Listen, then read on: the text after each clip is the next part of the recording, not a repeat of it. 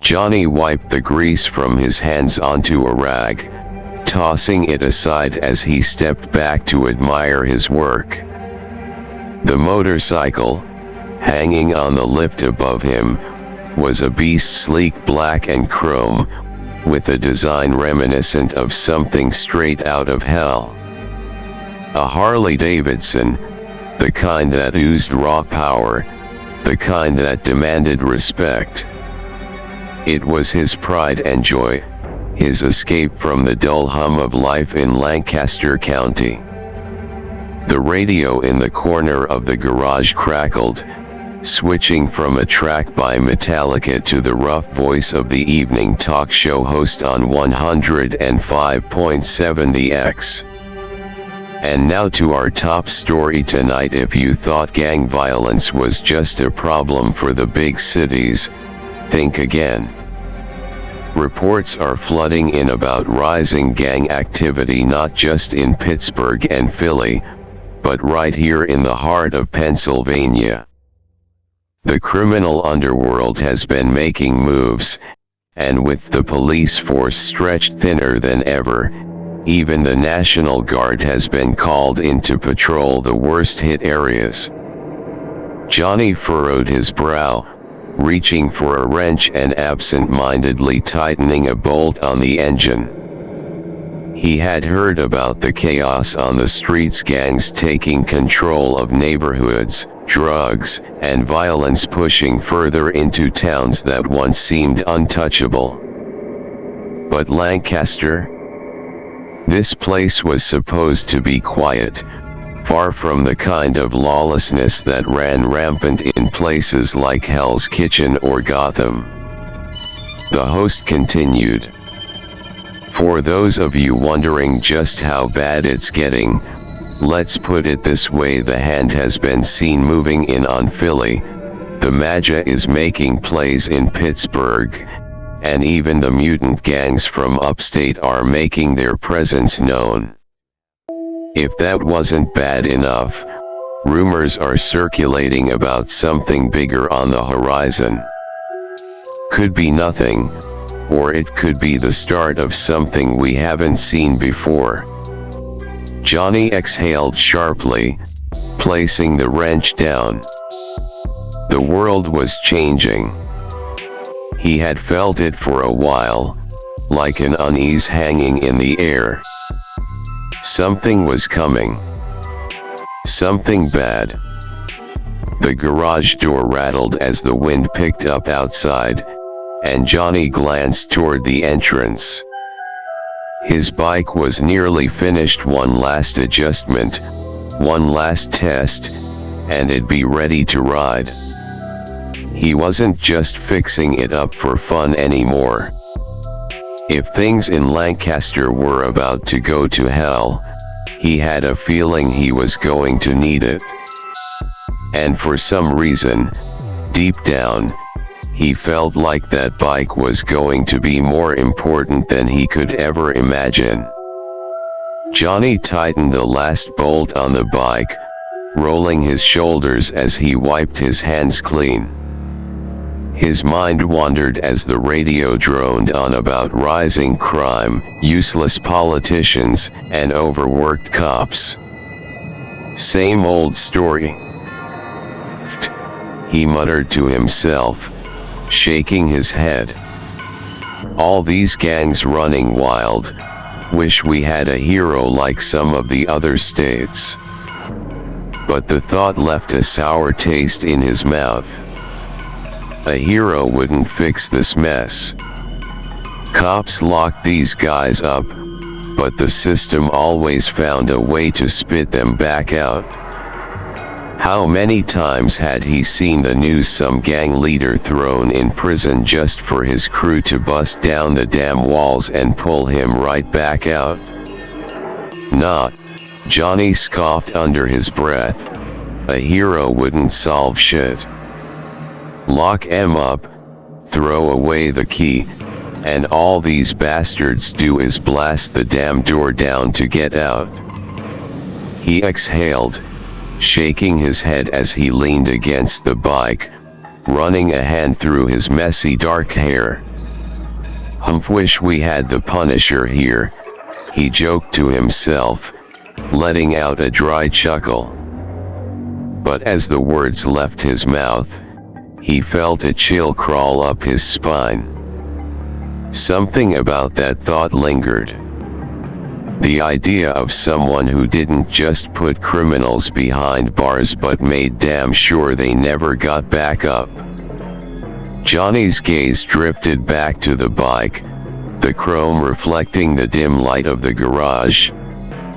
The engine sat ready, waiting, like a beast that hadn't yet been unleashed.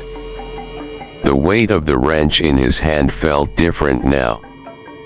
A hero wouldn't solve this. But maybe something else would. Johnny swung his leg over the bike, the engine roaring to life beneath him with a deep, guttural growl. The vibrations pulsed through his body as he twisted the throttle, rolling out of the garage and onto the cracked pavement of the back roads. The early afternoon sun hung low, its light struggling to pierce through the dense clouds that always seemed to settle over Lancaster County. He rode slow at first, letting the wind hit his face, taking in the usual sights. The forgotten corners of the county stretched out before him, trailer parks barely held together with rusted sheet metal, old gas stations with broken signs and flickering lights, liquor stores with faded posters promising cheap beer and smokes.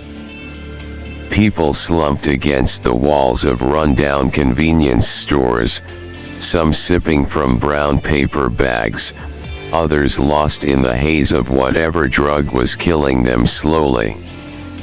Kids, too young to understand, played in the dirt with sticks, their laughter a stark contrast to the decay surrounding them.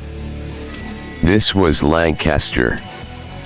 Not the postcard version with horse-drawn buggies and rolling farmland, but the real Lancaster. The one that didn't make it onto the brochures. The one where dreams dried up and rotted just like the abandoned factories on the outskirts of town. Johnny rolled past a strip of old row houses, paint peeling from their exteriors, the porches sagging under the weight of time and neglect. A group of guys stood on one of the stoops, hoodies up, eyes tracking him as he passed. He knew that look. He'd seen it 100 times before. They weren't waiting for a bus. At a stoplight, he glanced down a side alley, where two men hovered over a third, exchanging quick words before shoving something into his hand. A deal made in broad daylight, no fear, no hesitation. "This place is a goddamn graveyard," Johnny muttered under his breath. A horn blared behind him, snapping him out of his thoughts. The light had turned green. He revved the engine and pulled forward, weaving his way deeper into the county. As he rode, he thought back to the radio broadcast. Gangs were tearing the state apart. Cops were barely keeping up. The National Guard had been called in, but Johnny had seen this kind of thing before. Boots on the ground wouldn't fix it. They'd make a show of force, shake things up for a few months, and then they'd leave. And when they did, the same people running the streets now would still be running them. Nothing was going to change. Not unless someone changed it. He clenched his jaw and tightened his grip on the throttle, speeding up as he left the town behind. The road stretched ahead of him, open and empty, but the weight of everything he'd seen sat heavy on his chest. Maybe wishing for the Punisher wasn't a joke after all.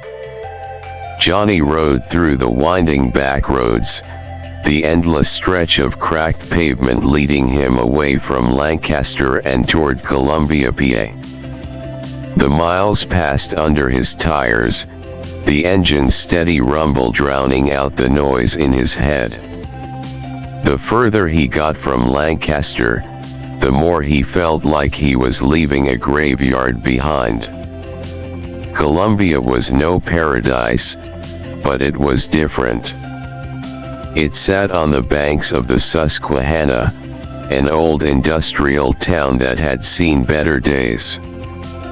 The remnants of its former glory still stood: weathered brick buildings, abandoned rail yards, smokestacks that hadn't puffed out anything but dust in decades. Johnny eased off the throttle as he rolled into town. Columbia had its own problems, sure, but it wasn't drowning in them the way Lancaster was. It was quieter, in that uneasy sort of way, like the calm before a storm. He pulled into a gas station on the outskirts, the kind that looked like it hadn't seen a fresh coat of paint since the 80s. The neon open sign in the window flickered, barely clinging to life. He killed the engine, stepping off the bike and stretching his arms before heading inside. The place smelled like burnt coffee and motor oil. A tired-looking cashier, an older guy with deep lines on his face, barely glanced up from his newspaper as Johnny walked in. A lone radio sat on the counter, playing some old rock song, its static-filled speakers struggling to hold onto the signal. Johnny grabbed a bottle of water and a bag of beef jerky, heading for the counter. As he placed his stuff down, the radio cut to a breaking news bulletin.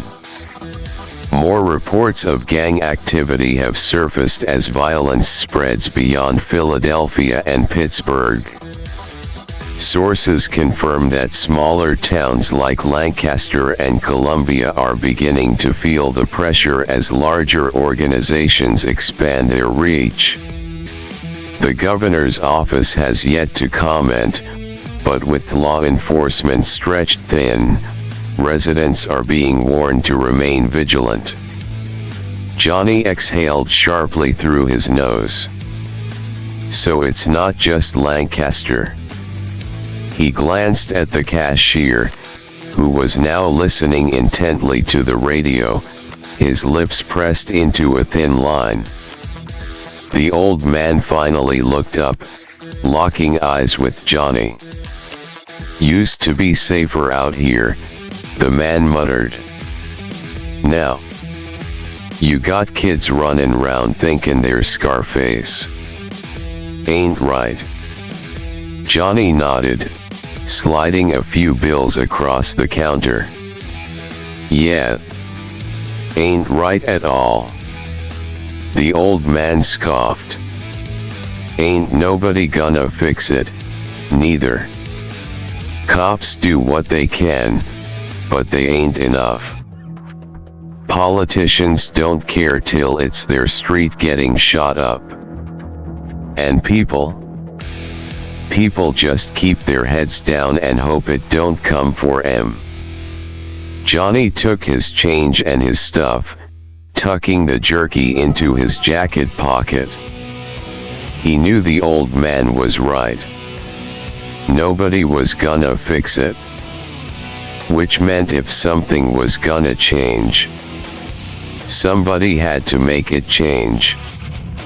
He stepped back outside, the sun dipping lower in the sky, casting long shadows over the quiet streets.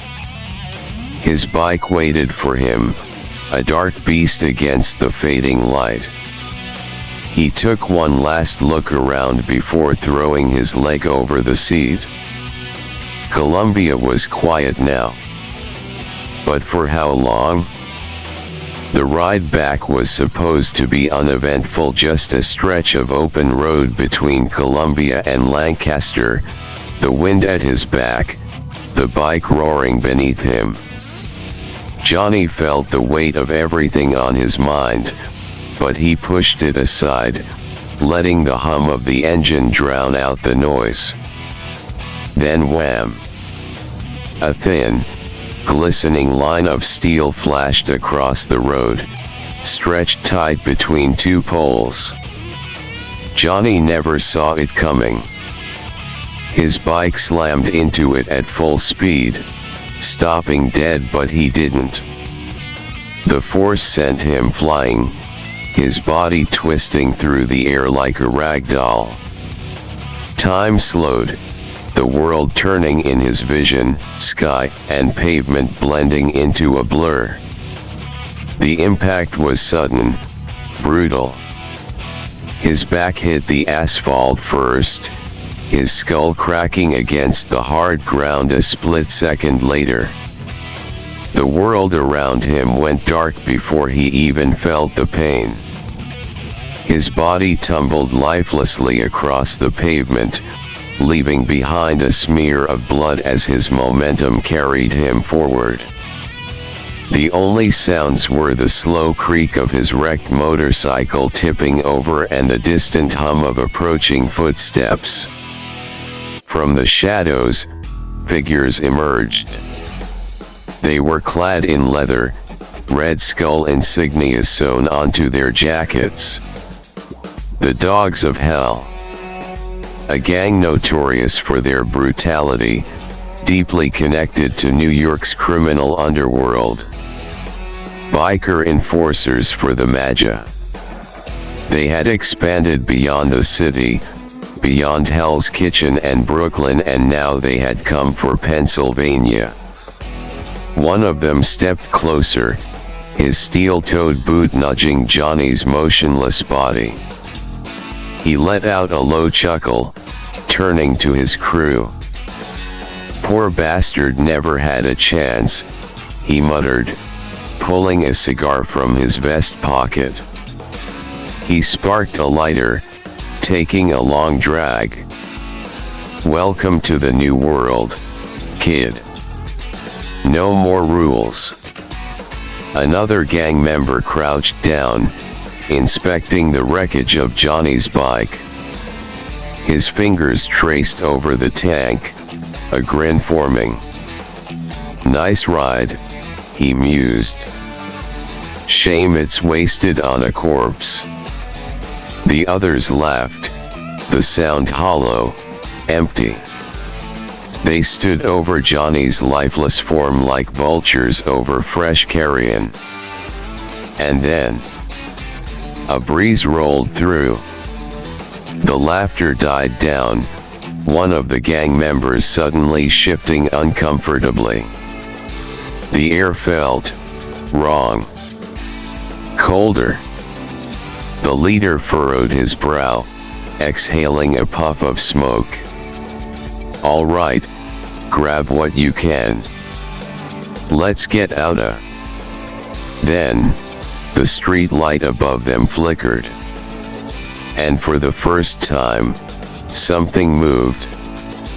The gang moved quickly, rattled by the unnatural chill that seeped into the air. The street lights above flickered erratically, casting long, jagged shadows across the road. The wind picked up, not a normal wind, but something deeper, something that whispered through the trees like a voice just out of earshot. The Dogs of Hell weren't afraid of much. They had spilled blood, burned cities, and carved their names into the bones of their enemies. But this was different. This wasn't just bad luck. This was wrong. One of them took a cautious step back. "Yo, screw this. Let's bounce." Another growled, gripping his crowbar tighter. "Man, don't be stupid. It's just some. Then, the street lights died. Total darkness. The gang froze. For a split second, the entire world seemed to hold its breath. No engines. No wind. No sound. Then came the whispers. Distant. Droning. Crawling through the silence. He shouldn't be dead. The leader spun around. Who said that? No answer. The trees shuddered violently, though there was no wind. The air grew thick, suffocating, pressing down on them like a weight. He won't be dead. The gang dropped everything. The leader, still gripping his cigar, let it fall from his lips as his hands trembled. Then a single street light flickered back to life. And for the briefest of moments they saw him. A figure standing at the edge of the light. Not a man, not fully. He was tall, draped in shadows, his features obscured except for his smile. The devil. They didn't know it. Didn't need to. Their instincts told them enough. They ran. Dropping their weapons, abandoning the wrecked bike and Johnny's corpse, the dogs of hell scattered into the night, their howling engines tearing away down the road. But Johnny wasn't gone. Not yet. He was somewhere between. Suspended. Weightless. Like sinking into a bottomless pit but never hitting the ground. He felt nothing. No pain, no breath, just emptiness. Then a voice. Tisk tisk tisk. Look at you. Wasting away like some ordinary soul. Johnny felt it before he saw it, the presence, vast and terrible, wrapping around him like a storm cloud, suffocating in its size. You're different, Johnny. I can see it. That little flicker inside you, the part that refuses to move on. That anger. That rage. Oh, you were done wrong, weren't you? Johnny couldn't speak. Couldn't move. But he listened. You weren't supposed to die tonight, kid. And you know it. I know it. But what if I told you? A chuckle. Deep. Rumbling. Like thunder from hell. You don't have to. And then, Johnny saw it. A flame. Small at first. A spark. Floating in the void. It was him. His own soul. Refusing to die. And then, the devil had an idea. Why, see, all my riders before you, Johnny, they were chosen. Given the spirit of vengeance against their will. Cursed. Bound. Forced to bear the weight of their sins. Flames licked at the darkness. But you. Oh, you're different. You already got that fire inside you. A rage that don't need no convincing. The fire burned hotter. So why not do something new? A hand reached out from the darkness. Fingers too long, too sharp. Why not let the spirit of vengeance possess the same body it once lived in? And in that moment, Johnny felt it. The fire wasn't from hell. It was his. The fire had always been his. And for the first time, he understood. The deal wasn't being forced on him. It wasn't some cursed fate. This time, Johnny wasn't given the spirit of vengeance. He was the spirit of vengeance. And then, Johnny Vanduke opened his eyes. Johnny gasped. Or at least he tried to. His body seized up, his lungs burning as if he'd inhaled molten steel. His veins ignited, white-hot fire coursing through every nerve, turning blood to liquid flame. His soul screamed, but his mouth never moved. And then his bones cracked. Not broken, reshaped. His spine arched, vertebrae snapping and twisting as if something was crawling its way out of him. His fingers clawed at the pavement, nails splitting, peeling away, revealing blackened bone beneath. The fire spread. His chest caved in only to rise again. His ribs expanded, the skin around them burning away like paper in a furnace. His heart should have stopped. Should have been ash. But it wasn't. It was fuel. A deep, demonic growl escaped his throat, but it wasn't his voice anymore. It was something else. Something ancient. Something hungry. The spirit of vengeance had found its home. Johnny's skull split open. Fire erupted from within, his flesh melting away, revealing the bone beneath cracked, scorched, but alive.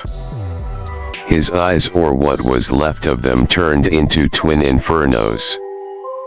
His jaw unhinged, rows of teeth reshaping into something sharper, something more fitting for the monster he was becoming. His entire face caved inward, shifting, stretching, reforming into the image of death incarnate. The fire devoured his skin, his muscles, his humanity, leaving behind only flame and fury. And his scream. It wasn't pain. It was vengeance. His fingers curled into fists, the flames in his bones turning blue-hot, licking at the night air. Then, the bike roared to life. The wrecked, crumpled mass of steel began to shake its body, reforming, reshaping, twisting into something else. The chrome melted, reshaping into black metal veins, red hot under the surface. The wheels, engulfed in hellfire. The gas tank, a pulsing, demonic core. The exhaust pipes, belching flame. The bike, his bike, had been reborn. It wasn't just a machine anymore. It was a beast. A demon of the road. A weapon. And it belonged to him. Johnny rose to his feet, his boots searing the pavement where he stood. His blackened, skeletal fingers gripped the handlebars, and as he swung his leg over the flaming seat, the world shook. The fire that had consumed him now bowed to him. He wasn't Johnny Vanduke anymore. He was something more. Something terrible. Something the world had never seen before. The dogs of hell had left him for dead. Now they were prey. And tonight, the Ghost Rider rode. The night air burned as Johnny the rider revved the hell-forged engine beneath him. The growl of the beast echoed through the empty highway, a guttural roar of vengeance that sent cracks rippling through the pavement beneath its wheels. The fire inside him pulsed.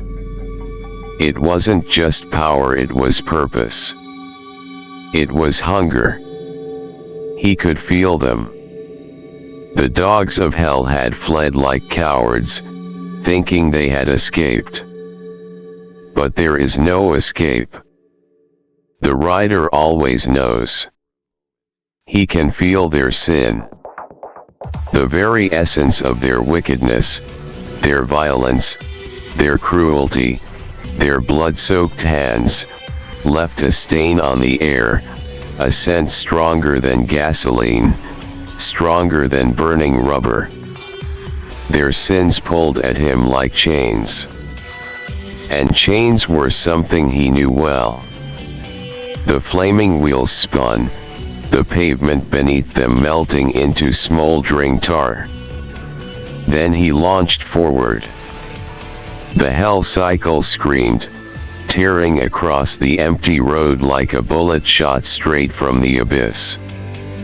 Sparks burst from the tires as they dug into the asphalt, igniting a trail of fire that snaked behind him. He wasn't just chasing them. He was hunting. Their sins had marked them. And tonight, judgment would come. Miles ahead. The dogs of hell thought they were safe. Their bikes tore down the stretch of abandoned highway, the leader at the front, gripping the handlebars with white-knuckled fists. The others followed, their adrenaline still high, their nerves still raw from the unnatural horror they had just run from. One of them, a younger recruit, kept glancing over his shoulder, eyes wide. The hell was that back there, man? His voice was shaking. The leader growled. Nothing. A bunch of spooky-ass tricks. That's it? But the older biker beside him didn't look convinced. His grip on the throttle was tight. Too tight. I dunno, man. That didn't feel like no trick. That felt like... A sound rumbled behind them. A sound that shouldn't be there. It started as a faint growl. Then it became a roar. Then flames erupted behind them. One of the gang members looked into his side mirror. What he saw made his blood run cold. Through the pitch-black night, through the endless stretch of road behind them. He was there. Riding straight through the flames, his skull wreathed in hellfire, his eyes burning holes into their souls. The Ghost Rider had found them. And he wasn't stopping. Holy shit, the biker screamed, nearly losing control. The leader looked back and saw the nightmare on wheels bearing down on them, faster than anything had the right to be. The hell cycle wasn't just moving, it was devouring the distance between them. The rider did not chase. He claimed. The leader's breath hitched in his throat. No. No, this isn't happening. This isn't real. But it was. And he was coming. Floor it, the leader barked. Go. Go. Engines screamed as the gang pushed their bikes to their limits. But the rider didn't slow. If anything, he got faster. His skeletal fingers clenched the handlebars as the hell cycle howled beneath him, hungry, eager. His chain unraveled, slithering like a living thing, glowing white-hot, thirsting for justice. The dogs of hell had sinned, and their punishment had arrived. The rider wasn't very forgiving.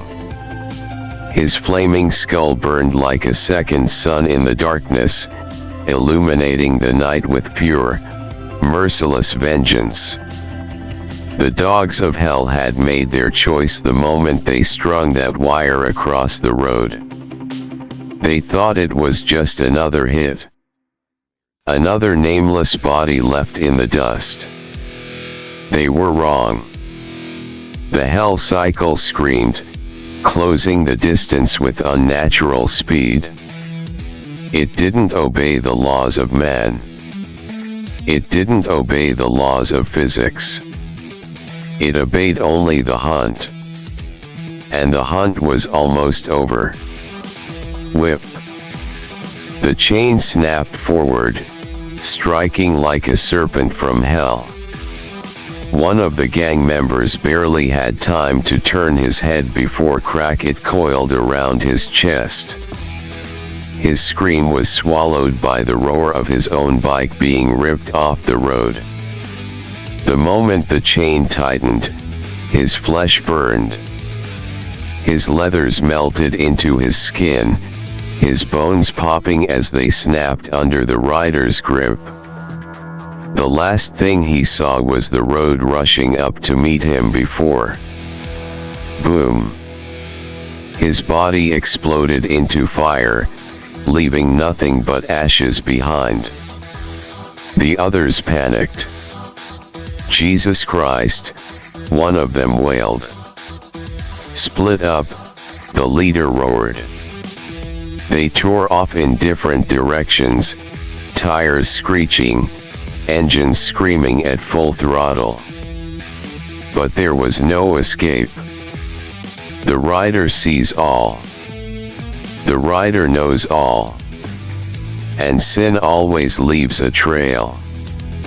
One biker veered off onto a dirt road, desperate to get away. For a second, he thought he'd lost him. Then the rider appeared beside him. He didn't turn. He didn't look.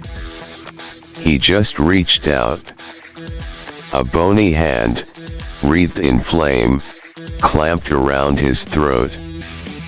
The biker didn't even have time to scream. Whoosh. In an instant he was gone. Not thrown. Not slammed. Just engulfed. His entire body erased in hellfire. 2 down. The others were too terrified to speak now.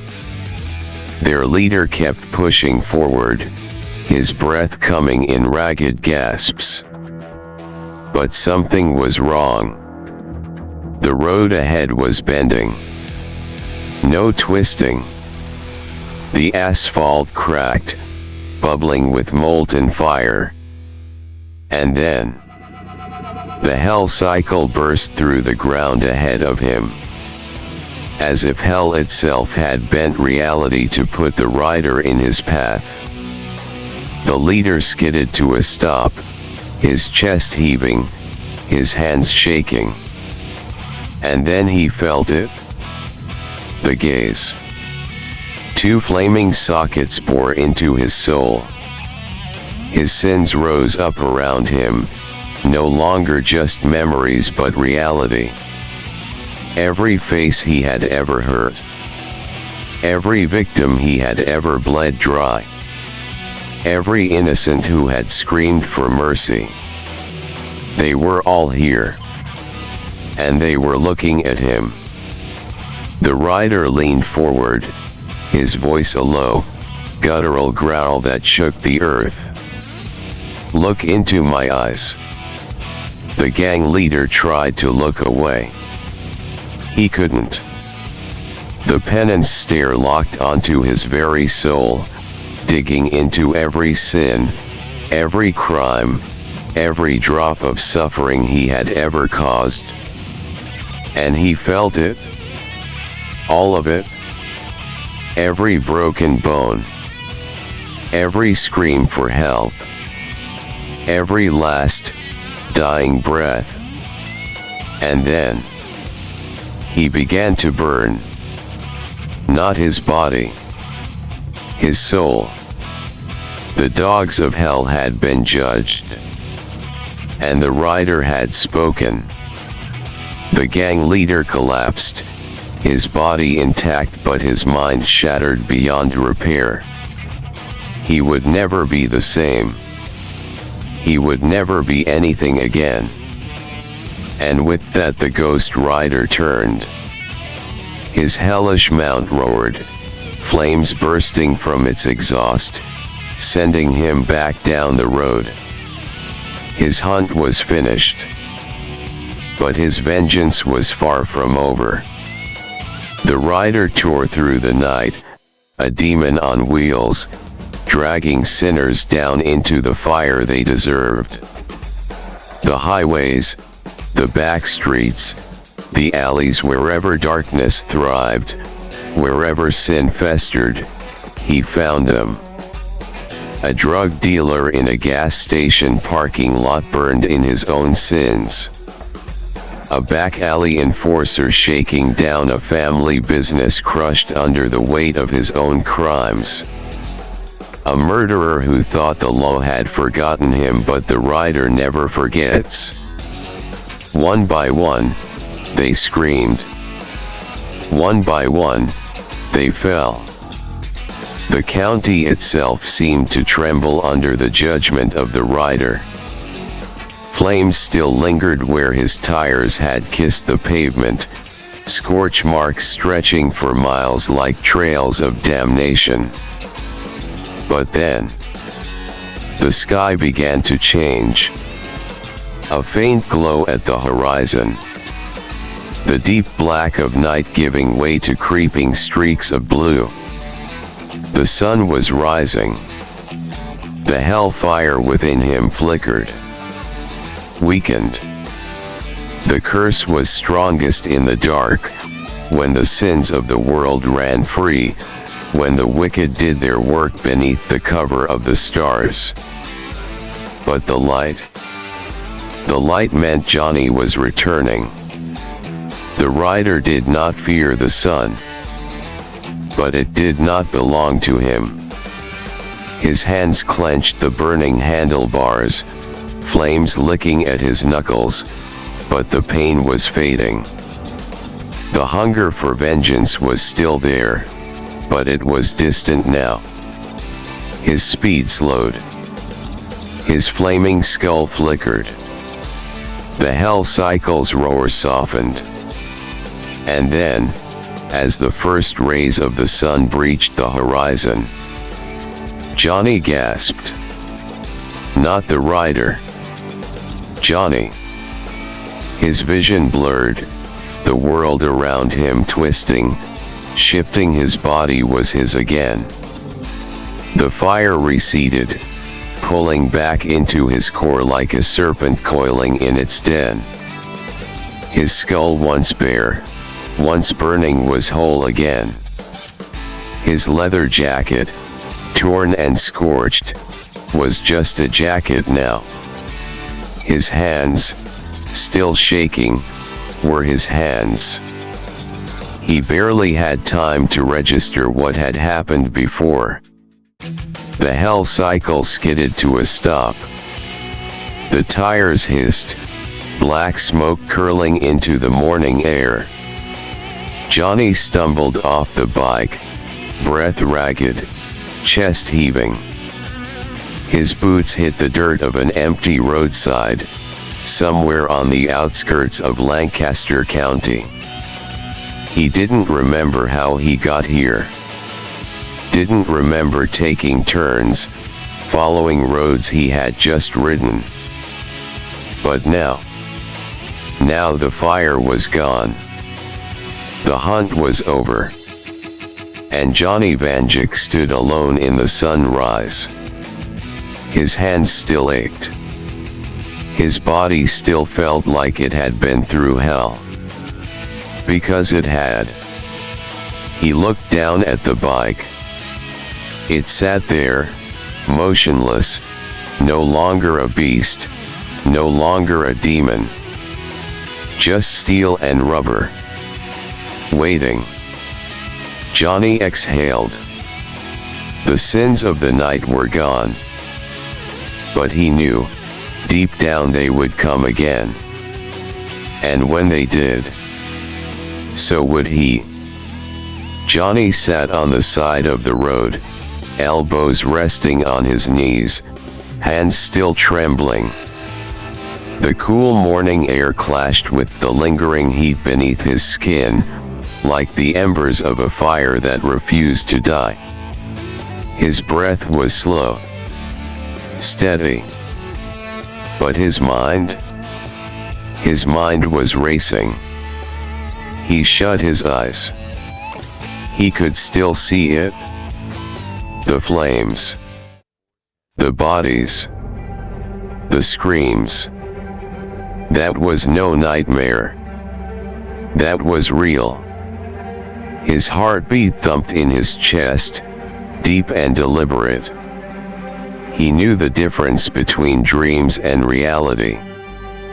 He had woken up from enough drunken hazes, shaken off enough foggy memories to know when his mind was playing tricks on him.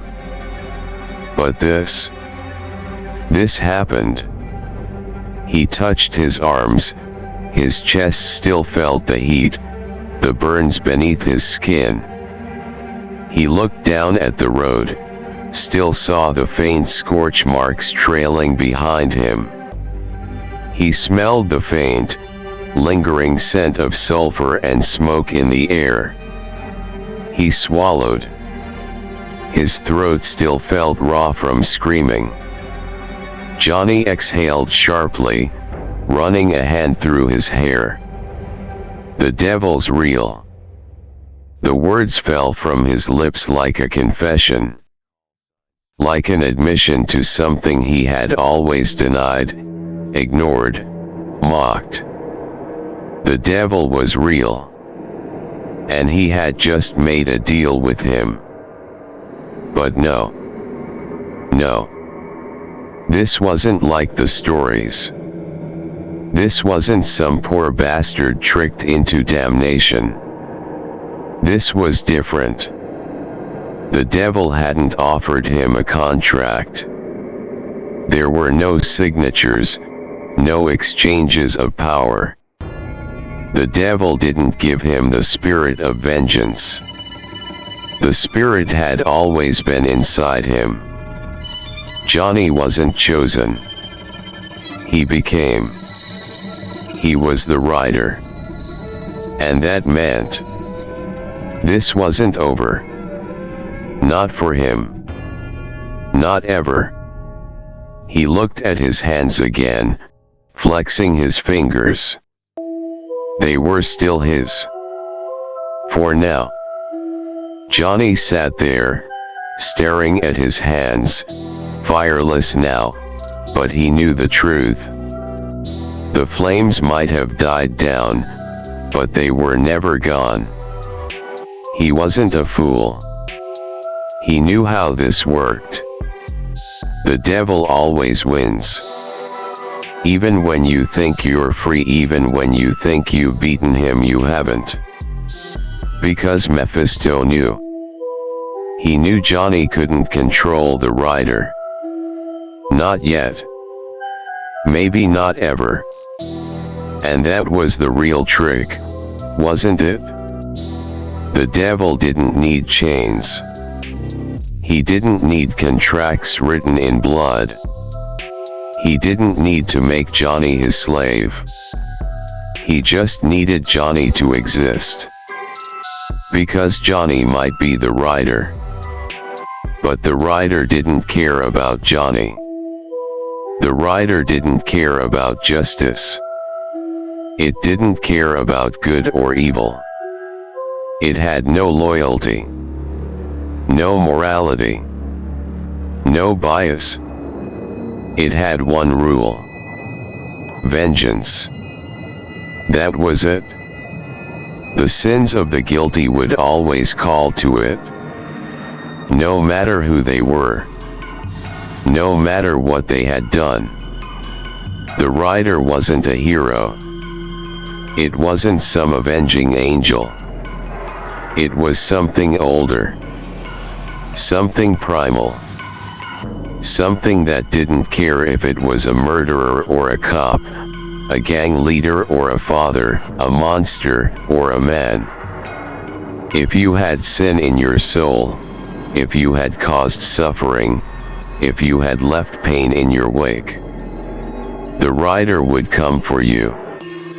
And Johnny couldn't stop it. Neither could Mephisto. Nobody could. And that was the game.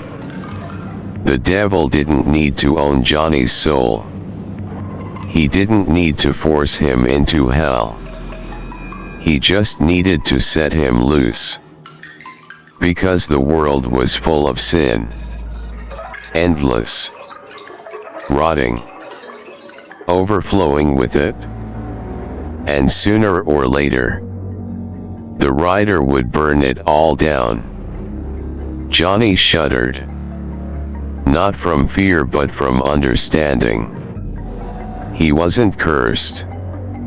He wasn't blessed. He was something else.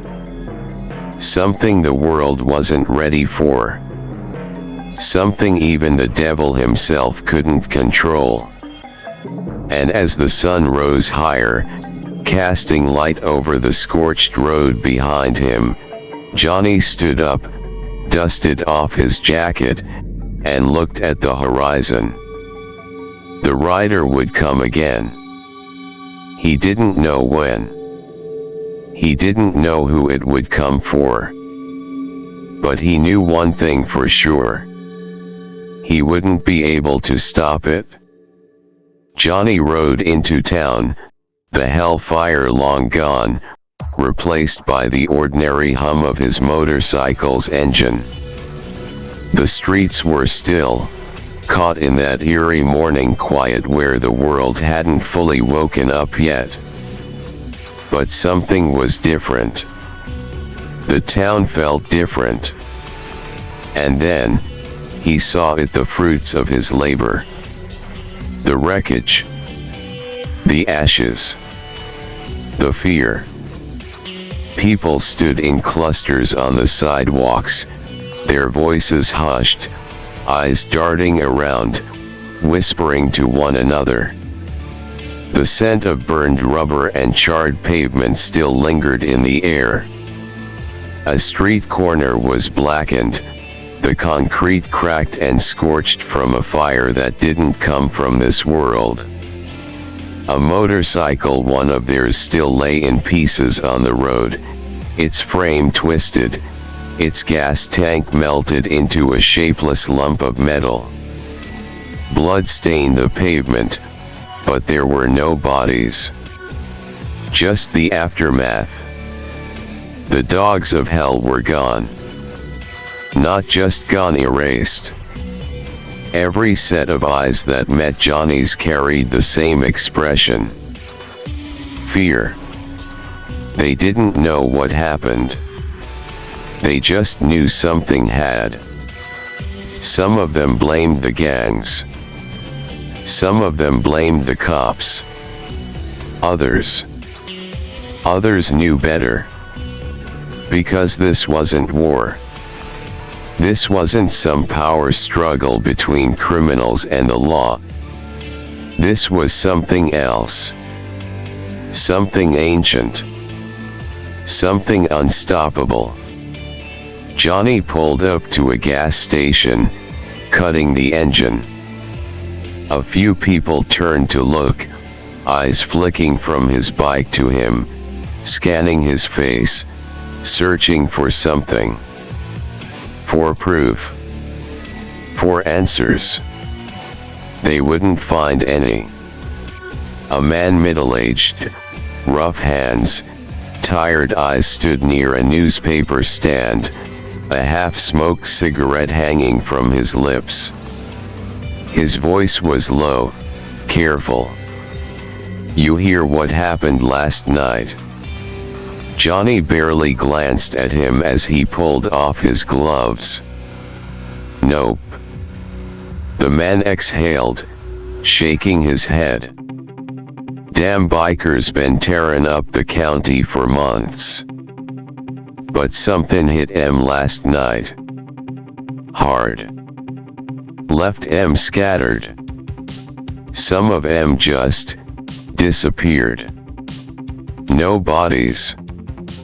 No word. Just gone." Johnny stayed silent. The man took a slow drag. "Folks are saying, was something else. Something worse." Johnny locked eyes with him. The man swallowed hard. Looked away. Johnny didn't say a word. He didn't need to. The man knew. Everyone knew. They just didn't want to admit it.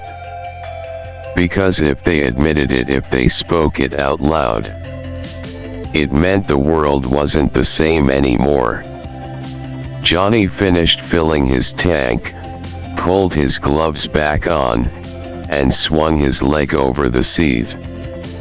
The man took one last drag and muttered under his breath, "Whatever it was, hope it don't come back." Johnny smirked. "It will. Because sin never sleeps.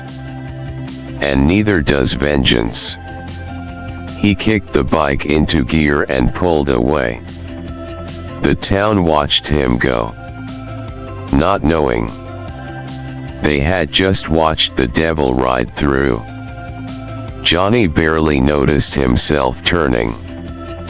The pull wasn't like before. Before, it had been sin. The stench of guilt, the weight of judgment, his prey calling out to him without even knowing it. But this was different. Not sin.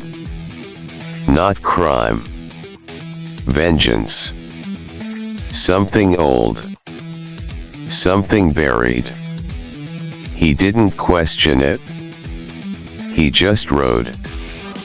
The streets blurred past, his hands firm on the grips, his heartbeat slow but heavy. The pull wasn't a command. It wasn't forcing him. It was calling him. And he answered. Millersville Cemetery.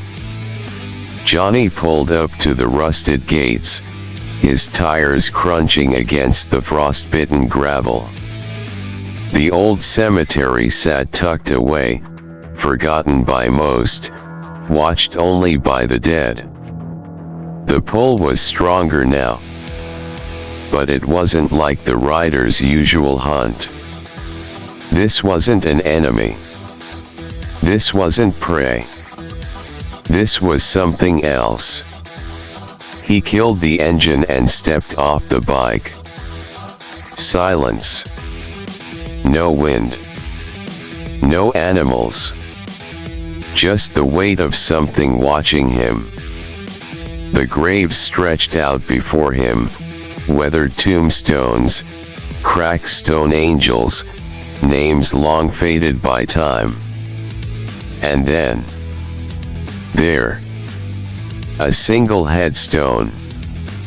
The pull cloaked itself well, almost like it didn't want to be found. But the rider knew it was here. Johnny stepped closer. The tombstone was worn, the name barely legible. The date? More than 100 years old.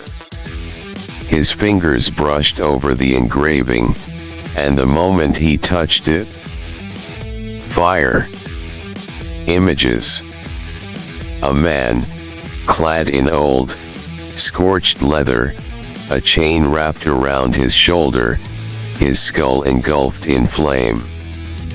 A horse, eyes like molten coals, its hooves stomping across the burning earth. A war. A curse. A ghost rider. Johnny stumbled back, his breath hitching. This was real. This wasn't just a grave. This was a burial site for another rider. But if that was true, how many more were out there? He took another step forward, and suddenly, a whisper. Not from the wind. Not from a living thing. From below. You are not the first. Johnny's spine went cold. The whisper wasn't human. It wasn't a ghost. It was something older. Something that knew him. You are not the first, and you will not be the last. Johnny clenched his fists. His veins burned. His skull ached. The rider was stirring. Something was here. Something buried. Something that wanted to be remembered. And Johnny had a feeling. He had just opened a door he could never close. Fire ignited inside Johnny before he could stop it. The first time had been painful, violent, consuming. This was worse. It wasn't just his flesh that burned, it was his soul. His vision blurred, the world tilting, his knees buckling as the fire ripped through him like it was trying to drag him out of himself. Johnny screamed, his breath turning into ash and cinders. Bones cracked. Muscles tore. Flames erupted from his chest, his jacket, and skin peeling away in an instant. His skull split open as fire devoured his human face, reshaping into something else. Something monstrous. Something eternal. Johnny was still there. Barely. The spirit of vengeance had taken hold, but Johnny was watching. Feeling. The rider's eyes burned like suns, but they did not look at the world as Johnny had. They saw everything. The flames in his skull flickered as he walked forward, the cemetery stretching around him in an endless abyss of time, of lives long past. And now he saw them. The souls. The dead were still here, not trapped, not lost, just lingering in the places that had once been theirs. Some wandered aimlessly, tied to the memories of the world they once knew. Some sat in quiet contemplation, as if they had chosen to remain. But then, there were the others. Johnny felt the rider's gaze shift, the inferno within him stirring. And he saw them. A handful. A very small handful. They were different. Something was attached to them. Something latched on, even in death. The spirit of vengeance. Their souls were marked. The same way he had been. The realization hit Johnny like a hammer to the chest. There were others. Not just one. Not just him. Ghost riders had walked this earth before. And not all of them had been able to escape. He turned his flaming skull, staring at one of them. A figure, long dead, still wreathed in the faintest embers of a forgotten fire. The soul twisted, caught between its past life and something else. Something that had never let go. Johnny could feel the rider growl inside him. It recognized them. Not as threats, but as brothers. Or perhaps, as warnings. The rider stopped walking. Johnny could feel it now. A truth buried beneath the fire. Mephisto had given the spirit a body, but he had never created it. The spirit of vengeance was older than the devil himself. And it had been many things to many people. Some had embraced it. Some had been consumed by it. And some had never been able to let go. Johnny clenched his skeletal fists, the fire in his bones whispering to him. The other riders had been here before. But he had no idea where they had gone. Or worse, if they had ever left at all. Rage like he never felt before. The fire inside him exploded. Not the rider's fire, Johnny's. This wasn't vengeance. This wasn't the spirit. This was him. His rage. His soul. He had accepted the curse. He had accepted the deal. He had accepted that he was damned. But this was bullshit. His fists clenched, flames licking at his bones, burning hotter than before. Not hellfire.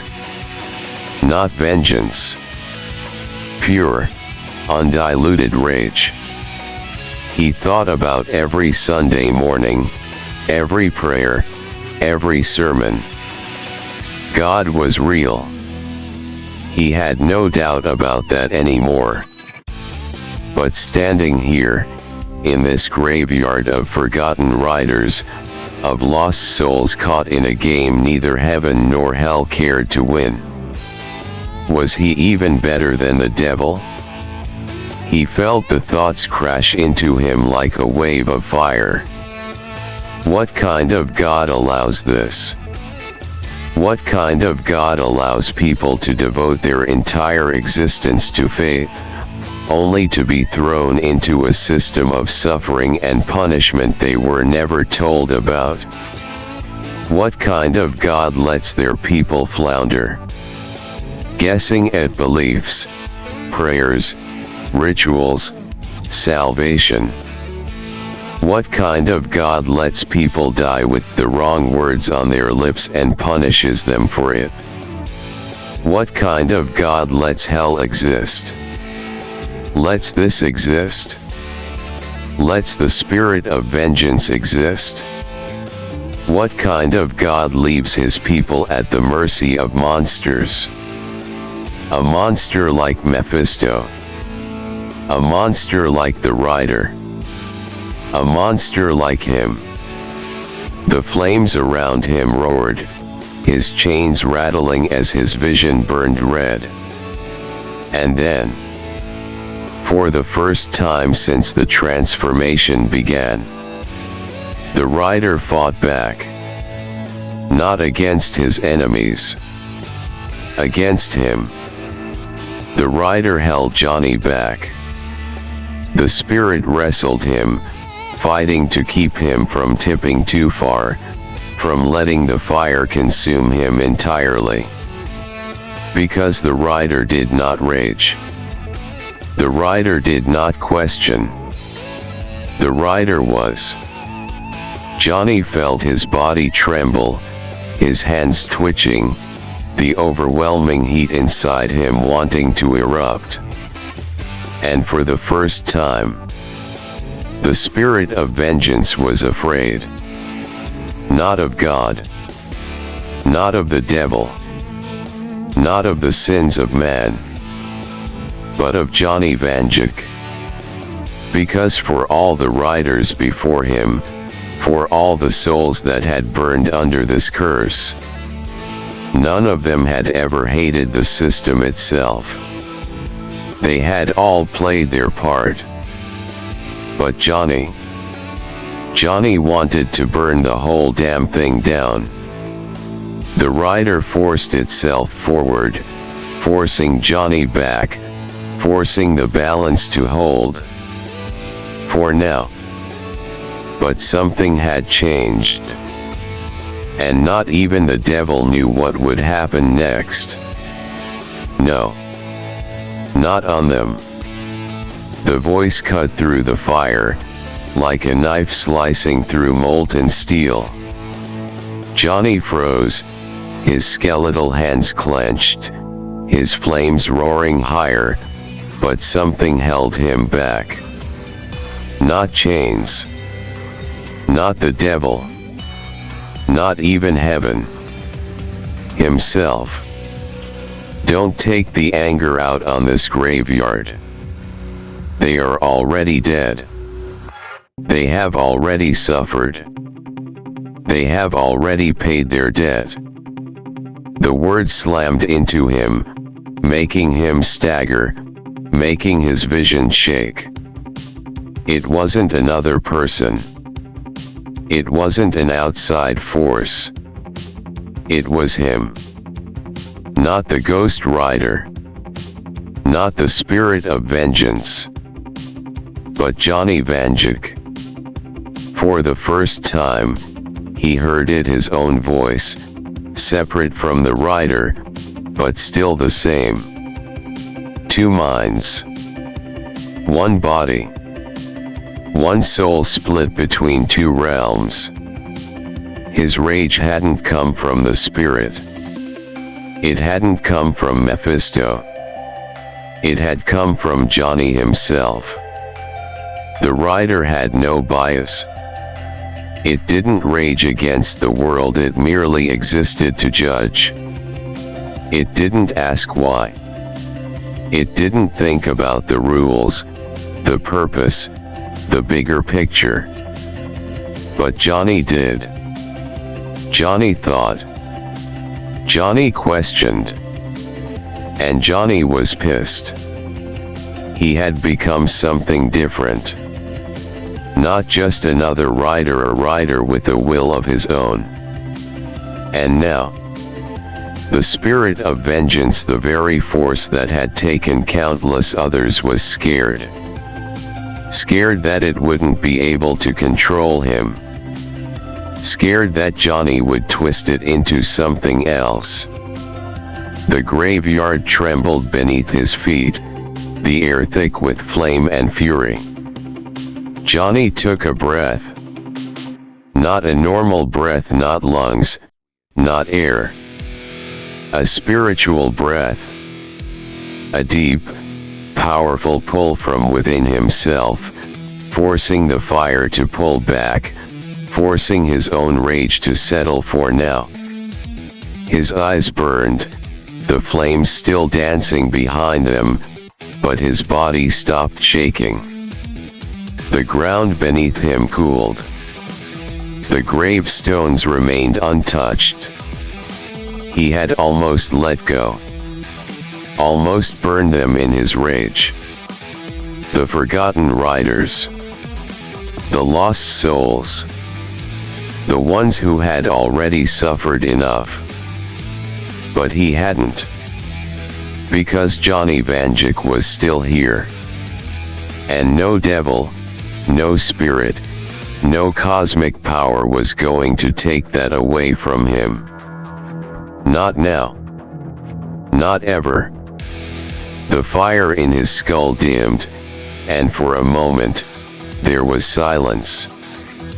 Then, the voice spoke again.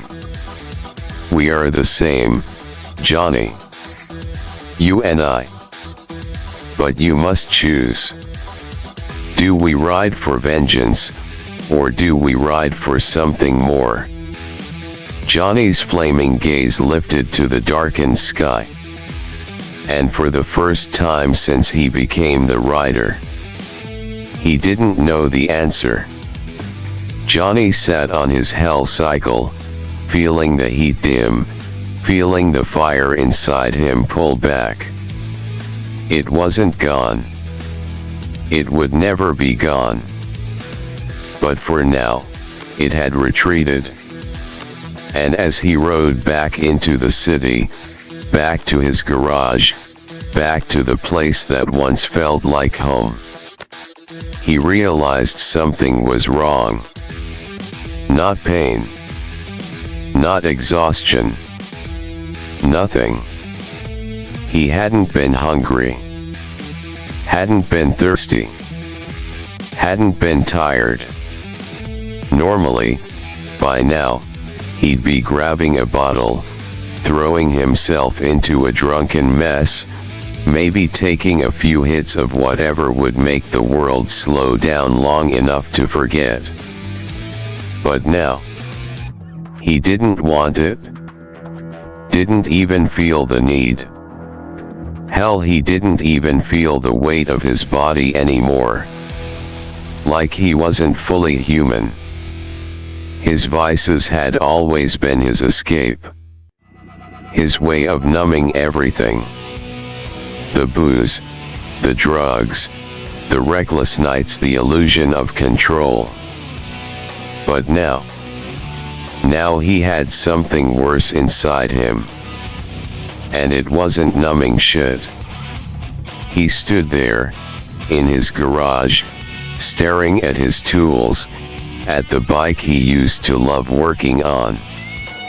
The bike that now felt like a relic of someone else's life. His hands itched, but not for a drink. Not for a cigarette. Not for a hit. Just for something. Something he couldn't name. His gaze drifted. The flag. The stars and stripes. It had always been there, tacked onto the wall, something he had always looked at but never really thought about. A symbol of home. Of the only world he ever knew. Johnny placed his hand on it, fingers curling into the fabric. For his whole life, this was it. The good, the bad, the chaos, the bullshit, the mess of life in America. The only world he ever needed to care about. But now he knew. Now he knew the truth. God was real. The devil was real. He wasn't just some random bastard in a broken country trying to find his way through life.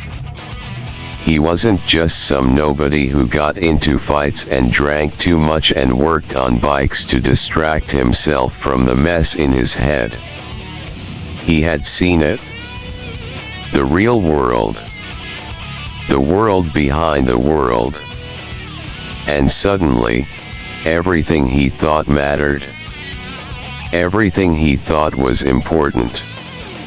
Everything he thought was just a part of life felt so goddamn small. His fingers clenched tighter against the flag, his jaw locking as he felt something in his chest. Something he couldn't place. Something like loss. Because how the fuck was he supposed to live in this world, knowing what he knew? How the fuck was he supposed to pretend any of this mattered when there were things out there bigger than all of it? Johnny pulled his hand back, staring at the flag like it was a ghost. Like it was a memory of something he wasn't sure was real anymore. The world hadn't changed. He had. And he wasn't sure if that was a blessing or a curse. Johnny stared at the old, battered journal sitting on his workbench, It had always been there. Always watching him from the corner of the garage, gathering dust, waiting for him to face it. He never did. Didn't need to. Every time he thought about opening it, his chest would tighten, his head would pound. Every page inside that journal, a memory, a scar, a wound that never fully healed. Every entry, a reminder of how much the world had beaten him down. Normally, the sight of it would just piss him off. But today, it felt different. The pull wasn't dread. It wasn't anger. It wasn't even pain. It was something else. Something calmer. Something that felt like acceptance. His fingers hovered over the cover before finally, for the first time in years, he opened it. The past, inked in blood and regret. The first page was messy. Old handwriting, barely legible, jagged letters scratched in frustration. Life ain't fair. It ain't ever gonna be fair. So why the hell should I play fair? Johnny snorted. Even as a kid, he had been full of fire. He flipped through the pages, scanning the mess of thoughts, curses, ramblings. Memories poured back, one after another. The fights. The ones he started. The ones he won. The ones he didn't. The nights in lockup. Waiting for someone to bail him out but knowing no one would.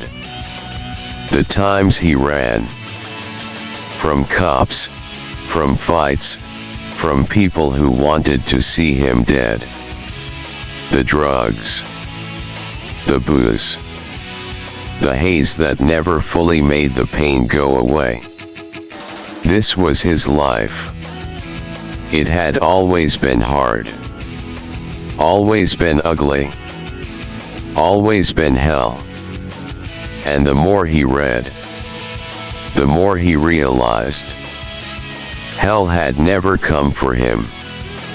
Hell had always been riding with him. From the very beginning. This. The rider. The fire. The vengeance. It didn't break him.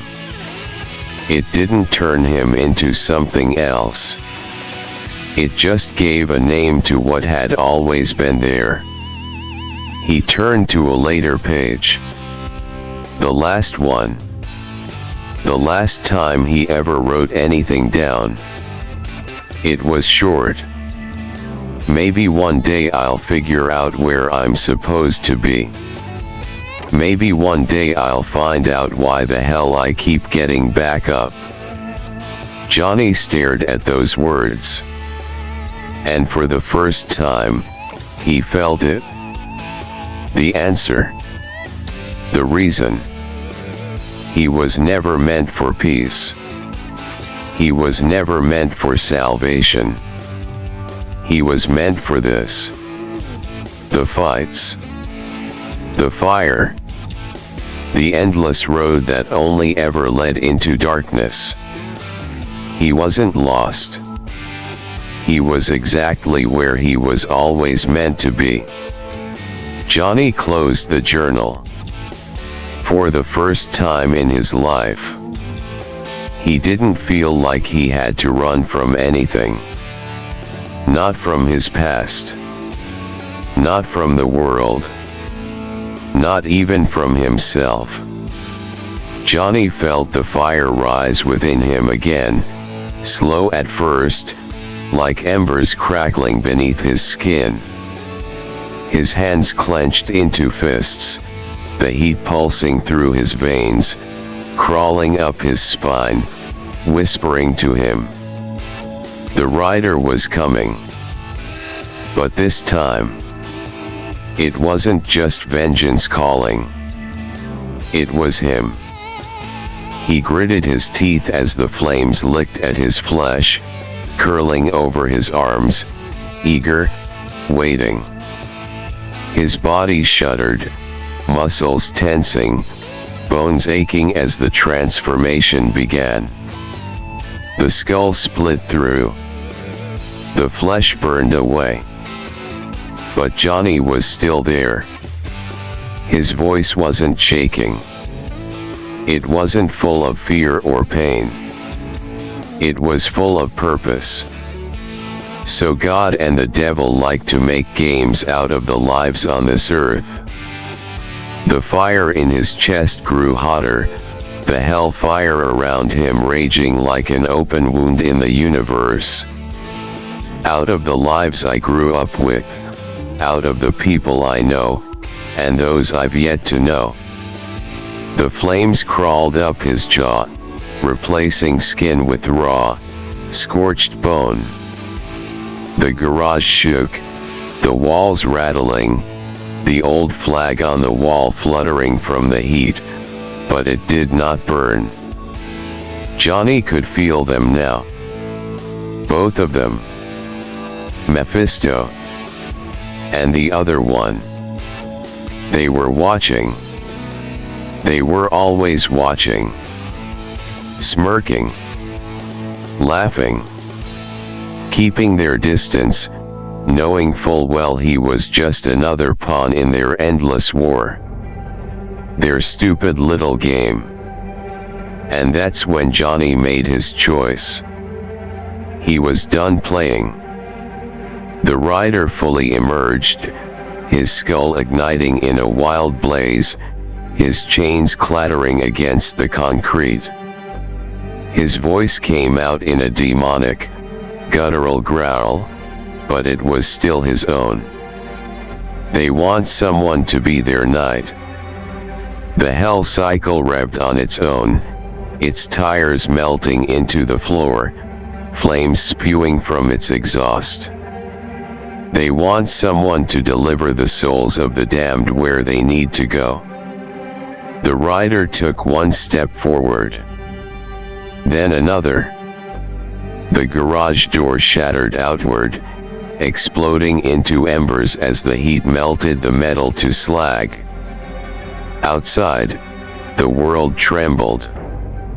He felt them watching. Both of them. And he smirked. Then I think the next two souls I claim. The hell cycle roared to life, the flames reaching higher, hotter, burning past the veil of the mortal world. Will be theirs. And then the ghost rider rode. The rider made his choice. No longer a pawn. No longer a tool for hell or a warrior for heaven. This was his game now. And the world would burn. The night of judgment. The first to fall were the false prophets. The men who stood on golden pulpits, preaching righteousness with one hand while stealing from the weak with the other. The mega-churches, those gaudy, glass towers of excess, built on the backs of the poor, went up in flames. Inside, their pastors screamed, clutching at their chests, the weight of every stolen dollar, every shattered faith, every abused trust dragging them down. One by one, they collapsed, their flesh melting from their bones. The congregations fled, their worship leaders, their holy men, their false saviors turned to ash. The ghost rider stood among the flames, his flaming skull reflected in the stained glass windows, watching the idols of greed crumble to dust. The crosses melted. The golden statues cracked. The wolves in shepherd's clothing had met their end. And the world would know it. The cults and the damned. Next were the ones who had already chosen hell. The worshippers of the devil. The ones who thought they could play with fire and not get burned. They found out otherwise. Their rituals were interrupted. Their altars shattered. The blood they had spilled, the innocent lives they had offered up came back for them tenfold. The demons they prayed to, the dark lords they bowed before, they did not come to help. Because even hell knew fear. Even hell feared the rider. His chains lashed across their throats, his penance stare reduced their minds to blackened ruin. They had made a deal with the devil. But Johnny had made a different deal. No mercy. No salvation. No escape. Just hellfire and judgment. The streets were not silent. The world was watching. News cameras caught the burning churches, the smoldering cult hideouts, the fallen corrupt men who had preyed on the weak. The stories spread. The devout feared it. The faithless whispered about it. Some called it blasphemy. Some called it justice. The governments, the authorities, the leaders of men tried to understand. They couldn't. Because this wasn't the devil's work. And it sure as hell wasn't God's. This was something else. Something the world had never seen before. Something even heaven and hell could not control. The game belonged to him now. The Ghost Rider rode across the world, his judgment swift, his vengeance absolute. For centuries, souls had been played with. God had let it happen. The devil had enjoyed the spectacle. But not anymore. Not while Johnny Vanduke was still riding. Not while the spirit of vengeance burned inside him. Because this world, this war, this eternal game, it was his now. And he was going to burn the board to the ground. The flames never died. The rampage never slowed. Johnny rode, his hell cycle tearing through city streets, back alleys, forgotten highways, ancient roads untouched by time. Everywhere he went, the fire followed. Lancaster County burned first. The place where he was born, raised, cursed. The streets he used to wander, the places he used to drown himself in booze, drugs, fights. The people who once ran these streets, the liars, the thieves, the ones who wore righteous masks while devouring the innocent. They were the first to feel the rider's gaze. The mega-church pastors who preached salvation while hoarding wealth. The small-town cultists who worshipped in secret, spilling blood in the name of false gods. The so-called men of faith who used their power to prey on the weak, the desperate, the lost. No more. One by one, their houses of worship collapsed. Not because of some angelic wrath. Not because the devil came to collect. Because Johnny Vanduke decided their time was up. He rode through Lancaster, through the dark highways that led into the greater world, and he kept going. Columbia, York, Harrisburg. Everywhere he went, judgment followed. The cults that danced in the dark, thinking their sacrifices would make them untouchable, they burned first. The greedy preachers, the false prophets, the ones who used faith as a weapon, a shield, a business, they fell second. The demons who thought they could whisper into the ears of men, shaping the world from the shadows they hid when they saw his fire. And for the first time in history, hell shut its doors. Because even Mephisto knew. This wasn't the plan. This wasn't the way it was supposed to go. The riders before Johnny, they were bound, controlled, a leash always pulling them back. But Johnny, he had none. And the balance was crumbling. Not just in Lancaster. Not just in Pennsylvania. The world. Johnny rode into places no ghost rider had touched in centuries. Ancient temples, hidden monasteries, forgotten altars, nothing was sacred anymore. In Europe, he tore through the blood cults, the secret societies that had sold their souls for power generations ago.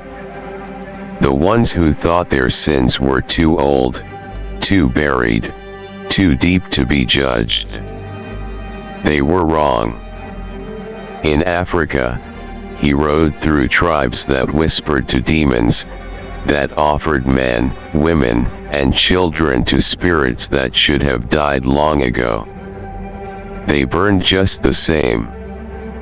In the Middle East, he found altars soaked in ancient sins, places where men had died screaming, thinking their pain was a gift to gods who had long since abandoned them. No more. In Asia, he tore through hidden monasteries, places that had been built on foundations of stolen souls and forgotten horrors. They thought their faith would protect them. But faith didn't mean shit to the rider. Only sins. And the world was rotting with them. But Lancaster was still his. His city, his hunting ground, his home. And every time the fires cooled, every time the bodies turned to ash, he found himself back here. Because there were always more. There were always more sins to claim. The cops in Lancaster stopped asking questions. The people stopped going outside after dark. They knew something was happening. They saw the flames in the distance. They heard the screams in the night. They saw the preachers, the cult leaders, the devils in disguise disappearing, one by one. And no one mourned them. Because they knew. They knew the city had always been hell. And now, hell had a king. The fires weren't just local news anymore. This wasn't just some Midwestern tragedy. This was global. And when the world catches fire, the world's heroes take notice. Avengers Tower, Manhattan. Tony Stark stood in front of the massive hollow screen, arms crossed, his expression locked in that mix of calculated arrogance and genuine concern. The news feed was chaotic footage of burning religious buildings, cult hideouts in ruins, bodies found reduced to nothing but ash. The fires in Lancaster County had spread to New York, London, Cairo, Hong Kong. This wasn't normal. Tell me again, what the hell we're looking at? Tony muttered, rubbing his temple. Ghost Rider, Steve Rogers answered from the other side of the room. Or something worse. I know it's a Ghost Rider, Cap, Tony snapped. The guy's got the flaming skull, the chain, the bike, it's got Satan's reckless grandson written all over it. What I don't know is why. Ghost Riders don't do this, Natasha Romanoff added. She was leaning against the table, watching the footage with a cold, unreadable stare. Not like this. Not this big. Yeah, exactly, Tony said, throwing up his hands. Last time I checked, Ghost Riders were the whole judge the guilty, stare into your soul, turn you into a crispy sinner thing. But this is a goddamn crusade. Thor narrowed his eyes at the screen. The spirit of vengeance is mighty, but even it has never waged war on faith itself. Steve exhaled, his jaw tight. Maybe we don't have the whole picture. Maybe we need to talk to him. Tony scoffed. Right. Because approaching the guy who's literally frying priests alive is a great idea. He's not just killing priests, Stark, Natasha said, voice calm but firm. It's bigger than that. Look at the patterns. He's not attacking religion. He's attacking corruption. He's hitting cults, abusers, monsters wearing holy robes. Tony paused. His fingers twitched at his side. He hated when she was right. Steve nodded at the screen. That means this isn't random. That means we can reason with him. Oh yeah, I'm sure that'll go great, Tony muttered. What's the worst that could happen? He judges me for being an egotistical, morally gray genius billionaire and turns me into a candle. Thor smirked. Wouldn't be the first time someone tried. Tony pointed at him. I don't need your input, point break. Natasha looked back at the screen, narrowing her eyes. It's not just us watching this. Yeah, Tony sighed, rubbing his temple again. I already got a text from Strange. He's concerned. And when Strange is concerned, I start drinking heavier.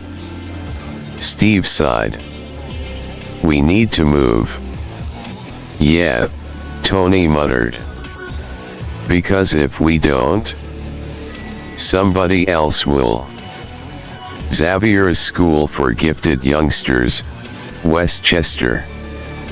Logan took a deep drag of his cigar, watching the same news feed on a grainy old TV in the break room. Flames. Ash. Judgment. Jesus, he muttered. That's a hell of a mess. Not Jesus, Charles Xavier corrected, his voice heavy with concern. Someone far less merciful. Logan exhaled smoke through his nose. Yeah. And the kid ain't stoppin'. The professor studied the screen, his fingers steepled in thought. No. He's not. Sanctum Sanctorum, Greenwich Village.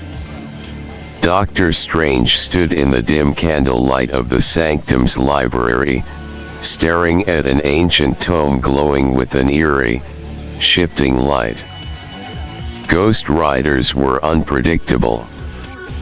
But this was different. Wong paced nearby. "You look worried." Strange closed the book. "I am."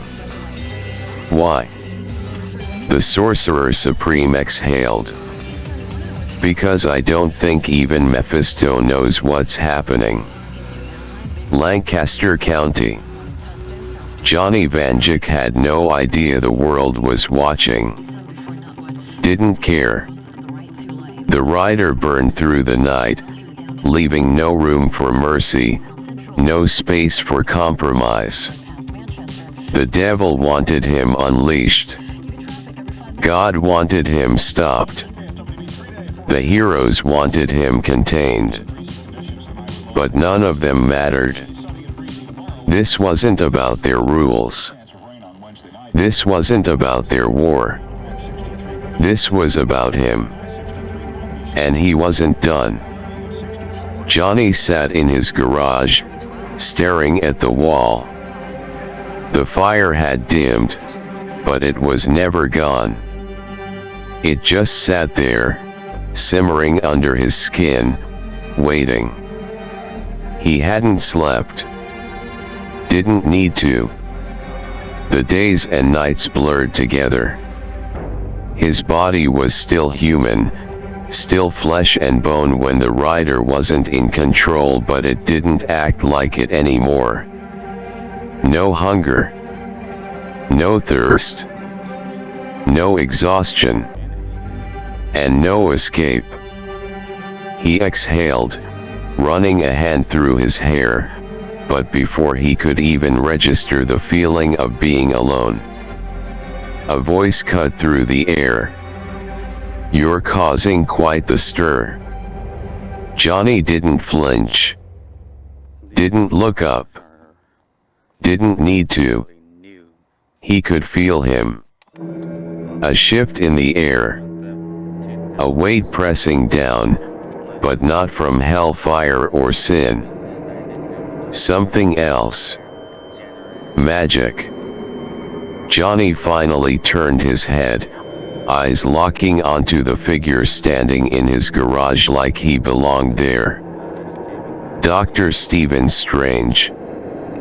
The man looked the same as ever, long red cloak draped over his shoulders, the eye of Agamotto resting against his chest, a measured expression on his face, halfway between curiosity and disapproval. Johnny smirked, shaking his head. "Figures." Strange tilted his head slightly. "Figures what?" "That you'd show up first." Johnny leaned back against his workbench, folding his arms.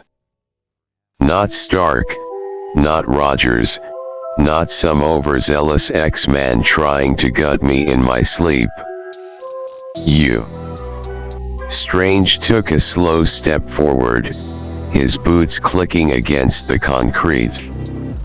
"Because I know what you are." And more importantly, his eyes narrowed slightly, "I know what you aren't." Johnny raised a brow. "Oh yeah? Enlighten me." Strange's gaze didn't waver. "You aren't like the other riders." Johnny scoffed. "No shit. You don't just punish the guilty. You don't just carry out vengeance." Strange exhaled. "You're trying to change the game." Johnny's smirk faded. Strange stepped closer, stopping just a few feet away. "You think hell is bad? That heaven is indifferent? That the entire system, God, the devil, the balance, all of it is broken? And you're not wrong." His voice lowered slightly. But you're doing something that shouldn't be possible. Johnny studied him, but said nothing. Strange's brow furrowed. You aren't just a ghost rider. You aren't just another lost soul with a deal to uphold. You're something else. He tilted his head. Even Mephisto doesn't fully understand what you are. And that is why I'm here. Johnny chuckled dryly. So what? You gonna try and talk me down? Tell me to stop roasting hypocrites and sinners alive. He leaned forward slightly, fire flickering behind his eyes. Or you here to try and stop me? Strange didn't react to the heat in Johnny's stare. He had faced things far worse than ghost riders.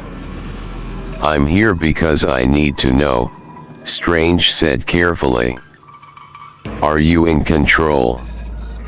The fire flashed. Johnny stood up straight, rolling his shoulders, feeling the tension in his limbs, the ever-present burn of the rider lingering just under his skin. I don't know. Strange's eyes flickered with something not surprise, not fear. Just understanding. Johnny cracked his neck. All I know is I can feel it. Every sin, every crime, every monster walking around like the world owes them something. I don't pick my targets. They call to me. His fists clenched. And I answer. Strange watched him carefully. Johnny exhaled sharply. What? You gonna tell me I'm wrong? That these bastards don't deserve it? Strange hesitated for just a moment. That's not the question you should be asking. Johnny frowned. Strange continued. The question isn't whether they deserve it. The question is, when will the rider stop? Johnny's stomach twisted. Not because of fear. Because he didn't have an answer. Strange took another slow step forward, his voice calm but firm. The spirit of vengeance has never been under control, Johnny. It exists to punish, to burn, to hunt. It has never cared about context. It has never cared about morality. And right now he paused, it's wearing your face. Johnny clenched his jaw. I am not some damn puppet. I believe you. Strange's expression darkened. But for how long? Silence. The two men stood there, neither moving, neither speaking. Then, after a moment, Johnny exhaled through his nose.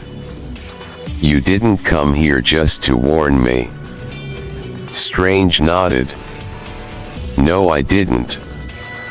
Johnny sat back down on his workbench, eyes locked onto the Sorcerer Supreme. Then tell me.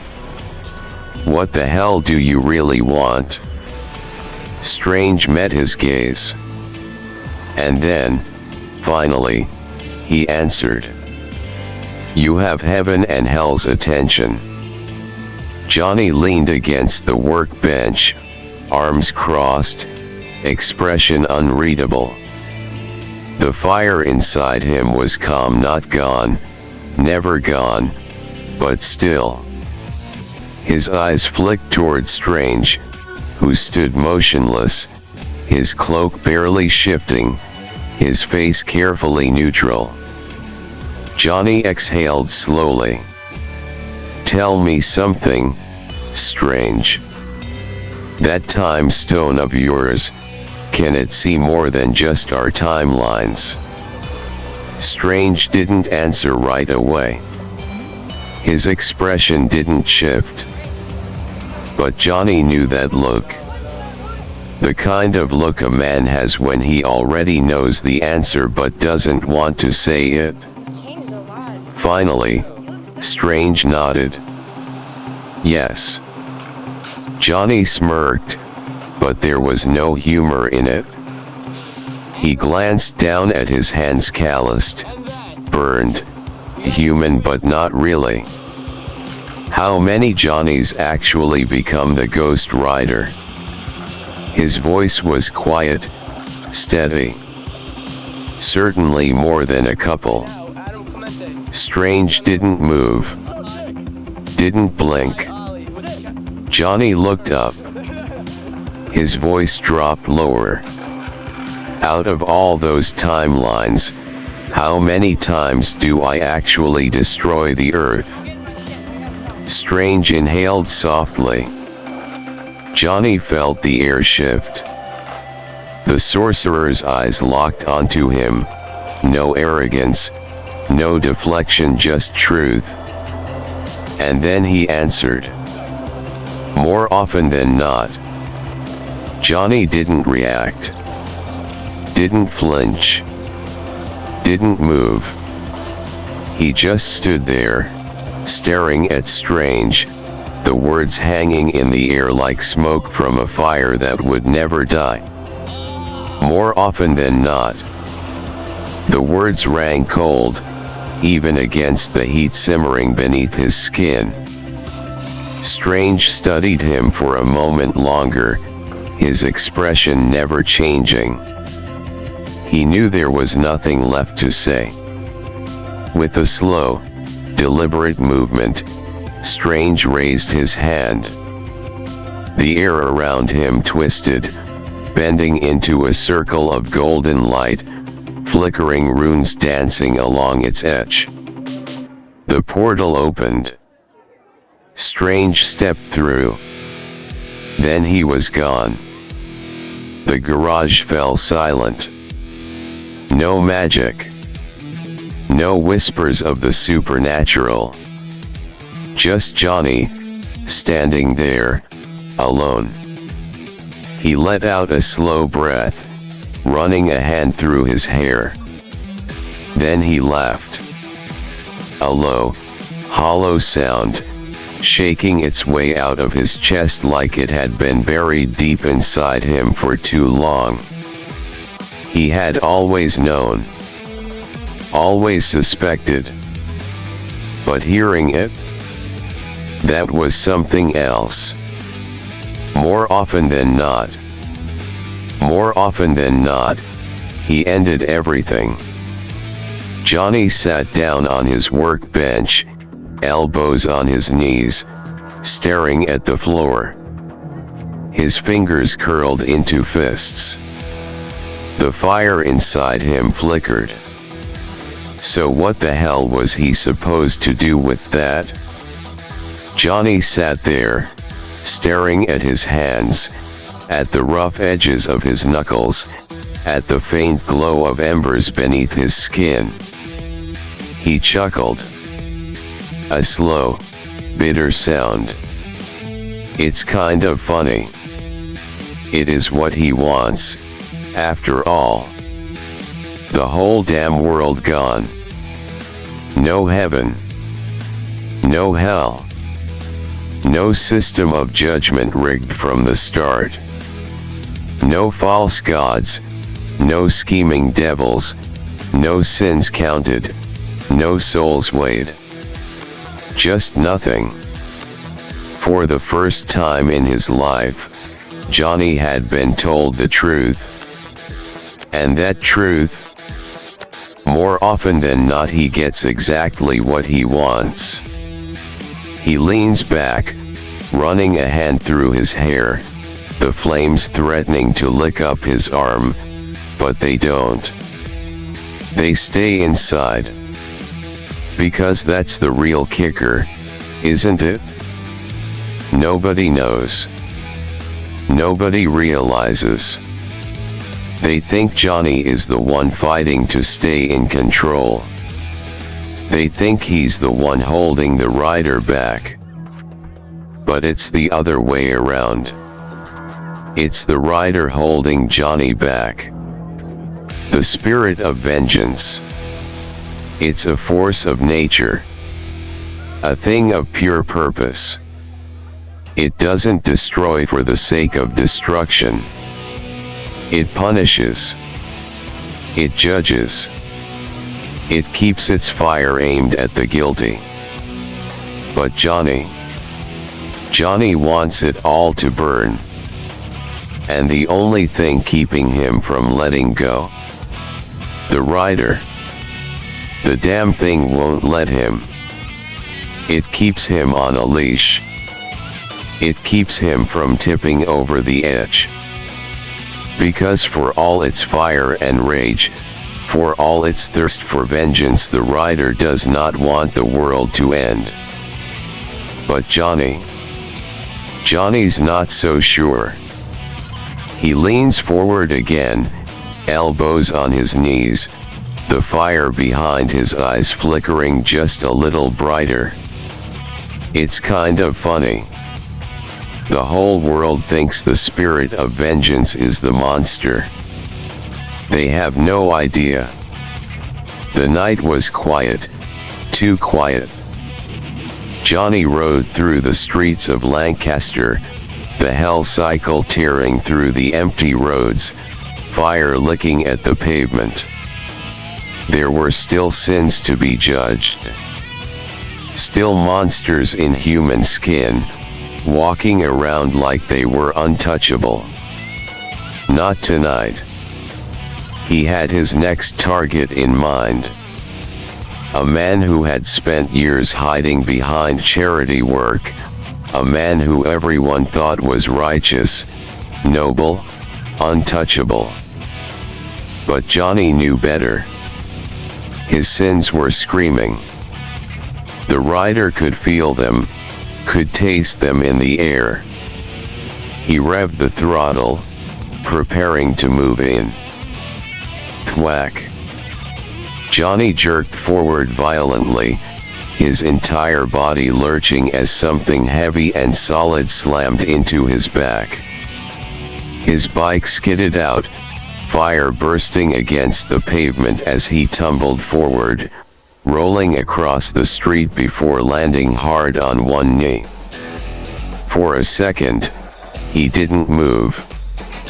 Then his head tilted slightly to the side. Something metal clattered against the concrete behind him. Johnny's glowing eyes narrowed. He already knew. Of course it was him. A voice followed, strong, steady, firm, but not hostile. Vanduke, enough. Johnny slowly stood up. The hellfire inside him simmered, waiting. He turned his head, just enough to see the man standing in the street behind him. Steve Rogers. Captain America. His stance was firm, his jaw tight, his shield back on his arm, ready, but not raised. That same annoying tone of authority in his voice, like he was talking to a man who could be reasoned with. That thing is dangerous, Vanduke. I don't want to fight you, but that thing is clouding your judgment. Johnny let out a low, raspy chuckle. If only he knew. If only he understood. It wasn't the rider that was the problem. Johnny rolled his shoulders, feeling the fire pulse beneath his skin. Slowly, he turned around to face Cap fully, his flaming gaze locked onto the soldier. The spirit of vengeance stirred inside him. Not with anger. Not with rage. But with a warning. because the rider knew Johnny wasn't going to back down. And if Cap kept pushing, he was going to burn. Johnny felt it, the rider fighting back. It wasn't just resisting him. It was stopping him. That had never happened before. The fire in his veins burned hotter, but it wasn't rage, it was conflict. The spirit of vengeance saw Steve Rogers. It didn't see an enemy. It didn't see a sinner. It saw a man of honor. A soldier who knew his morals and had refined them like steel. The rider didn't want to fight him. The rider respected him. But Johnny didn't care. He pushed past it. The fire roared inside his chest, the rider struggling against him, trying to hold him back. But Johnny was stronger. For the first time, the spirit of vengeance was losing control. The Hellfire chain snapped forward, a blur of molten metal, aimed directly at Rogers. But Cap was already moving. He dodged, rolling to the side, the chain whipping past where he had just stood, smashing into a lamppost with explosive force. The post snapped in half, molten metal dripping onto the pavement as the fire hissed against the cold night air. Johnny straightened, his hands tightening around the chain, his skull burning bright in the darkness. Cap landed on his feet, shield raised now, eyes locked onto him with that same damn look. Disappointment. Not fear. Not hatred. Just disappointment. And that pissed Johnny off more than anything. The fire inside him swirled, but the rider was still fighting back, still holding on, still trying to keep him from doing something he couldn't take back. But Johnny had made his choice. Don't get in my way, Rogers. His voice came out as a low, inhuman growl. The street around them cracked from the heat. Cap's jaw tightened. I can't do that. Johnny jerked the chain back, the fire coiling around his arm. This was happening. The rider couldn't stop him. Not this time. Johnny swung the chain with all the force of hell itself. Boom. The hellfire-drenched metal smashed against Cap's shield, sending a shockwave rippling through the street. Steve held his ground, boots digging into the pavement. Boom. Johnny swung again, harder. The impact sent sparks flying, the force of it rattling windows and shattering nearby glass. Cap gritted his teeth, but he didn't back down. He pushed forward. Johnny snarled, the rider inside him howling, resisting, trying to stop him, but Johnny had control now. He swung again. Faster. Stronger. Boom. Boom. Boom. Each strike sent a blast of heat and force through the air. Cap was being pushed back, but only by inches. And then he started closing the gap. With every blow, he moved forward. Johnny hit harder. Cap got closer. Johnny burned hotter. Cap kept coming. Until Steve finally exploded forward, shield raised, slamming into Johnny's chest with full force. The impact sent Johnny flying. His body crashed through a parked car, metal crumpling like tinfoil as he tumbled onto the asphalt. For a moment, everything was still. The flames around him flickered. The rider growled inside him. Not out of rage. Not out of vengeance. But out of concern. Because Cap was still standing. And he wasn't done yet. Johnny lay in the wreckage of the crumpled car, fire flickering weakly around him. The spirit of vengeance gripped at whatever control it could, forcing its way up, past the rage, past the destruction, past Johnny's own thirst for the end of it all. For just a second, it spoke. It's not the rider that wants to do this. Steve hesitated. The flames in Johnny's eyes flickered, but the fire in his chest still burned hotter than ever. The voice that followed wasn't human. It wasn't hell's fury. It wasn't righteous judgment. It was something deeper. Something old. Something that had been screaming from the inside for so long that it finally broke through. It's Johnny.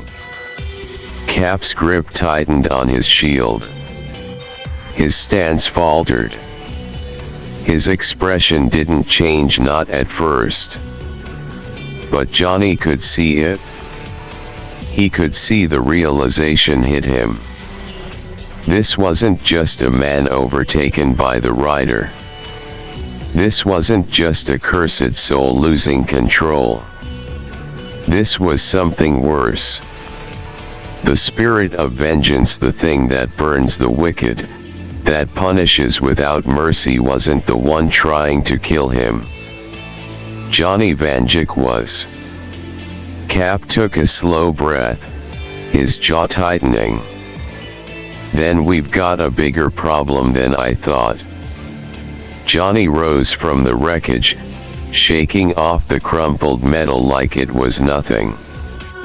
The flames around him flared hotter, his skull burning brighter against the night. His grin widened. Huh. Guess the cat's out of the bag, huh? His fingers wrapped around something in the debris, a gun, half buried in the twisted metal. A .44 Magnum. A gun like any other, except now, it was his. The moment his fingers closed around the grip, hellfire surged through it. The steel blackened, veins of molten heat cracking along the barrel, the grip searing into his palm like it had been waiting for him all along. He tilted it toward Cap, letting the flames dance along the chamber. "Tell me, Captain." Johnny's voice rumbled like thunder. He raised the gun, finger hovering over the trigger. "Can your shield block this?" Cap's eyes narrowed. He didn't move. Didn't back down. Johnny pulled the trigger. Boom. The hellfire round exploded out of the barrel, screaming through the air, a searing bullet forged from pure damnation. Cap barely had time to react before.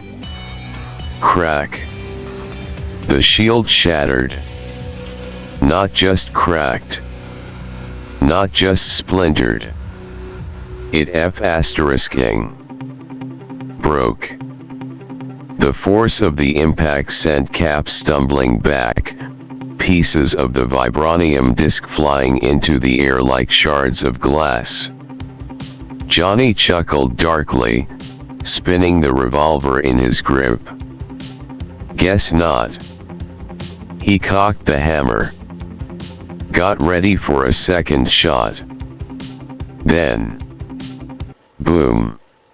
A repulsor blast slammed into his chest. Then another. Then another. Johnny flew backward, fire whipping around him as blue energy beams pounded into his ribcage, knocking him through the air. He skidded across the pavement, the flames around him dimmed for a half second. A voice echoed through the air, cocky, smug, and more than a little pissed off. "Okay, I let you two do your weird macho firefight thing, but when you start breaking priceless vibranium artifacts, that's my cue." Johnny groaned, pushing himself up, his chest still smoking from the blasts.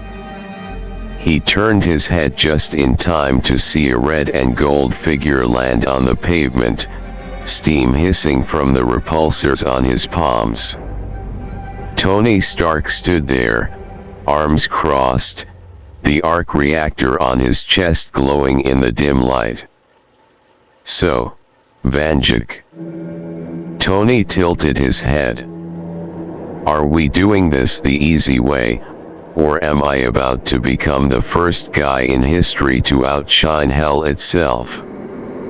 Johnny snarled, the fire in his skull flaring violently as he lunged forward. Before Tony could react, Johnny grabbed him by the leg, yanking him down hard. The impact shook the ground, metal plating scraping against the pavement as the Ghost Rider flung him like a ragdoll. Crash! Iron Man smashed through the side of a building, debris and glass exploding outward.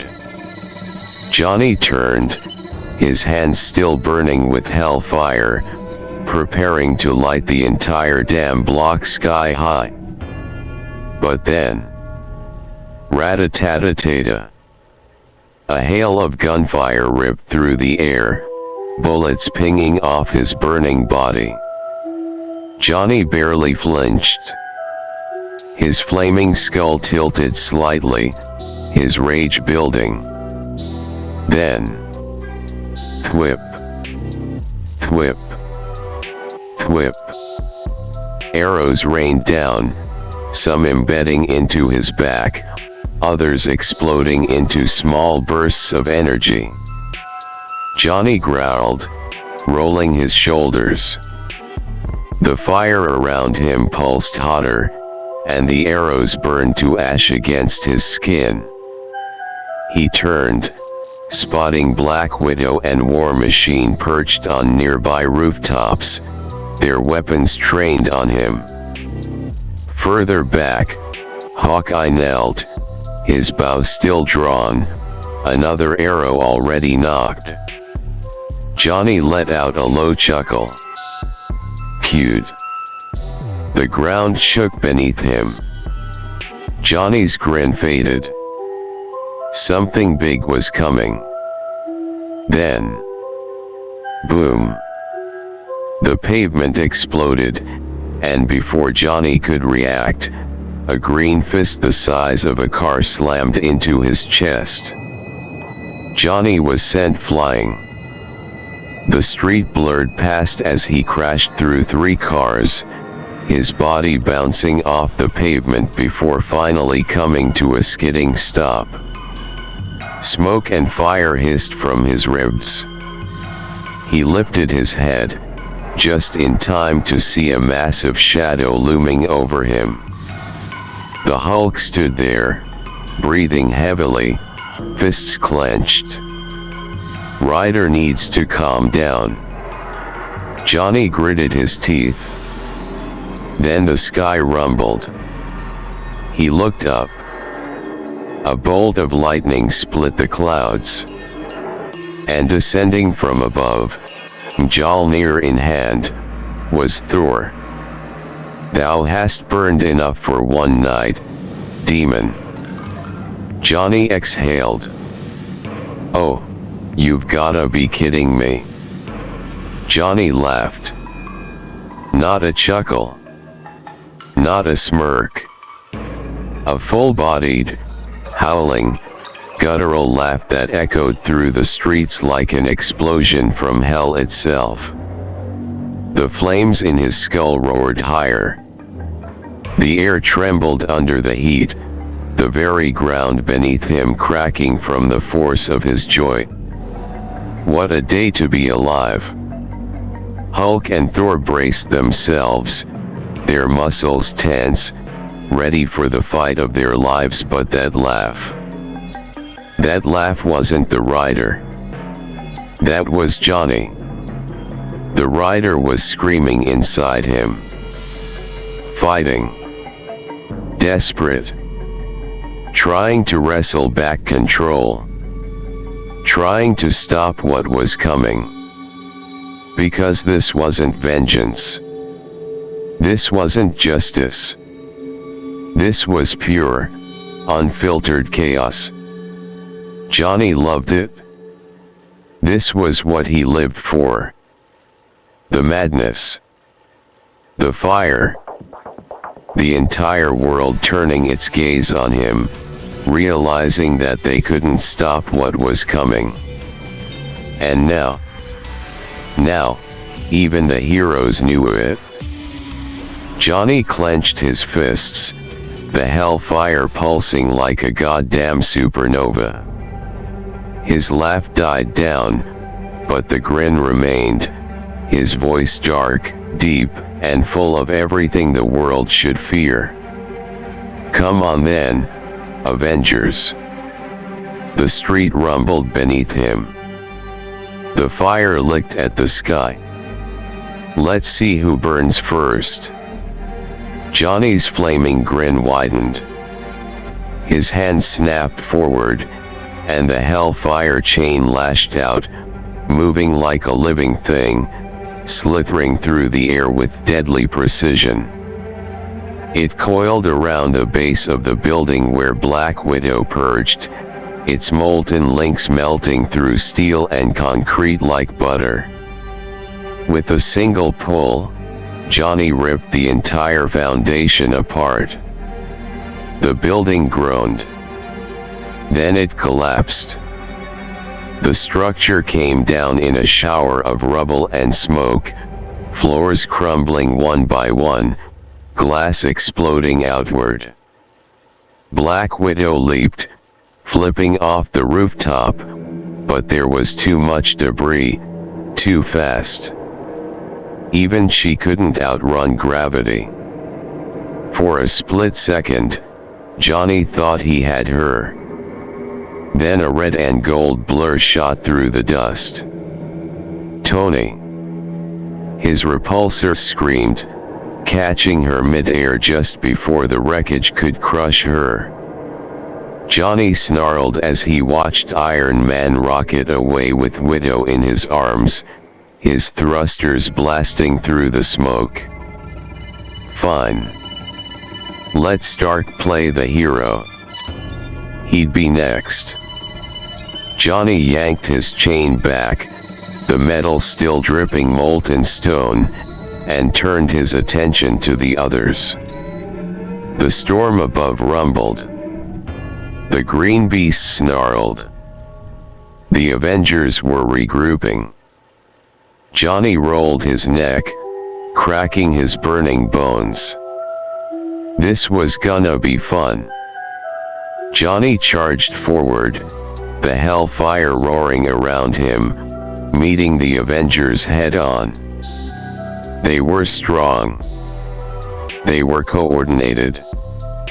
They fought as a team, moving like a well-oiled machine, years of training and experience honed into something unstoppable.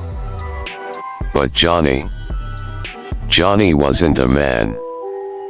He wasn't a hero. He wasn't a soldier. He was hell. He was chaos. And he didn't need coordination. Because he couldn't be stopped. Hulk came first. The Green Titan lunged, fists like wrecking balls, eyes full of rage and instinct. "Ryder needs to stop," Hulk bellowed. Johnny just laughed. The first punch came down, a blow strong enough to shatter mountains. Johnny caught it. The street split open beneath them, the impact sending shockwaves through the city, windows bursting from the sheer force of it. Hulk's fist trembled against Johnny's burning grip, the hellfire licking at his skin, searing deeper and deeper. Hulk growled in pain. Johnny grinned, fire leaking from his jaws. "Big guy YNT gonna like this." He twisted Hulk's arm and delivered a point-blank hellfire blast to his chest. The explosion rocked the block. Hulk was launched backward, slamming through 2 buildings before landing with a thunderous crash. But Johnny didn't have time to gloat, because Thor was next. The sky cracked open, lightning pouring down. Mjolnir came screaming through the air, a blur of spinning metal and divine fury. Johnny barely dodged, feeling the shockwave ripple across his bones. Thor landed with the force of a god, swinging Mjolnir in an arc of crackling lightning. "Thy rampage ends here, demon." Johnny rolled his shoulders. "Yeah," he grinned. "Make me." Thor launched forward, his hammer crashing against Johnny's chain, sparks exploding like a wildfire meeting a thunderstorm. They clashed again and again, the ground shaking beneath them, every impact shattering the pavement. Thor's strength was immeasurable. His hammer was forged from the heart of a dying star. But Johnny was undead. Thor could hit him, but he couldn't kill what was already dead. They locked weapons one final time, the fire and lightning twisting together, 2 forces of pure chaos waging war. Johnny grinned, and then he heard the sound. The whine of repulsors. The hum of war machines. The silent precision of a master assassin. The rest of them were coming. Johnny's grin widened. This was exactly what he wanted. Iron Man and War Machine unloaded everything they had. Repulsors, micro-missiles, sonic cannons, every weapon in their arsenal lit up the night sky, aiming straight for Johnny's flaming skull. Boom. Boom. Boom. Explosions tore through the streets, craters forming, shrapnel flying in every direction. At the same time, Black Widow and Hawkeye moved into position. From the rooftops, Natasha fired precision rounds, each bullet designed to pierce even the toughest supernatural threats. Hawkeye knocked an electrified arrow, letting it fly straight toward Johnny's ribs. They were hitting him with everything. And for a moment, just a second, the fire dimmed. Then, Johnny's laughter cut through the chaos. Low at first. Then louder. Then roaring. As if hell itself was howling through him. The hellfire around him pulsed. Then, Johnny raised his hands. And the world exploded. Whoosh. A towering inferno erupted from the ground, spiraling into the sky like a demonic storm. The flames stretched so high, they blotted out the stars. The wall of fire rushed outward, consuming everything in its path. Iron Man and War Machine were thrown back, their suits screaming warnings as the heat overloaded their systems. Hawkeye barely escaped, rolling off the rooftop just as the flames engulfed where he had been standing. Black Widow flipped back, landing hard behind cover, the sheer force of the blaze knocking her off her feet. For a few seconds they were all gone. Nothing but fire. Nothing but Johnny.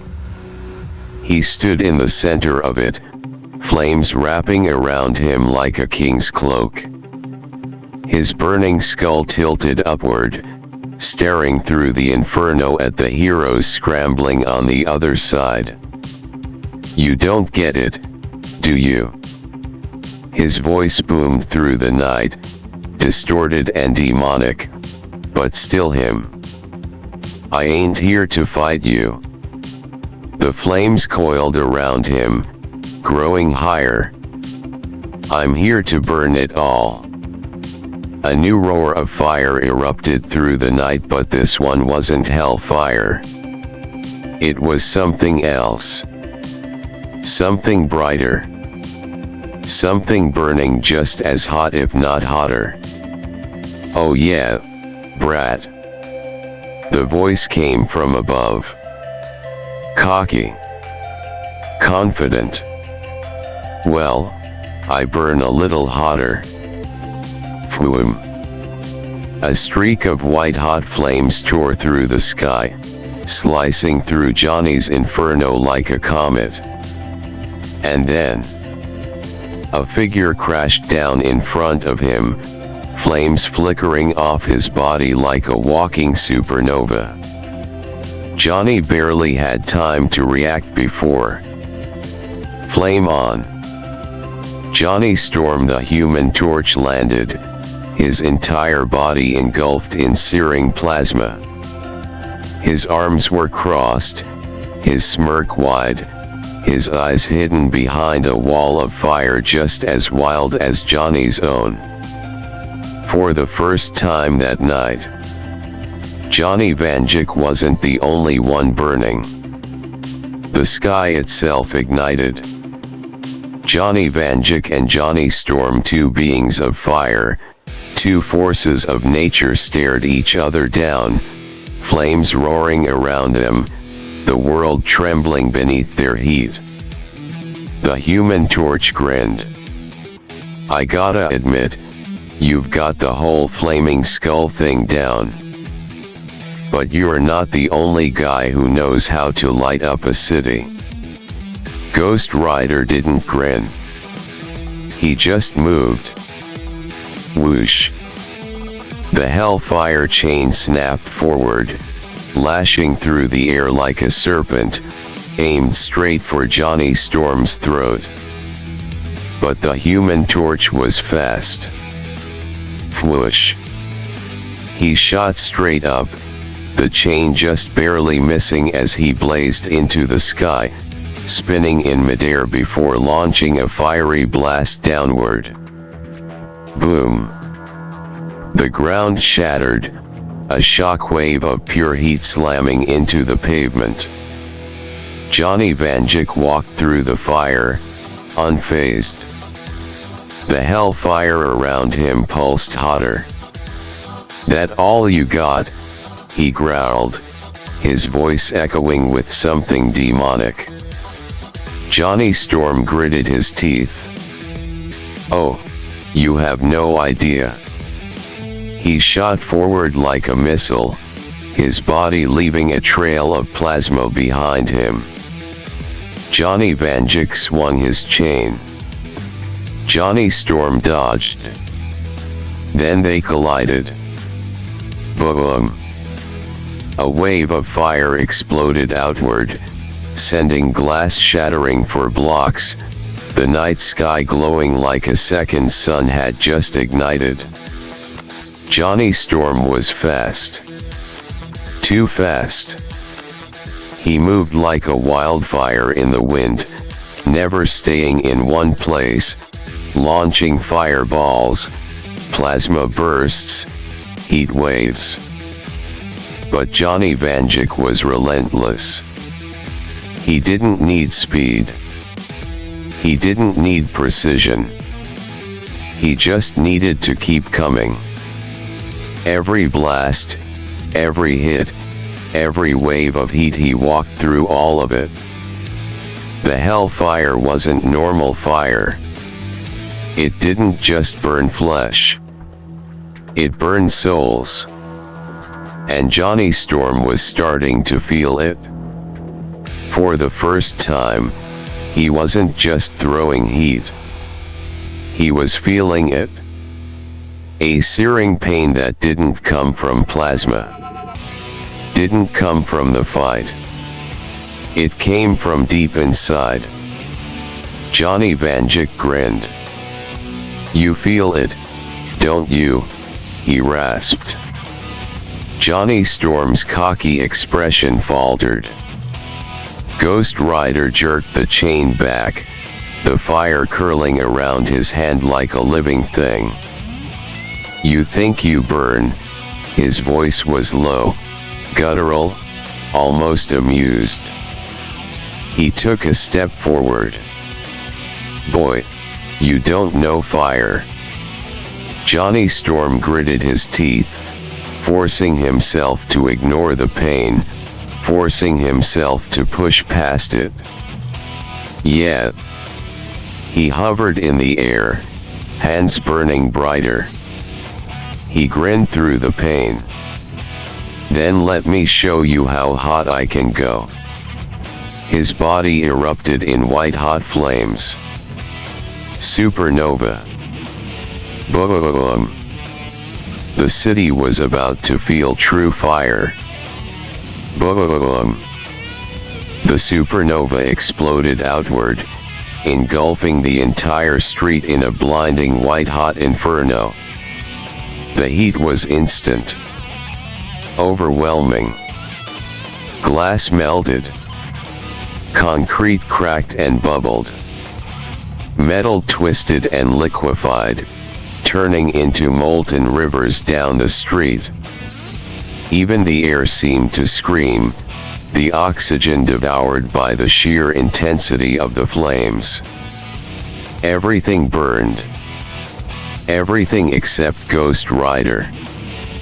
Through the firestorm, through the blinding light of the nova, through the kind of heat that could burn the surface of a planet, Johnny Vanduke stood. Unmoving. Unbroken. Laughing.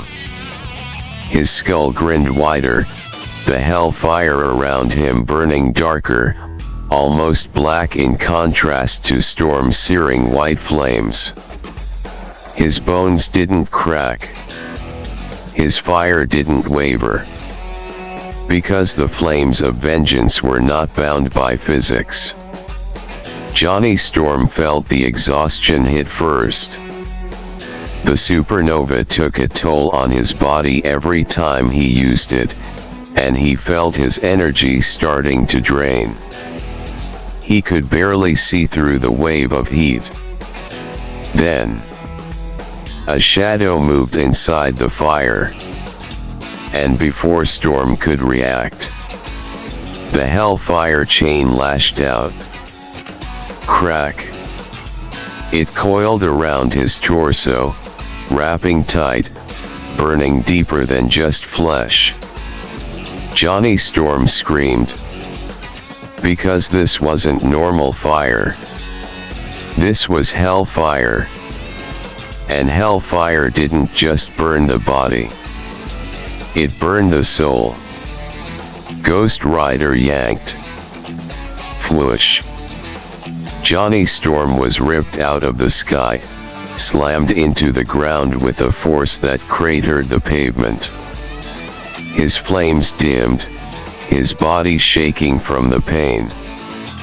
He tried to push himself up, but the fire in his chest burned different now.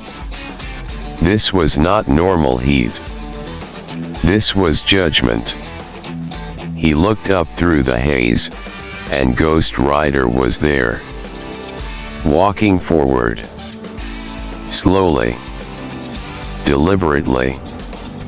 The Hellfire chain dragged behind him, melting the concrete beneath it.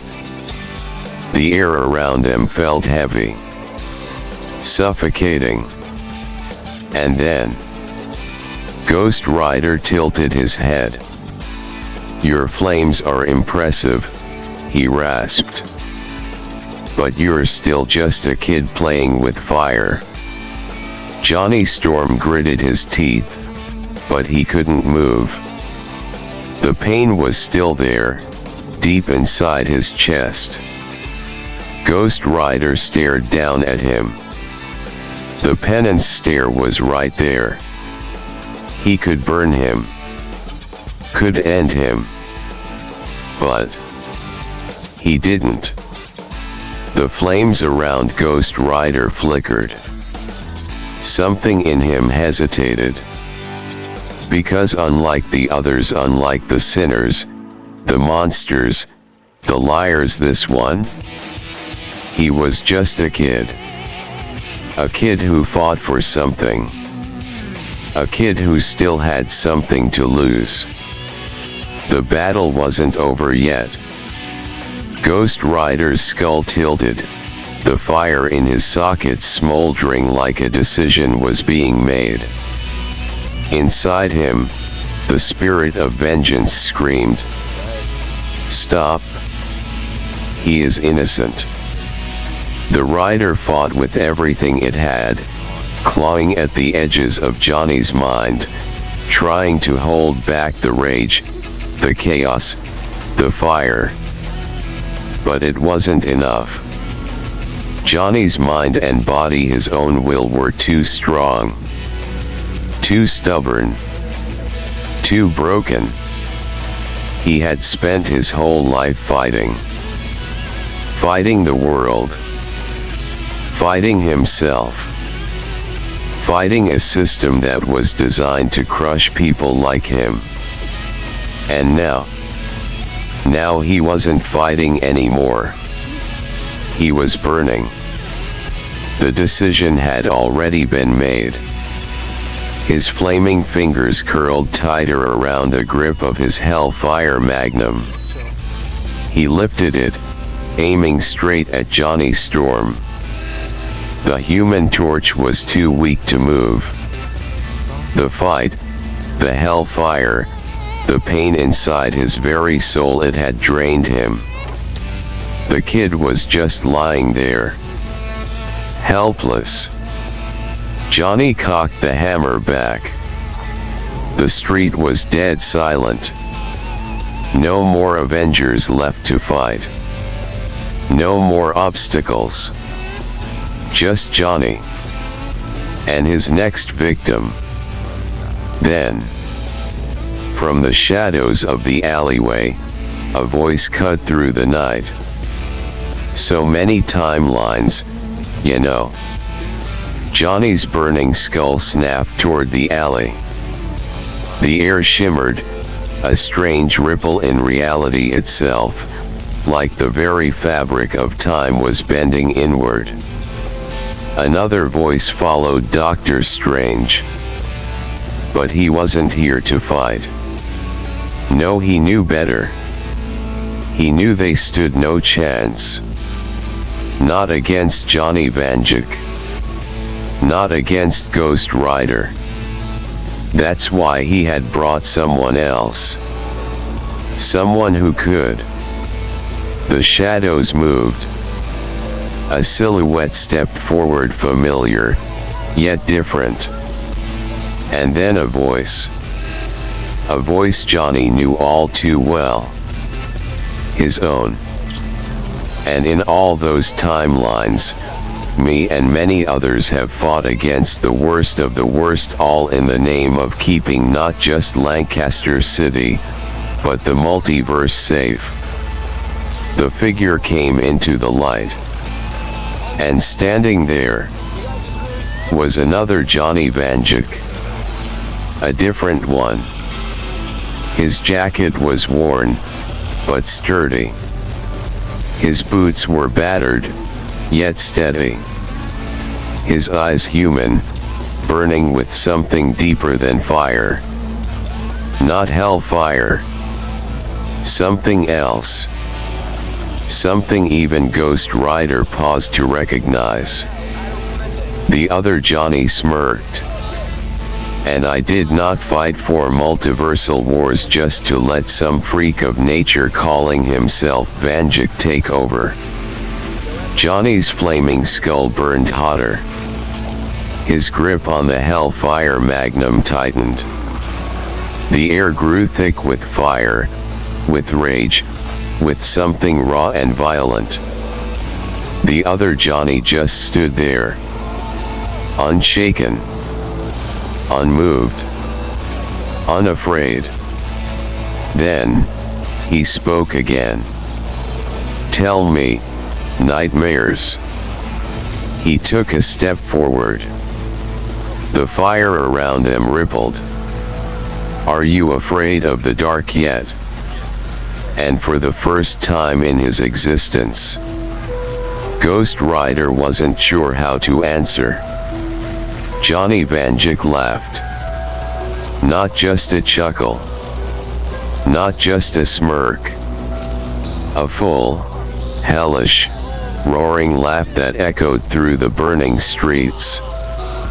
He tilted his flaming skull back, the hellfire in his sockets raging like a furnace. "Oh, this is cute." His grin widened, his hellfire magnum spinning in his grip. He turned his burning gaze to Strange, eyes flickering with mock amusement. "Tell me, Strange, do you really think showing me a better version of myself, a more pure one, will show me the light?" His voice dripped with malice, with something twisted, gleeful, deranged. Then he fired. Boom. The hellfire round screamed through the air, a bullet made of pure damnation, forged in the depths of hell itself. It tore toward the other Johnny Vanduke. And hit. Direct. Boom. Then another shot. Boom. Boom. Boom. Johnny unloaded the entire cylinder. Each shot was a death sentence. Each shot was judgment. Each shot was hell's fury made manifest. And yet, the other Vanduke stood, unmoved, unshaken, unburned. The bullets hit him. They did nothing. The flames licked at his skin. They did nothing. Johnny's grin faltered. The other Vanduke just slowly reached to his hip and drew his own .44 Magnum. The metal gleamed in the light of the flames, untouched by hell, untouched by darkness. Then he spoke. "You just made the worst choice in your damned life." His eyes began to glow. Not with fire. Not with vengeance. But with something else. Something pure. Something that saw through the dark like it was living in daylight. Johnny felt it. The rider felt it. This Vanduke had no sins to burn. None. A soul that had never strayed. Never faltered. Never given in. And that was terrifying. The new Vanduke took a slow step forward. And then another. Through the hellfire. Through the flames meant to burn away all who stood in the way. Through everything Johnny threw at him. Nothing worked. Nothing stopped him. His voice rang clear. I have no sins to burn, Johnny. But you have quite a few. His grip on his gun tightened. I don't need Hellfire to take you down. Another step. The Vandukes have fought worse than you. Another step. And lived. And then he stopped. Face to face. Eye to eye. Hellfire to something greater. Johnny stared into his counterpart's eyes. And for the first time in a long time, he saw the truth. This Vanduke wasn't weak. He wasn't here to lecture him. He wasn't here to save him. He was here to end him. And yet, through the fire, through the rage, through the storm of chaos Johnny had unleashed, the other Vanduke saw something else. He saw the rider. Not the monster. Not the destroyer. But the soul buried deep beneath the corruption. The spirit of vengeance. And it could still be saved. The flames surged. The streets trembled. Two Johnny Vandukes. One born in fire, lost in chaos, bent on destruction. The other hardened by war, untainted by sin, a man who had fought battles across time and space and never lost his soul. They stood face to face, their .44 magnums gripped tight. For a brief moment, neither moved. Then, boom. The shots rang out at the same time. The Hellfire round and the pure bullet clashed mid-air, detonating in an explosion of red and white energy. The shock wave ripped through the street, shattering glass, flipping cars, sending debris flying in every direction. Johnny Vanduke, the Ghost Rider, charged forward through the fire, chain lashing outward. The other Johnny ducked, dodging the molten steel as it whipped past his head, turning the asphalt beneath him to slag. Before Ghost Rider could bring the chain back around. Crack. The other Johnny's fist smashed into his ribs, sending the rider skidding backward. Ghost Rider stumbled, then recovered immediately, flames swirling wildly around him. He let out a hellish snarl. "You're just a man," he roared, swinging his chain again. The other Johnny caught it with one hand. The Hellfire chain wrapped around his palm, glowing red hot, and did nothing. Ghost Rider's flaming eyes flickered. The other Johnny jerked the chain forward, pulling Ghost Rider off balance, and then, boom! A knee slammed into his skull. Ghost Rider staggered back, Hellfire spitting out from his mouth. The other Johnny pressed the attack, his magnum raised. Boom! Boom! Two perfect shots, center mass.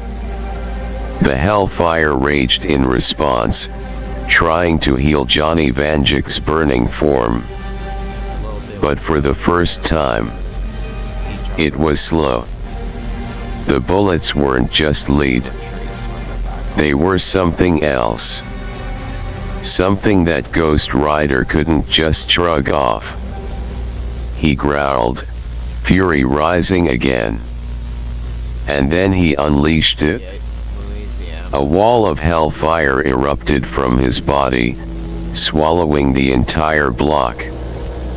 The entire street melted into lava. Buildings cracked and crumbled. Everything burned.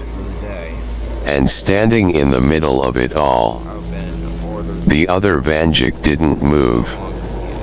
He walked through the flames, completely unharmed. Ghost Rider bared his fangs. The other Johnny lifted his gun. And in that moment, they both knew. This wasn't just a fight. This was a war. The street burned around them, the fire twisting, dancing, consuming everything in its path. Hellfire cracked against reality itself, turning the air into something thick, suffocating, and unnatural. But through it all, the other Vanduke marched forward, unaffected, untouched, completely unwavered. Ghost Rider snarled, the flames in his sockets flaring violently as his grip on the chain tightened. He lashed out again, the hellfire-drenched metal whipping through the air like a living thing, but the other Vanduke sidestepped at the last moment, twisting his body just enough for the chain to miss. Before Ghost Rider could recoil it, the other Vanduke grabbed hold of the burning steel and yanked forward with enough force to send the rider stumbling. Johnny Vanduke, the Ghost Rider, was fast, but his counterpart was just as quick, just as relentless, and far more in control. The second Johnny didn't just rely on strength or fire, he was precise, tactical. He twisted the chain around his arm, locking Ghost Rider in place for just a moment, long enough to drive his fist into his ribs, the force sending a shockwave through the cracked pavement beneath them. Ghost Rider lurched backward, barely catching himself before hitting the ground, the hellfire in his core raging in protest. He fired again, the magnum roaring, a hellfire round screaming toward the other Johnny, but the bullet hit his chest and did nothing. No burn. No damage. No impact. Ghost Rider snarled, the rage bubbling over, but the other Johnny only grinned, lifting his own weapon, cocking the hammer back with slow, deliberate intent. You just don't get it, do you? The other Vanduke said, his voice carrying through the fire, through the war-torn street. You can burn everything around you, tear it all down, let hell consume everything in your path, but you can't burn me. Ghost Rider roared, lunging forward, flames whipping outward in a violent storm. The street melted into molten rock beneath his feet as he rushed at his opponent, swinging the hellfire chain in a wide arc, but the other Vanduke ducked low, rolling beneath the burning metal, coming up with his magnum aimed squarely at Ghost Rider's skull. The shot rang out. Ghost Rider barely twisted out of the way, the bullet grazing his jawbone, sending a ripple of something unnatural through him. The fire in his skull flickered, the hellfire inside him reacting to the very presence of whatever those bullets were made of. He snarled, lunging again, but the other Vanduke was already moving, already firing another round. Two demons in human form, two unstoppable forces colliding, burning against each other with the full force of something greater than man, greater than time itself. And yet, only one of them was truly in control. Only one of them knew what they were doing. The other Vanduke kept coming, unwavering, unshaken, walking through hell itself without fear, because he had seen worse. He had fought worse. He had won worse. Ghost Rider lashed out, threw his flames, swung his chain with everything he had, but none of it made a difference. The other Vanduke kept dodging, weaving through the attacks with practiced precision, landing blows that sent Ghost Rider reeling. But through the rage, through the chaos, through the sheer destructive madness of it all, Ghost Rider saw something flicker in his counterpart's eyes. Not hatred. Not anger. Not vengeance. Understanding. The fight was happening on two levels. Fists and bullets were being exchanged in the physical world, but beneath it, in the unseen, something else was shifting. Ghost Rider wasn't just fighting this other Vanduke. He was being seen. His soul was being laid bare. And the other Vanduke wasn't fighting to kill him. He was fighting to save him. The realization only made Johnny Vanduke, the Ghost Rider, burn hotter. "Shut up," he roared, swinging the chain again, Hellfire lashing outward, but the other Vanduke caught it midair, twisting it around his arm like it was nothing. "I haven't said anything," his counterpart smirked, reloading his magnum with slow, deliberate movements. "You're the one hearing things, Johnny." Ghost Rider felt the fire inside him rage, but there was something else there now. Something cracking at the edges. The spirit of vengeance, the rider itself, was no longer fighting the other Vanduke. It was fighting him. Fighting to stop him. The realization was like a hammer against his mind. He was fighting against his own damnation, against his own soul clawing for something he had long since abandoned. And the other Vanduke? He knew it. He had known it from the moment he stepped out of the alleyway. This fight wasn't just about winning. It was about saving what was left. Ghost Rider roared again, his flames reaching for the heavens. But for the first time in a long time, he wasn't sure if he was burning because he wanted to or because he was scared of what came next. The fire around them raged, the very fabric of reality seeming to tremble under the weight of the battle. But in that moment, through the chaos, through the relentless violence, the other Vanduke stopped fighting the body and mind calling itself Vanduke. Instead, he spoke to the true Johnny Vanduke. The spirit of vengeance. The rider. His voice cut through the inferno, not as a battle cry, not as a demand, but as something deeper, a call to the very soul beneath the hellfire. Vanduke, I know you're in there. The other Johnny's voice was steady, unwavering, a beacon in the abyss. I know your spirit is battling the mind and body that wants to do evil, that wants to sin, that wants to destroy everything it touches. Ghost Rider's body jerked, the flames around him flickering, as if something inside him was trying to listen. The spirit of vengeance was there, deep beneath the rage, beneath the fire, buried under the weight of the destruction.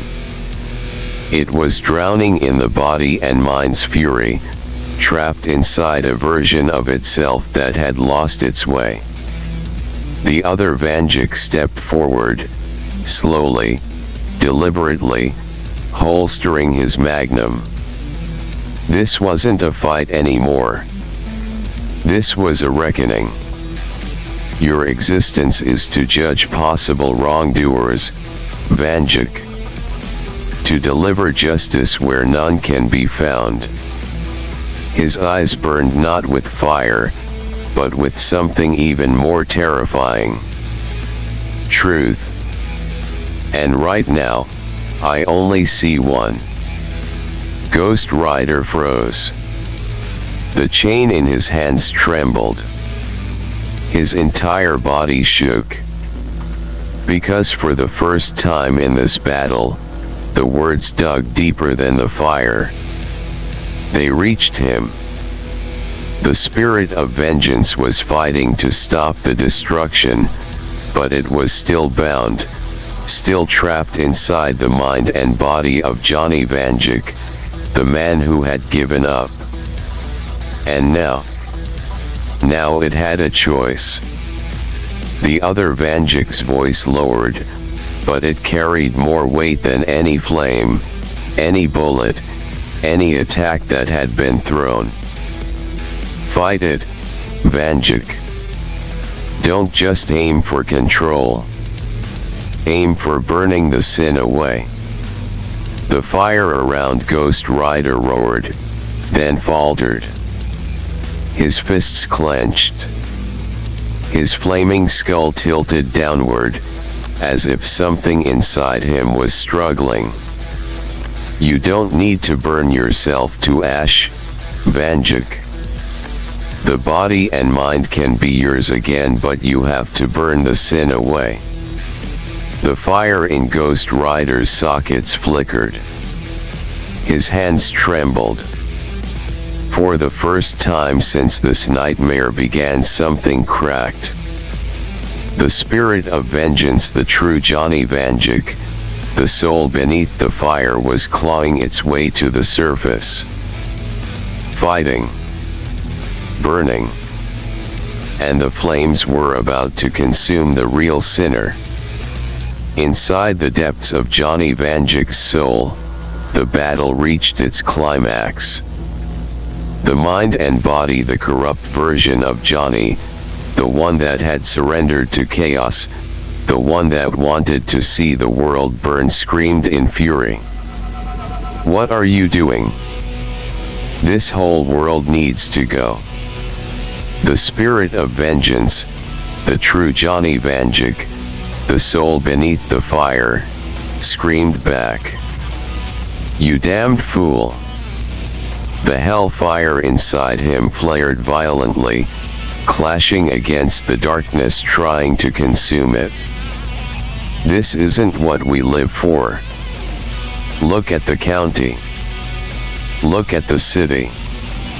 This isn't what I ever wanted. Memories flooded his being, his childhood, the streets of Lancaster, the fights, the scars, the pain. The moments that shaped him, the times when he had a choice, when he could have turned into something worse but didn't. I'm not just a spirit of vengeance, transformed by the monster we call the devil. The flames surged hotter, burning away the corruption, the darkness, the sin that had poisoned him for too long. I'm you. The mind shuddered, the fire twisted, the battle inside his soul reaching its peak. I lived the same life. Lived the same childhood. Grew up in the same damn area. The darkness screeched, tendrils of vile corruption lashing out, trying to keep its grip, trying to hold onto the power it had stolen. I won't let you kill my city. The hellfire exploded outward, pure and righteous. I'm Johnny Vanduke. The darkness broke. and I'm taking my body back. Boom! A shockwave of pure hellfire erupted, launching the dark essence outward, tearing it from Ghost Rider's form. For the first time in what felt like an eternity, Johnny Vanduke was himself again. The fire in his skull cooled. The rage, the chaos, the hunger for destruction gone. The hellfire around him was his again. But the dark essence did not die. It twisted, warped, changed. It reformed. It shaped itself into something else. Something worse. The flames turned black, darker than the deepest abyss, roaring higher, wilder, twisted in hatred. And from those flames, a new figure emerged.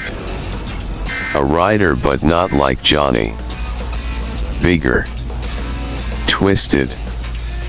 Hulking, its skeletal form cracked and monstrous, its armor forged from shadows, its fire burning a vile, sickly red. Johnny stumbled back, barely able to comprehend what he was looking at. The thing turned toward him, its new form solidifying, the hellfire around it raging with pure, undiluted malice. Then, it spoke. Its voice was deep, hollow, dripping with venom and fury.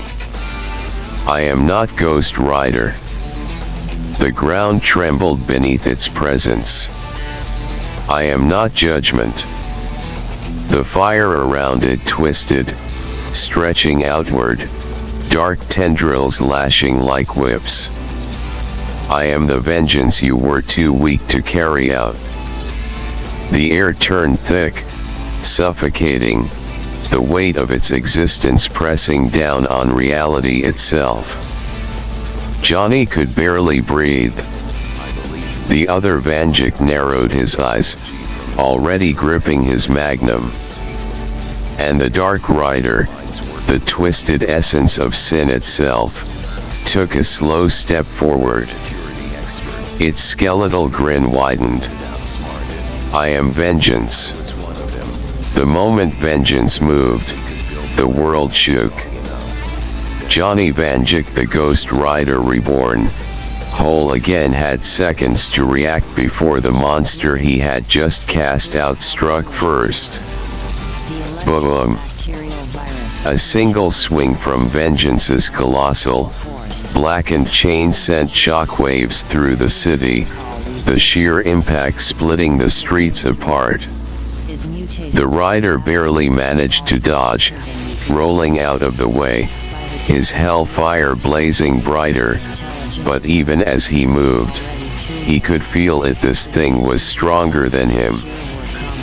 Way stronger. The other Vanduke wasn't as lucky.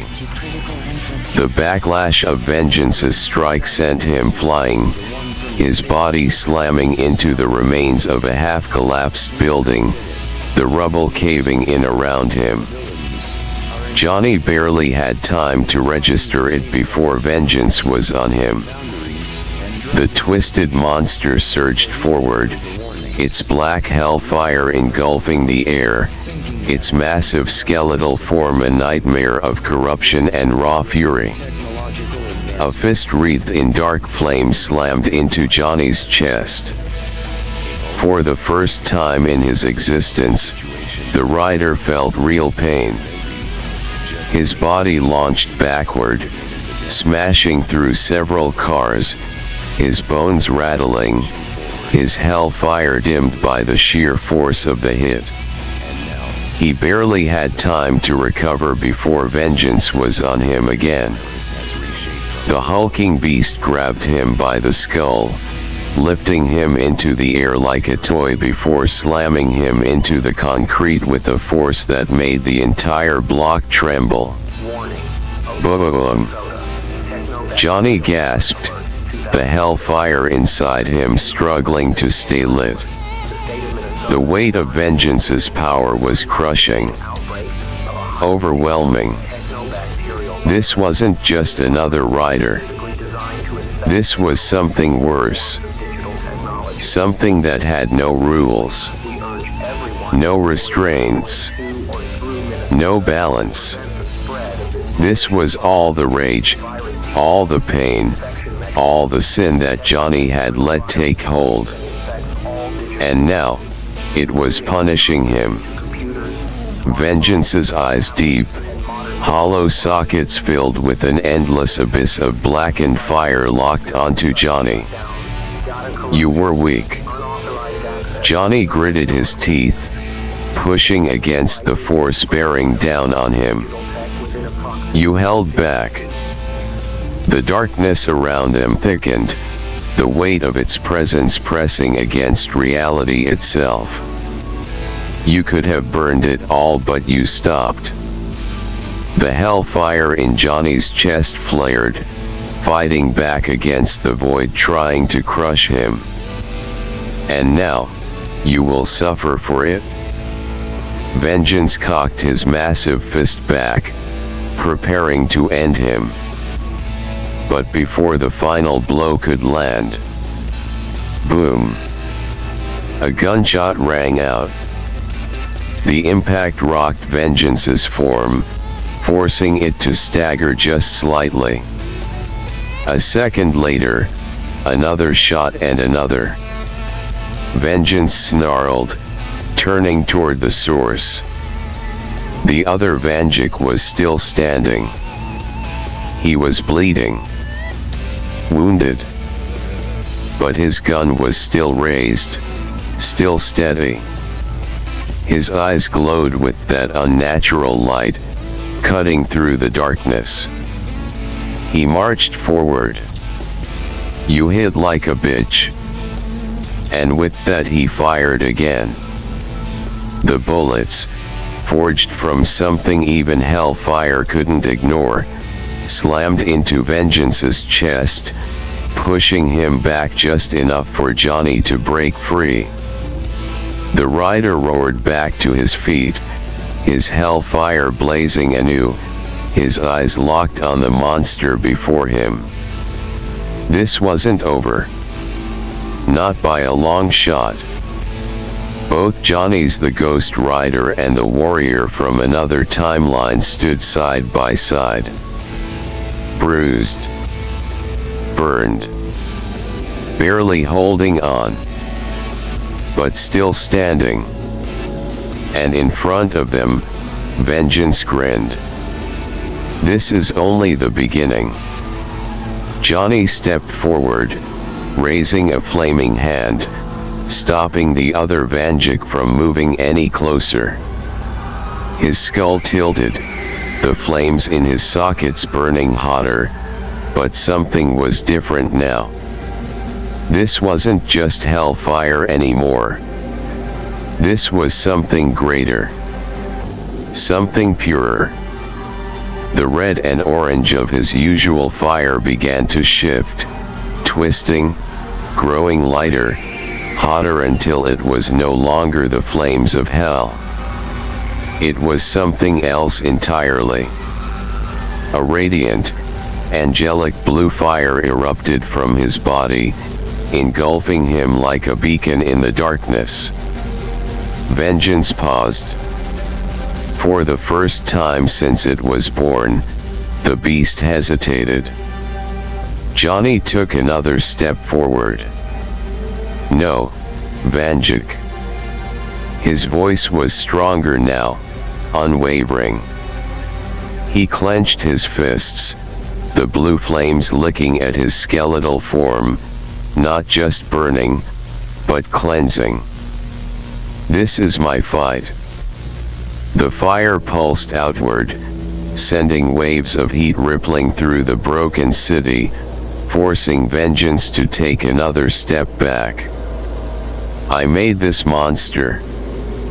The hellfire magnum in his hand pulsed, the metal shifting under his grip, reforged by the new divine flames coursing through him. And I will end him.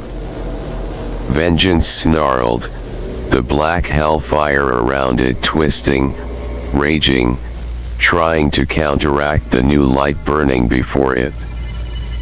But it was failing. The other Vanduke stared, his eyes widening. This wasn't hellfire anymore. This was something entirely different. Something that even the devil himself would fear. Johnny lifted his gaze back to Vengeance, the blue flames reflecting in the darkness. Vengeance. His voice boomed across the battlefield, echoing through the streets. The beast growled, bracing itself, preparing to strike. Johnny's grip tightened around his magnum, his chains glowing with the same heavenly flame.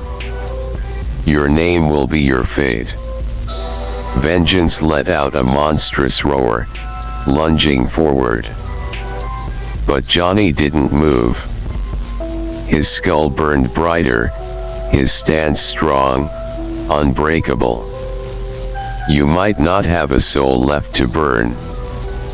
Vengeance's fist lashed out, its hellfire twisting in a final desperate attack. Johnny caught it with one hand. The force shook the ground. But Johnny held firm. The blue flames surged brighter, the very essence of vengeance screaming as its black hellfire was swallowed whole by the celestial fire. Johnny's grin widened. But that doesn't mean the body can't be broken. And with that he struck. Johnny twisted Vengeance's massive fist, the angelic blue flame surging through his grip, and with a single brutal motion, he snapped its arm backward. A sickening crack rang out through the battlefield as Vengeance roared in pain, staggering back. The monster clutched its now broken arm, the black hellfire sputtering like a dying flame. But Johnny didn't stop. He surged forward, faster than before, his movements no longer weighed down by rage or chaos. The blue flames empowered him, filled him with something greater than vengeance. Justice. Vengeance swung wildly with its remaining arm, but Johnny ducked, moving like liquid fire, a blur of celestial energy and burning resolve. He wrapped his hellfire chain around the monster's leg and yanked. Vengeance crashed to the ground, the force of the impact sending shockwaves through the street. Before it could rise, Johnny was already on top of it. He lifted his magnum. Not a hellfire weapon anymore. Something greater. The barrel glowed white-hot, hotter than any fire in hell. You don't get it, do you? Johnny growled, pressing the gun right against Vengeance's forehead. The monster thrashed, snarled, fought to rise. But it couldn't. The weight of Johnny's new flames pinned it down. You were never the real punishment. Johnny's voice was like thunder, shaking the world around them. You were just the mistake I needed to fix. Vengeance let out a guttural, desperate howl, trying one last time to lash out, to fight back, to consume everything in its darkness. Johnny pulled the trigger. Boom! The shot rang louder than any other sound that night. The bullet wasn't hellfire. It wasn't a weapon of the damned. It was pure light. It tore through Vengeance's skull, blasting the corrupted flame out of its body. The beast convulsed violently, its entire form unraveling, black hellfire peeling away like layers of burning flesh. It screamed. It thrashed. It died. And then, the darkness was gone. The battlefield fell silent. Vengeance's body disintegrated, black flames dissipating into nothingness, its form crumbling into ash that the wind carried away. Johnny slowly stood. His body still burned, but it wasn't the same as before. The blue flames flickered, no longer raging, no longer trying to consume everything around him. They simply were. The other Vanduke watched from the side, his expression unreadable, his gun still at the ready, but he knew the fight was over. Johnny let out a slow breath, staring at the empty space where vengeance once stood. It's done. The words felt heavy, final. And yet, somewhere, deep inside, Johnny knew the war wasn't over. But for now, for the first time in a long, long time, Johnny Vanduke was finally free. The flames dimmed. The hellfire that had once raged uncontrollably, threatening to consume everything, faded into embers, then into nothing. Johnny staggered, his breath ragged, his body finally feeling the weight of everything. The pain, the battle, the corruption that had gripped him for so long, it all came crashing down at once. Then, slowly, he transformed back. The fire vanished. The burning skull receded. Flesh and bone returned. For the first time in what felt like an eternity, Johnny Vanduke was just Johnny again. The street around him was wrecked, buildings still smoldering, the air thick with the aftermath of battle. He could hear the distant sounds of sirens, feel the heat radiating off the shattered pavement beneath his feet. And then he looked up. They were all there. The Avengers. The other Vanduke. The people he had nearly destroyed. Iron Man, his suit battered, his faceplate dented but still intact, stood with his arms crossed, staring at him with something between frustration and exhaustion. Captain America, still breathing heavily, still recovering from the fight, but his eyes, they weren't angry. They were just tired. Black Widow and Hawkeye stood off to the side, watching, weapons lowered but still at the ready. War Machine was checking his systems, while Thor and Hulk simply stood back, waiting. And then there was the other Vanduke, still standing, still unshaken. Johnny looked at all of them, at the city he nearly burned down, at the people who fought to stop him, at the man he had almost become. His throat tightened, his fists clenched. He lowered his head. And then, I'm sorry. The words came out hollow, broken, like they weren't enough. Because they weren't. Because nothing he could say would undo the damage. The silence that followed was heavy. Then, the other Vanduke finally spoke.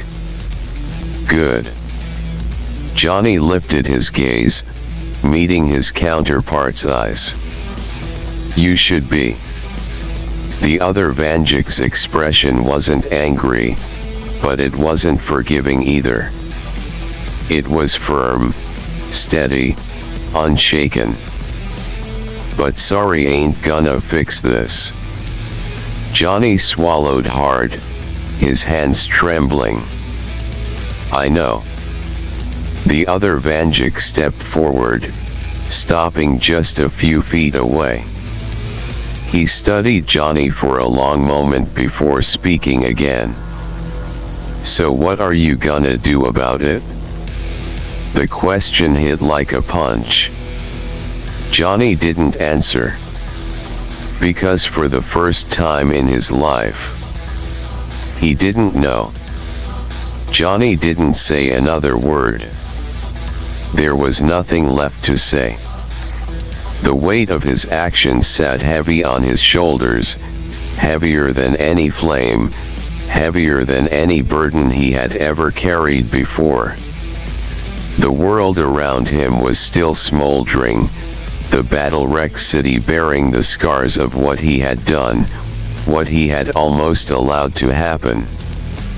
The heroes stood there, watching, waiting, maybe expecting something more from him, but he had nothing left to give.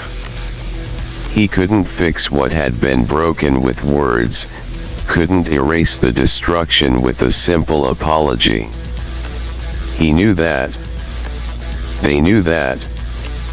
Without hesitation, he turned away from them, his steps slow, deliberate, his body aching from the battle, his mind still reeling from what had just transpired. His hell cycle sat at the edge of the ruined street, waiting for him, its metal frame glistening with embers, still carrying the echoes of the power that had nearly destroyed everything. Johnny reached for the handlebars, the familiar touch grounding him, a small reminder that, despite everything, he was still here. Still alive. Still free. He mounted the bike, the engine roaring to life beneath him, a mechanical growl that cut through the silence. The blue flames that had once engulfed him were gone, the celestial fire dimmed, leaving only the raw presence of the rider and the man who carried it. He didn't look back.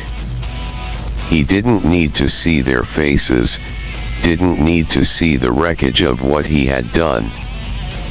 He knew it would always be there, burned into his mind, a reminder of what he had allowed himself to become. With a single twist of the throttle, Johnny rode off, the cycle kicking up dust and ash in his wake. The fire along his tires left a trail behind him, but the light was fading, just as his presence was. He didn't know where he was going, didn't know what came next. For the first time in a long time, he had no direction, no goal, nothing but the road ahead of him and the silence that followed. The city disappeared behind him as he rode into the night, the echo of his departure lingering in the air. He had been given a second chance, but what he did with it was still uncertain. He had faced the worst of himself, fought against the darkness that had consumed him, and for now, he had won. But deep down, he knew the battle was far from over. The road stretched endlessly before him, an uncertain path filled with possibilities and consequences. The Ghost Rider was still inside him, still bound to his soul, still watching, still waiting. The spirit of vengeance had been saved, but Johnny Vanduke still had to decide what kind of man he wanted to be. And as the night swallowed him whole, The question remained unanswered. Johnny rode into the night, the road stretching endlessly before him, the weight of his past trailing behind like smoke from an extinguished flame.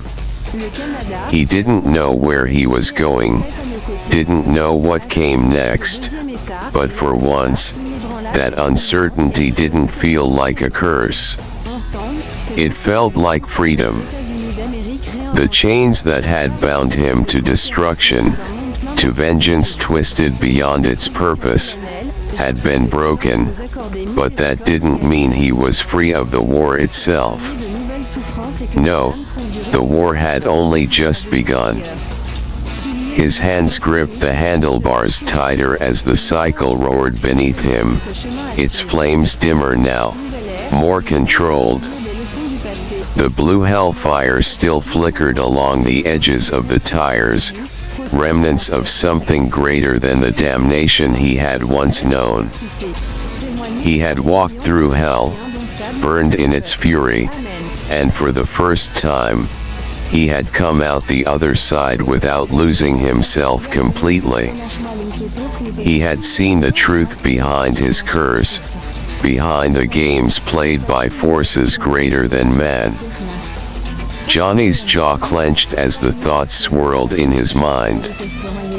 He had spent too long believing in destruction, in the idea that if he burned everything down, no one else would suffer under the weight of false hope, false justice. But he knew better now. He had seen the pieces move, had watched the devil and whatever sat on the other side play their endless, sick game with mortal souls, deciding who would suffer, who would be given salvation, who would be sacrificed to keep their power intact. But one thing hadn't changed. God and the devil had to pay for their games. For every deal made in the shadows, for every soul twisted and broken under the weight of their unseen war, for every life taken or damned by rules no man had agreed to. He had once thought the only way to win was to burn the board to the ground. Tear it all apart. Let the world reset itself in fire and fury. But no, that wasn't the answer. That was their answer. That was the solution they expected from him. Let the rider run wild. Let Johnny Vanduke lose himself in the chaos of it all. But Johnny wasn't playing by their rules anymore. He wasn't going to burn the board. He was going to steal it right out from under them. A slow smirk tugged at the corner of his lips as the flames around his tires flared, the engine rumbling like distant thunder. The world had always seen him as a demon, as a monster born from hell's wool, as a curse that could never be undone. Maybe that was true. Maybe he would never be anything more than the Ghost Rider. But now, he was going to be something new. Something God and the devil would fear. And as the night swallowed him whole, Johnny Vanduke disappeared into the darkness, a storm waiting to strike, a fire waiting to consume, a man with nothing left to lose and an entire universe to take from those who thought themselves untouchable. The game wasn't over. It was just about to begin. Johnny smirked to himself as the cycle roared beneath him, the fire along the tires flickering through the dark like a phantom's whisper. The open road stretched ahead, an endless void of possibilities, but for once, he wasn't rushing toward destruction. No, this time, he had something different in mind. If he was going to take the board from under the gods and devils that played with mortal lives, he needed to know exactly what kind of game they were playing. He needed to understand where he stood in all of this. He had spent too long riding blind, driven by rage and vengeance, without ever seeing the bigger picture. It was time to get caught up to speed. There was something out there, something bigger than just him, bigger than just this version of Johnny Vanduke. The rider had screamed it in the back of his mind more times than he could count, the pull towards something else, something greater. A history he didn't know, a past that didn't belong to him but somehow felt like it did. The pieces had always been there, just out of reach, the whispers of other riders, other Vandukes, other lives that carried his name but walked entirely different paths. So maybe it was time to stop ignoring it. He twisted the throttle, pushing the cycle faster, feeling the fire surge through the engine like a living thing. If there was one thing he had learned from all of this, it was that the universe had a way of giving him exactly what he needed whether he liked it or not. And right now, what he needed was answers.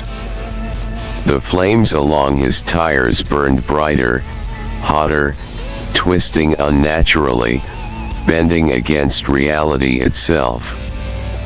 The world around him blurred, the edges of the road seeming to stretch, twist, bend in ways that didn't quite make sense. Johnny gritted his teeth as the air turned thick, the fire in his chest flickering with something new. He had done this before, hadn't he? Not on purpose, not like this, but the feeling was there, buried deep in his bones. The feeling of crossing over.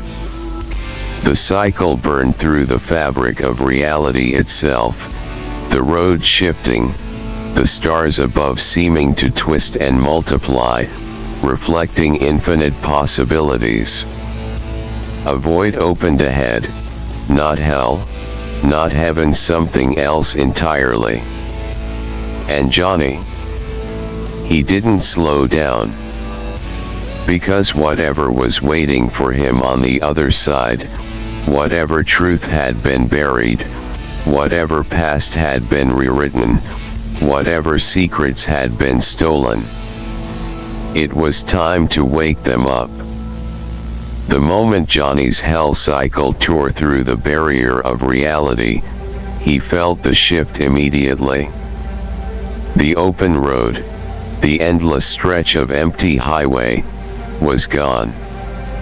Instead, he found himself riding through a space that shouldn't exist, a world between worlds, a convergence of countless realities stitched together into a single impossible location. The den. The base between the multiverse, the hidden refuge where all the Vandukes from across time, space, and reality gathered. It had no true form, no set structure. It shifted, constantly rearranging itself, one moment resembling a neon-lit city alleyway, the next a grand, Gothic cathedral. The walls pulsed with energy, flickering like static, reflecting the very chaos of the multiverse itself. Johnny hit the brakes, his tires skidding across the surface of reality itself, flames licking outward as he came to a stop. He barely had time to take in the surroundings before dozens of eyes locked onto him. Vandukes. All of them. From different timelines, different pasts, different fates, each of them carrying his name, his face, but shaped by completely different lives. The room went silent. Then, a voice broke the stillness. "Holy shit. A Vanduke in a patchwork bomber jacket, with glowing green radiation burns crawling up his arm, took a step forward, his eyes wide with disbelief. Johnny didn't recognize him, but somehow, he knew exactly who he was. Fallout Boy. Then another voice, rough and skeptical, followed. No way. This one was different. A Vanduke with a long coat made from what looked like old, tattered newspapers, his fingers still smudged with ink. He had the look of a man who had been digging through too many lies for too long. The storyteller. The original. Another Vanduke, this one looking young, too young, with wild hair and an old, oversized hoodie, stared at him with wide, almost fearful eyes.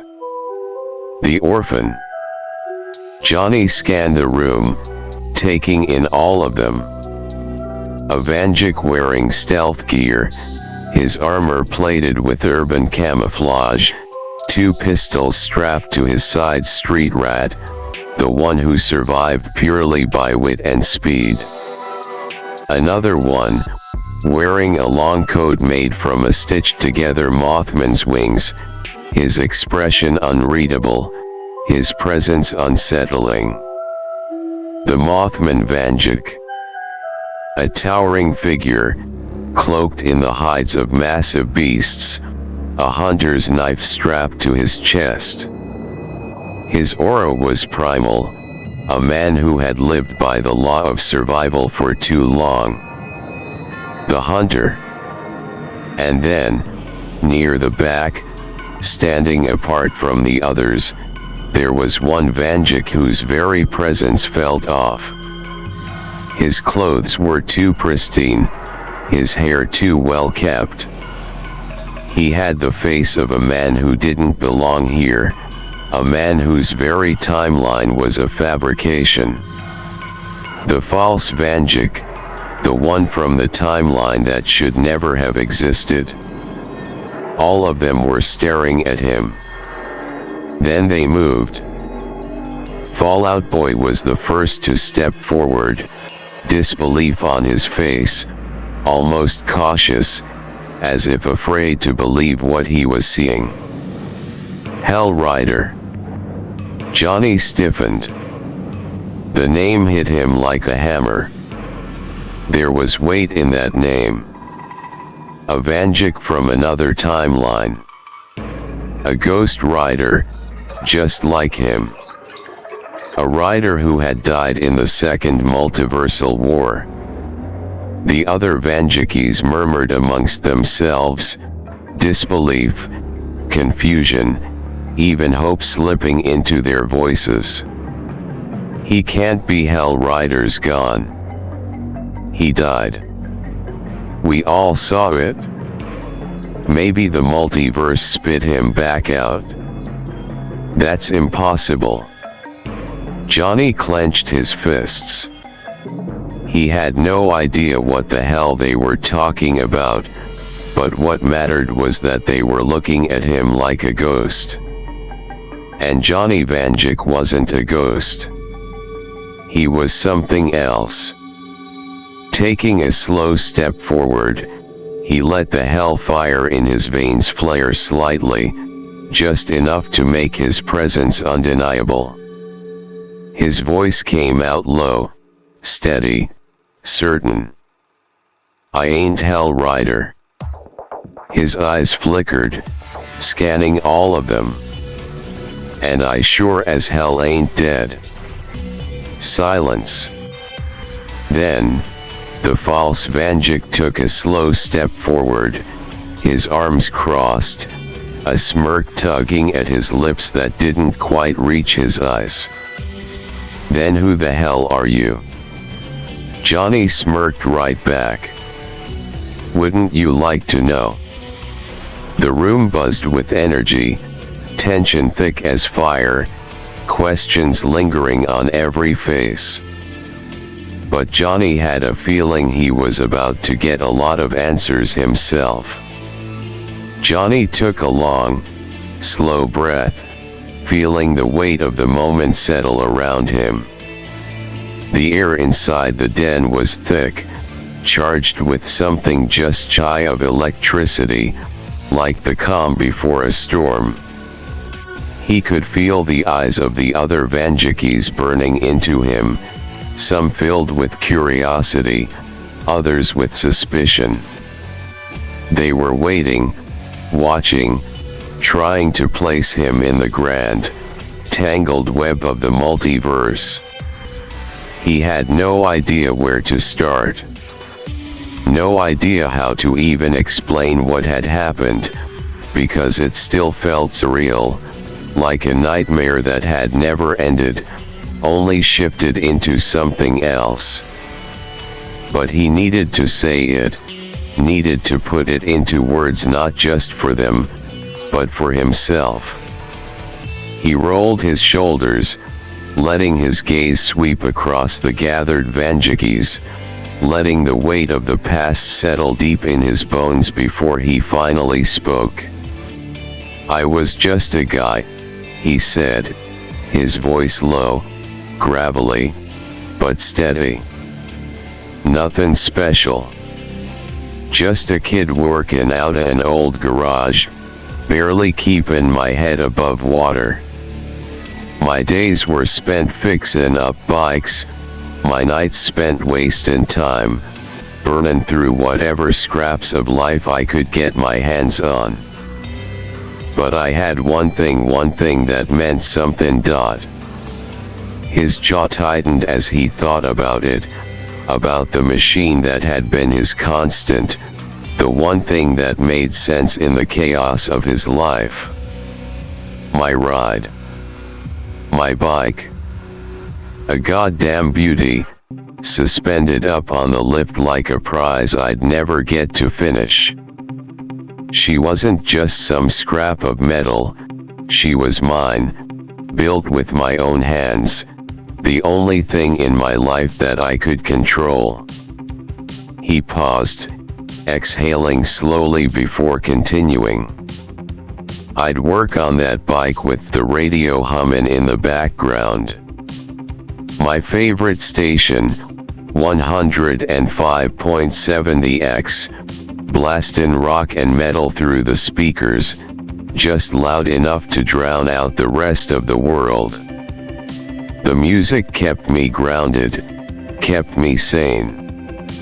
Until the talk shows came on. Until the news started running its mouth." He could still hear it now, the voices cutting through the static, the words that painted a picture darker than he'd realized at the time. The news anchors went on about the gangs, how the violence in Pennsylvania wasn't just getting worse, it was swallowing everything whole. Lancaster, Pittsburgh, Philly, all drowning in crime. State troopers stretched thin, cops in short supply, the National Guard being pulled in just to keep the streets from collapsing into war zones. And the names they threw around? Not just any gangs. Names pulled straight from nightmares. Johnny's grip on his own jacket tightened as he recounted the list of monsters walking free in his city. The Hand. The Magi. The Owl's Crew. The freaking Hell's Bells. These weren't just street thugs. These were the kind of people that should have been dead, buried, or locked up in a hole so deep that the sun forgot their faces. But instead, they were growing bold, talking territory, killing whoever got in their way. The world was falling apart, and there was no one left to stop it. He shook his head, the memories burning behind his eyes. "I remember thinking, we need someone. We need a real bastard to clean the city up. And I laughed to myself, because heroes don't come to places like Lancaster. No Iron Man, no Spider-Man, no freaking Captain America. Nobody gave a damn.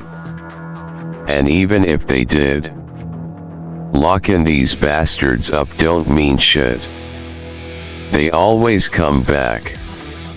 Always break out. The system's broken, and the only way to stop these people is to put them down. Johnny exhaled, his next words coming out like an echo from another life. I remember joking to myself, wish we had the Punisher here. He let those words hang in the air, let them settle heavy on the gathered Vandukes. Some of them nodded, understanding too well. Some of them just waited for him to continue. His fists clenched as the story moved forward, as it drifted to the last moments he ever lived as just Johnny Vanduke. I left the garage that day. Took my bike out on the road, riding through the city, seeing the same broken streets, the same busted neighborhoods, the same people struggling to breathe in a place designed to choke them out. I rode for hours, thinking, trying to push away the anger, telling myself it wasn't my problem. And then, I left Lancaster. Took the road out to Columbia, PA. Just riding to ride. I never made it home. His voice dropped lower, heavier, each word laced with something darker than the fire that lived inside him now. They were waiting. Out nowhere, metal wire strung across the road. My bike stopped cold. I didn't. The air in the den felt heavier, charged, as the other Vandukes listened, silent and still. I went flying. His jaw clenched. And I died on impact. He let the words sit there. A moment of silence stretched, thick and unbroken. The story wasn't done. Far from it. But this was where Johnny Vanduke ended and where something else took his place. Johnny lifted his gaze, scanning the room, locking eyes with the faces of his own fractured existence. He saw how they were processing his words, how some of them had heard this kind of story before. But none of them had lived his. And now, for better or worse, they were about to hear the rest. Johnny let his words hang in the air for a moment, the weight of them pressing down on the gathered Vandukes like a heavy fog. The silence that followed wasn't one of disbelief, but of understanding. They had all seen death in some way, had all faced the abyss at some point in their fractured, chaotic existences. But this was different. His death wasn't the end. It was just the beginning. He leaned forward slightly, his fingers curling over the edge of his bike's handlebars as he exhaled, his voice steady but laced with something raw, something deeper than pain's certainty. When I died, something happened. His gaze flickered across the room, settling on the ones who seemed to understand too well. The Mothman Vanduke, his glowing eyes narrowing slightly, the orphan, his small frame tense as if bracing for something inevitable, even the false Vanduke, his smug posture faltering for just a second. They knew. They had seen echoes of this before. In a lot of your timelines, the devil? He's just a myth. A story. A legend for religions to give you someone to fear. A name to throw around when things go wrong.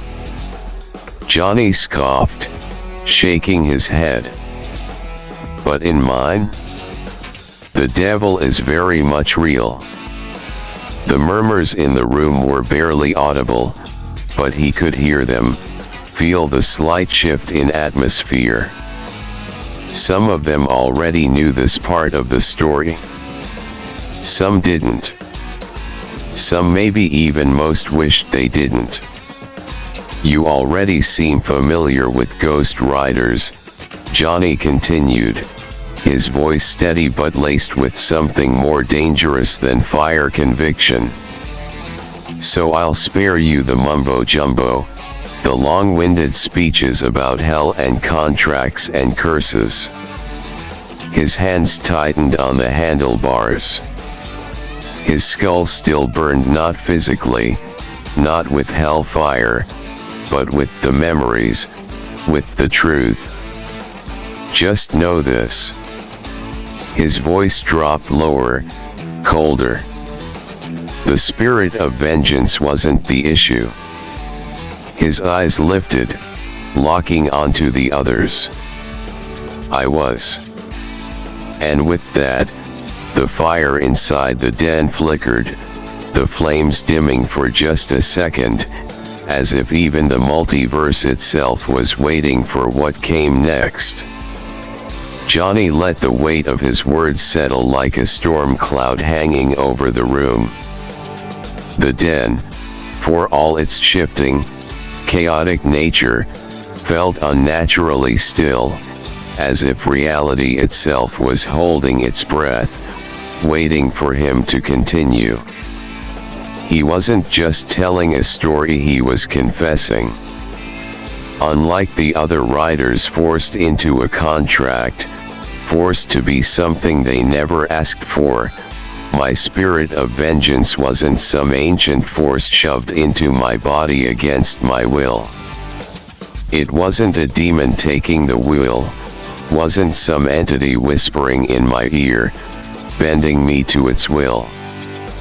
His voice was steady, unwavering, but laced with something deeper, something raw. No, my spirit of vengeance was my own damn soul. The reaction among the Vandukes was immediate. Fallout Boy shifted uncomfortably, his burnt, radiation-scarred fingers twitching slightly as he processed the words. The orphan's expression darkened, his lips pressing into a thin line, the weight of what that meant sinking in deeper than most would understand. Even Street Rat, always the cocky, unbothered type, tensed, his fingers hovering near his weapons like instincts were screaming at him. Johnny took a slow breath, his grip tightening around his bike's handles. But here's the thing. After the undeath, after I rose from my very short grave, the mind and body weren't on the same page as the soul anymore. My soul, it was still the spirit of vengeance, still what it had always been. But my mind and body. His jaw clenched, the fire in his chest threatening to flare. They were angry. Corrupt. He could still feel it, the seething, endless rage that had consumed him in those first few days, that had twisted everything inside him into something monstrous. They were full of sin. And the worst part, I didn't fight it. I embraced it. His voice darkened, the edges of his words burning with memory. The man known as Johnny Vanduke, he didn't want justice. He didn't want balance. He didn't want to play his role as some cosmic hand of punishment, deciding what sins were worth burning and which ones weren't. He lifted his gaze, staring down the other Vandukes, making sure they understood exactly what he was saying. No, I wanted to burn the whole goddamn world down. Silence. Somewhere in the back, the false Vanduke let out a slow, measured breath, his arms still crossed, but for the first time, his smug demeanor was gone. The others didn't speak, didn't interrupt. Even Thor's Vanduke, the one draped in beast hides and carrying the aura of something primordial, simply watched. Listening. Waiting. Johnny continued. No victim was unnecessary. There were no innocent bystanders, no people too small or too weak to be spared. No city worth saving, no lives worth preserving. Because in my mind, they were all part of it. The game. The cycle. The endless, rigged system. His voice was steady, but the pain beneath it was impossible to ignore. This wasn't just about sin. It wasn't about vengeance. It was about the rigged board, the hands that moved the pieces, the monsters pretending to be gods. He inhaled sharply, his next words filled with something darker than hellfire itself. It was all to put an end to God and the devil's games. The blue flames from before flickered in his eyes, not burning uncontrolled, but fierce and sharpened, like a blade finally honed to its purpose. Johnny had been a monster. A destroyer.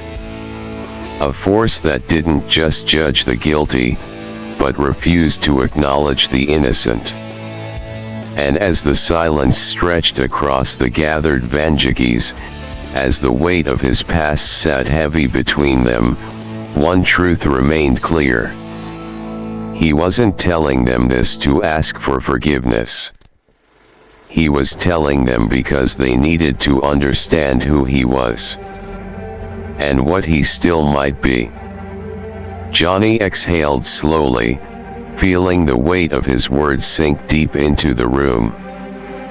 The Vandukes before him, each hardened by their own battles, each shaped by the multiverse in ways he couldn't begin to understand, stayed silent, absorbing his story. But they weren't just listening. They were analyzing, piecing together what this meant for them, for him, for the grander scheme of things. The heroes of my world tried to stop me. His voice was steady, but laced with something heavier than regret. He wasn't looking for sympathy. He was just stating what happened. For you guys, they're just stories. Comic book characters. Movie icons. Names on a page. But in my time, they were real. Flesh and blood. They bled, they fought, and they died like anyone else. He could still hear the shield breaking under his flames, the repulsor screaming as Stark threw everything he had at him, the arrows, the gunfire, the lightning crashing down. They weren't gods. They weren't infallible. But they fought like hell. They only slowed me down. Johnny's fists clenched at the memory, at just how close they had come to stopping him.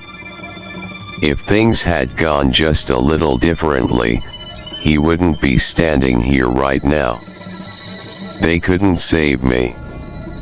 Couldn't stop me.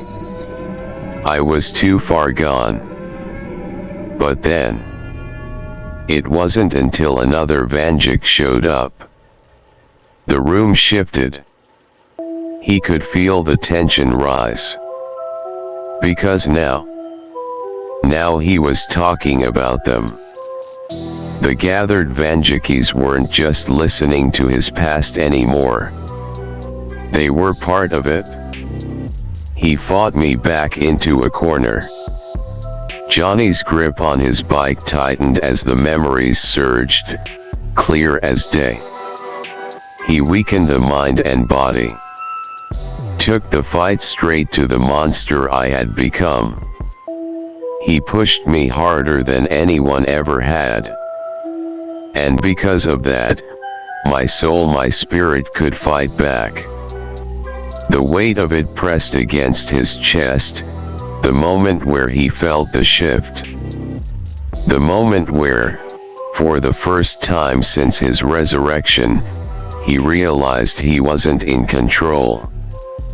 And eventually, I broke through. The flames flickered around his fingers, not wild, not uncontrollable. Pure. Controlled. A fire reborn. I expelled the mind and body that used to be Johnny.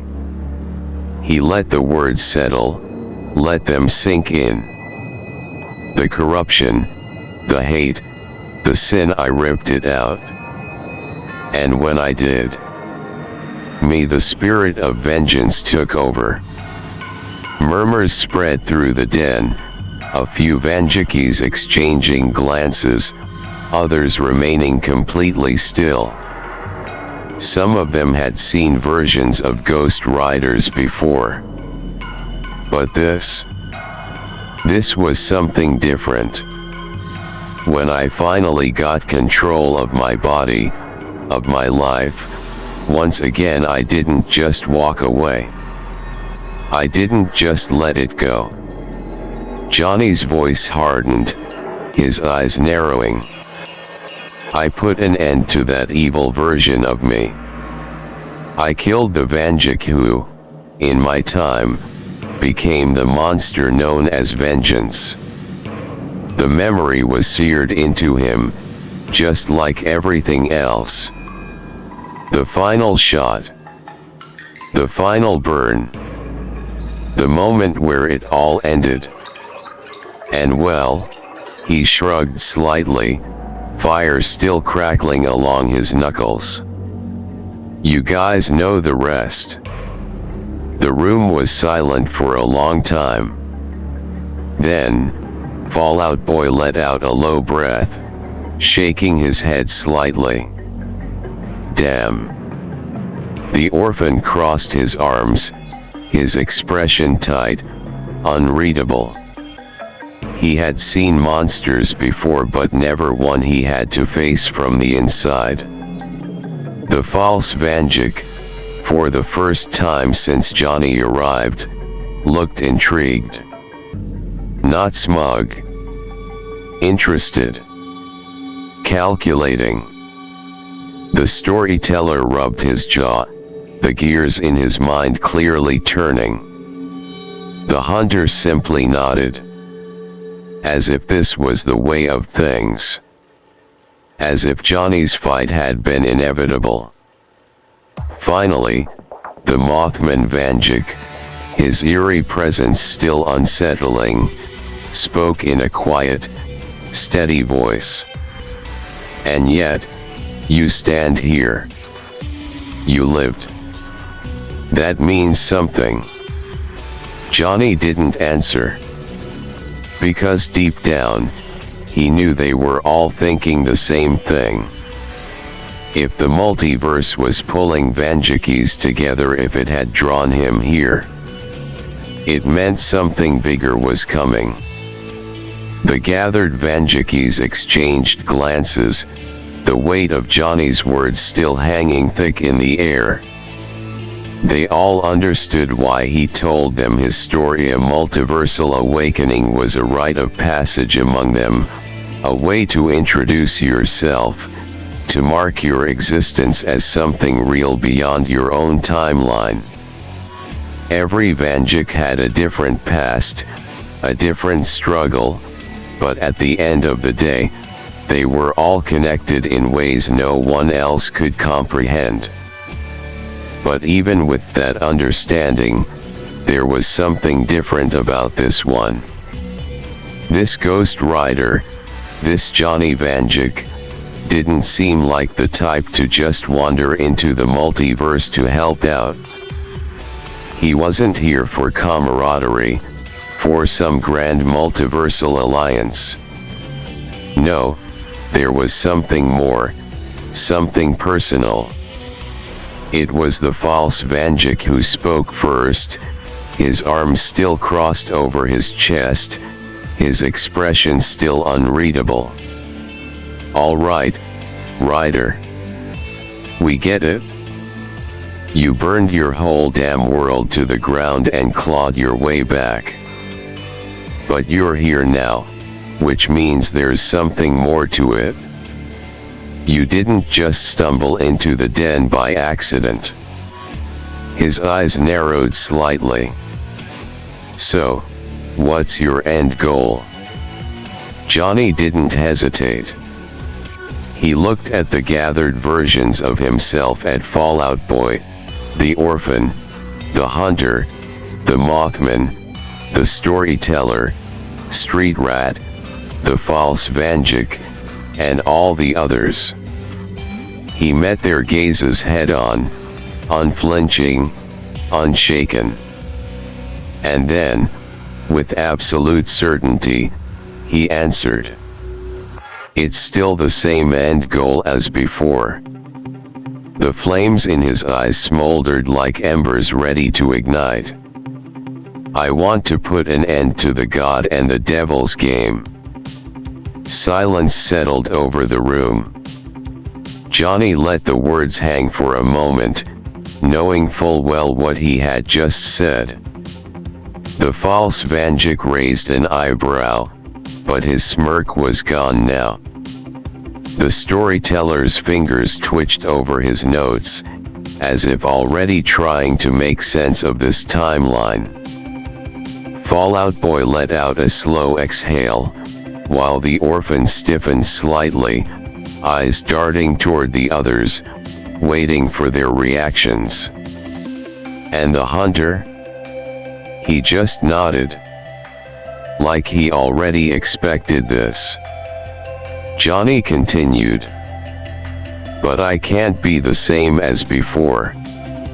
His tone shifted slightly, his voice steady, controlled, no longer filled with reckless fury.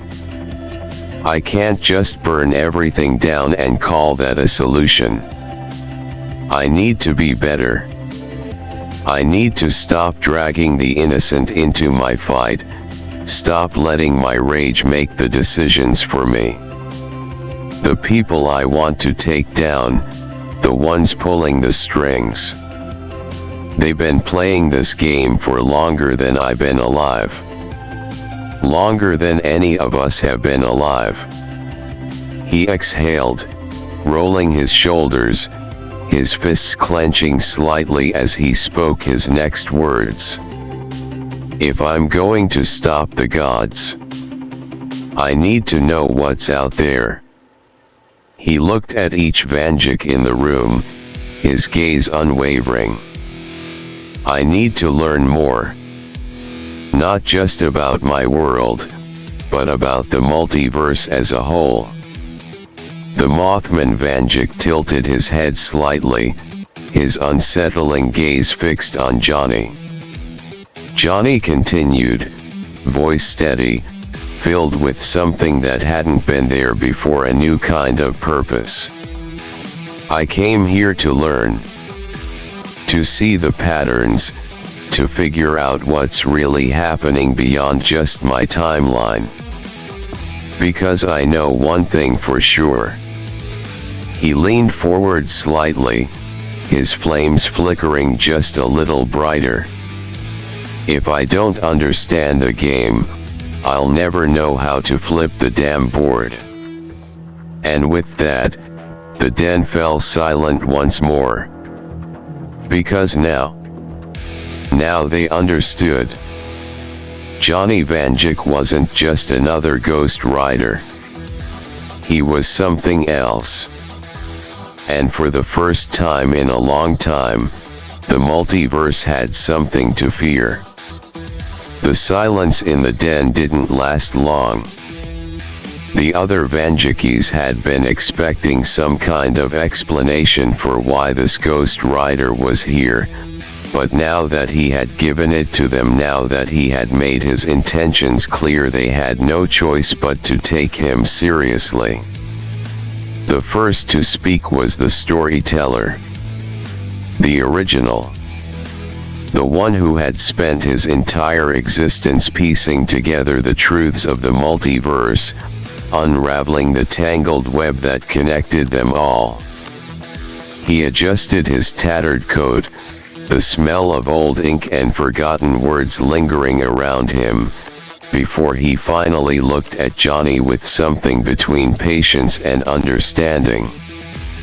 "You came here to learn," the storyteller mused, rubbing his jaw. "That means we start at the beginning." His voice was steady. Practice. This was a lesson he had given many times before. He glanced at the others before focusing fully on Johnny. "First thing you need to know is this: you're not the only Johnny Vanduke.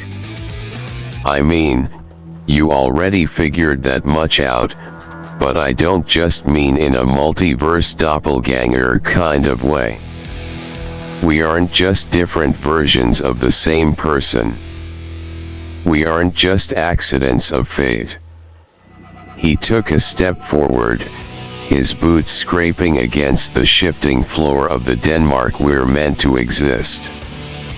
"Every single one of us." Fallout Boy leaned against a broken wall, arms crossed. "Doesn't mean we all had the same path," he added. "Some of us grew up in cities, some in wastelands, some in places that barely count as Earth anymore. Some of us were heroes. Others, not so much." The orphan, the youngest of the group, spoke next, his voice quieter but firm. "But we all have a role. We are constant. No matter what timeline, no matter what universe, there is always a Johnny Vanduke. We are fixed points in time. We change, we adapt, but we are always here." Johnny's eyes narrowed slightly as he processed their words. He had expected something along these lines. After all, he had just met them all, standing right in front of him, but hearing it laid out like this was something else entirely. "So what? We're just some kind of necessary component of reality?" Johnny asked, his voice low. "More than that," the false Vanduke spoke up this time, stepping closer, his presence cold but calculated. "We're observers. Actors. Fixers. Destroyers. Some of us watch the timeline to make sure things stay intact. Others." He smirked slightly. "We break things that were never meant to exist." The hunter nodded. "Every Vanduke has a purpose, even if they don't know it. We survive. We persist. We are always at the center of something bigger." His voice was deep, like a man who had spent his entire life on the hunt for truths most people were too afraid to acknowledge.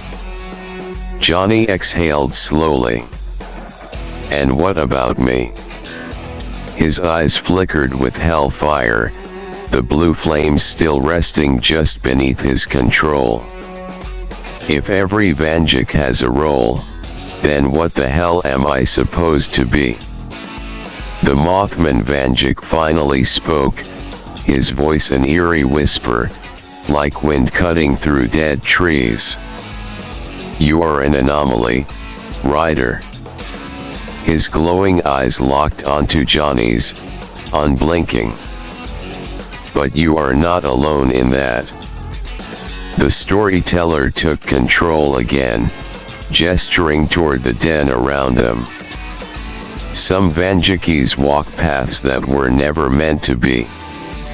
Some break free from what was supposed to be written.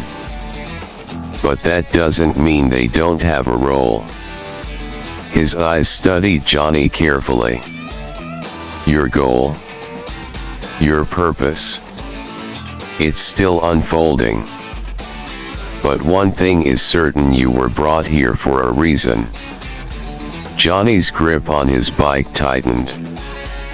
He had spent so long believing he was outside of fate, outside of the system, fighting against it all alone.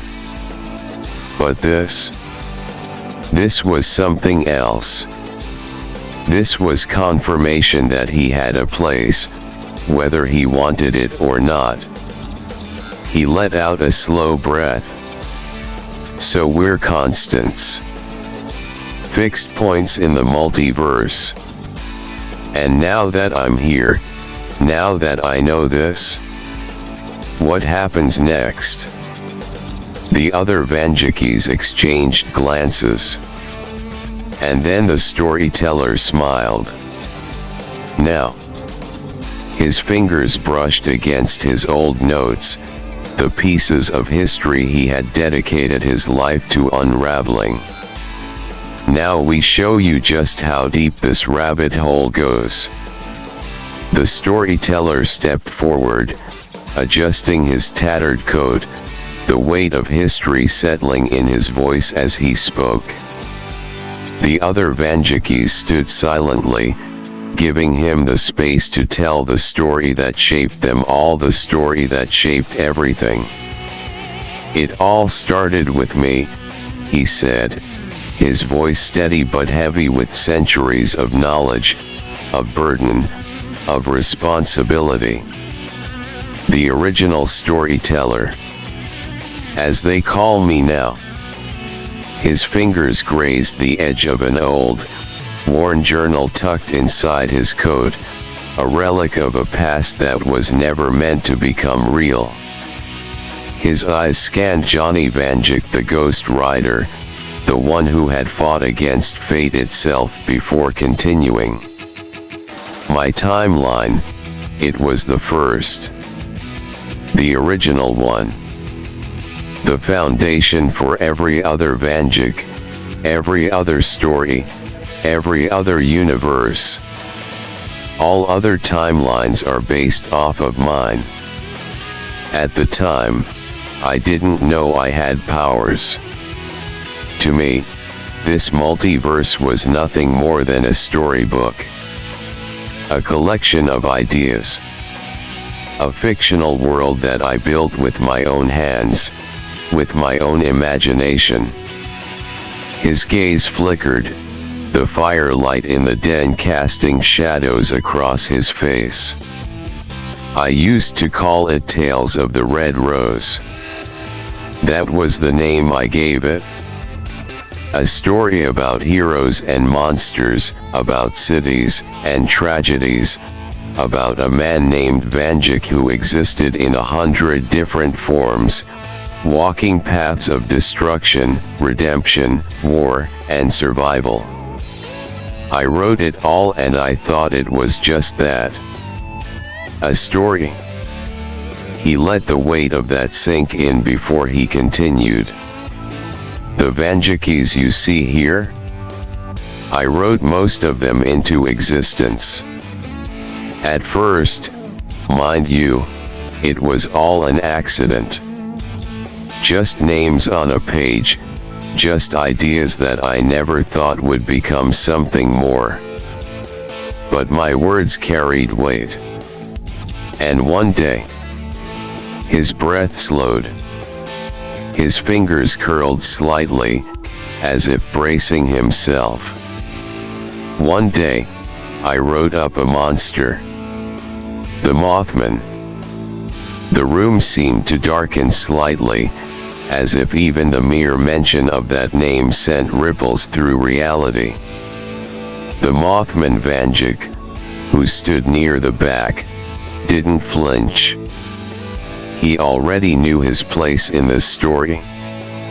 My powers. The storyteller's voice grew lower. They brought it to life. Johnny frowned, the hellfire in his veins pulsing as he listened. But that wasn't what set everything in motion, the storyteller continued, his gaze drifting to the Mothman Vanduke, his voice laced with something deeper than regret. It was the Mothman's tampering that did it. The way it twisted my world, the way it bled into everything I had created, turning my simple, contained stories into something unstable. Reality fractured. The stories I wrote weren't just words anymore. They were lives. Johnny processed the words, his mind turning over the implications. A writer who could make reality itself take shape. A man whose thoughts became worlds. And after that, he asked, his voice rough. The storyteller's lips pressed into a thin line. I stopped writing stories a long time ago, he admitted. I stopped trying to shape it, stopped trying to control it. But the multiverse grows continuously. His eyes flickered, the weight of his own creation pressing on his shoulders. And every day, we find more Vandukes. More stories are made. More timelines are created. It doesn't stop. It never stops. He took a slow breath. You wanted to know why you're here? This is why. You, Johnny Vanduke the Ghost Rider, you're part of something bigger than just vengeance, bigger than just hell and its damnation. You were written into something greater, whether you wanted it or not. And now, his gaze locked onto Johnny's, unwavering, unflinching. Now you have to decide what to do with that knowledge. Johnny's voice cut through the heavy silence, his question laced with something that wasn't anger, wasn't disbelief, just realization. So in a way, the God and the devil of my time. His eyes locked onto the storyteller, the flames in his sockets flickering, but they didn't burn out of control this time. They're all an accident. The storyteller's expression remained unreadable, but something in his posture shifted. A quiet understanding passed through the room. The other Vandukes didn't speak, they were waiting, just as much as Johnny was, for the truth to be laid bare. The storyteller sighed, his fingers brushing the edge of his old, tattered journal, the one that had unknowingly shaped everything. Yes. And no, he finally answered. His voice was careful, measured. They were never supposed to be. But the moment they were, they became just as real as you and me. He straightened slightly, his eyes locking onto Johnny's with unwavering certainty. I didn't write a god. I didn't write a devil. But something somewhere filled in the blanks. The multiverse doesn't like empty spaces. It doesn't like questions that don't have answers.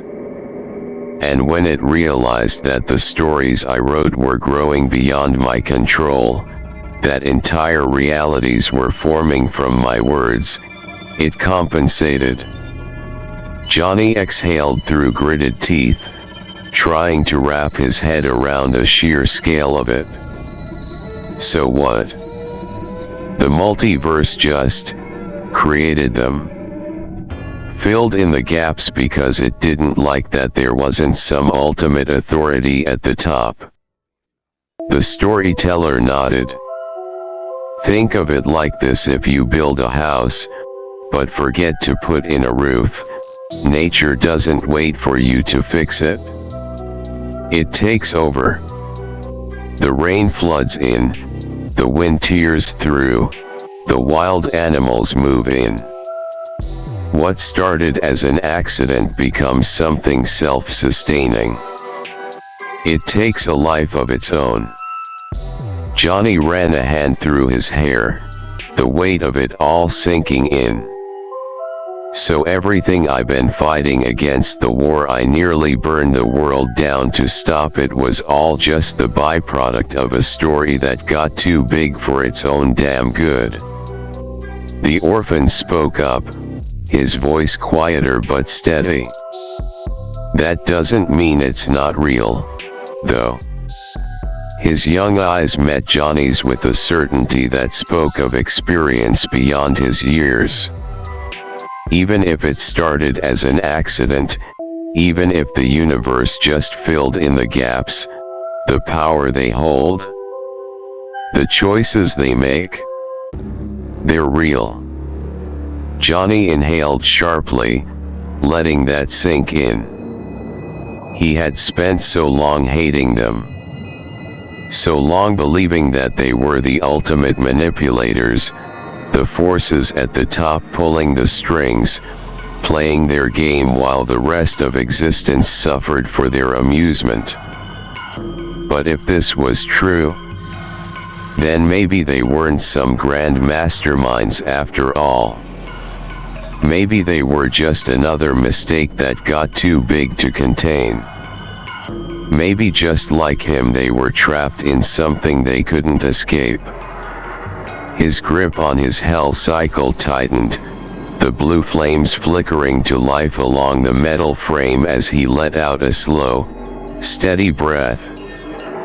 So if they weren't meant to exist, then that means they can be stopped. The false Vanduke smirked slightly. Now you're asking the right questions. The storyteller simply nodded.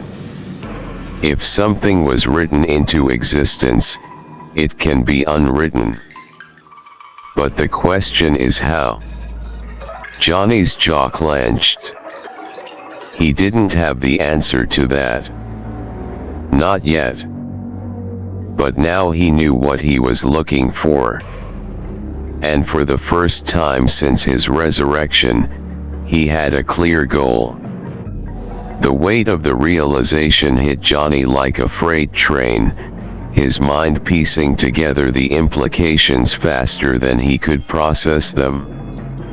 His breath came slow, measured, but his voice carried the sharp edge of something more dangerous than rage. Certainty. Are you telling me? He started, his grip tightening on his hell cycle's handlebars, the metal groaning under his fingers. His hellfire, now a controlled, eerie blue, flickered around him, reacting to the sheer gravity of the question forming in his mind. Are you telling me that in time, the God and the devil of my timeline? He lifted his gaze, locking eyes with the storyteller, with all of them. Are you telling me they could one day spill over and turn the whole damn multiverse into their game? The room shifted. The den, already a place built outside of normal space, felt like it darkened, like reality itself was taking a deep breath, bracing for the answer. The storyteller didn't answer right away. He held Johnny's gaze for a long moment, his fingers brushing the frayed edges of his old journal, the book that had unknowingly shaped everything. When he did speak, his voice was slow, deliberate. "I don't think they could." He let the words hang for a second. "I think they already are." The temperature in the room seemed to drop. Fallout Boy pushed off the wall he had been leaning against, his usual smirk completely gone. The orphan's hands curled into fists at his sides. The Mothman Vanduke remained stone still, unreadable, but the eerie flicker of his insectoid gaze betrayed something deep beneath his surface. The false Vanduke was the only one still smirking, but it wasn't cocky this time. It was knowing. Johnny felt his flames ripple outward as the storyteller continued. They were never meant to exist. But once something is written into the fabric of reality, once it becomes real, it stops being bound by the limits of its original purpose. Your God. Your devil. They were just filling in the blanks of your timeline. But the longer they've existed, the more they've learned, the more they've adapted. His expression darkened. And now, I think they've figured something out that none of us realized until it was too late. Your timeline isn't a cage. It's a door. Johnny's entire body locked up. His knuckles went white on his Hell Cycle's grips, the revelation sending something cold through his gut. "Then what the hell are we waiting for?" he growled, his flames sparking higher for just a moment before he reined them back in. "If they're spilling out, if they're already trying to spread their game to the multiverse, then we need to shut that door. Now." The hunter, who had been silent up until now, finally spoke, his voice like a distant storm rolling in. Easier said than done. His sharp eyes met Johnny's. The multiverse doesn't work like a battlefield. It moves. It expands. You can't just walk in and kill an idea. The false Vanduke chuckled under his breath, shaking his head. "No. But maybe we don't have to kill it." His gaze flickered toward the storyteller. "Maybe we just have to do what he did." Johnny's flames flared sharply. "And what the hell does that mean?" The storyteller exhaled slowly, his fingers tightening around his journal. "Maybe we have to rewrite the ending." Silence. The den seemed to hold its breath. Johnny's jaw tightened. He didn't know what that meant yet. But one thing was crystal clear. The war he thought he had already fought and won? It was only just beginning. The silence that followed was thick, charged with something too heavy to name, too volatile to contain. The gathered Vandukes had spent so long contemplating the grand scale of things, debating, strategizing, and playing their roles in this endless multiversal web. But Johnny had never been the waiting type. A slow, crooked grin curled at the edges of his lips as he reached for the handlebars of his Hell Cycle, fingers curling around the grips like they were an extension of his own being. The flames flickering around the machine roared to life as he pulled himself onto the seat, the heat pulsing beneath him like a living thing, hungry for the road ahead. He glanced around the room, eyes blazing with a fire that wasn't just hell's curse anymore, it was his own. "Well, Vandukes." His voice carried through the den, dark and unapologetic, cutting through the weight of their talk like a blade to the throat. "I think you all forgot one thing." His grip tightened on the throttle, the hellfire coiling around his fingers, twisting like a viper ready to strike. Hell doesn't wait. The flames around him surged as the blue-tinted hellfire engulfed the cycle, licking at the floor, the walls, even the very edges of reality. The other Vandukes watched, their expressions mixed, some with understanding, others with concern. But none of them tried to stop him. Because they knew. This Johnny wasn't here to be a protector. He wasn't here to theorize about rewriting stories or fixing what had been broken. He was here to end the game. His eyes narrowed, his gaze flickering to the storyteller one last time, then sweeping across the others. His voice dropped lower, darker, the last whisper of humanity fading away. "When I get my hands on those cursed immortals." He leaned forward slightly, revving the engine, the growl of the hell cycle filling the den like a death knell.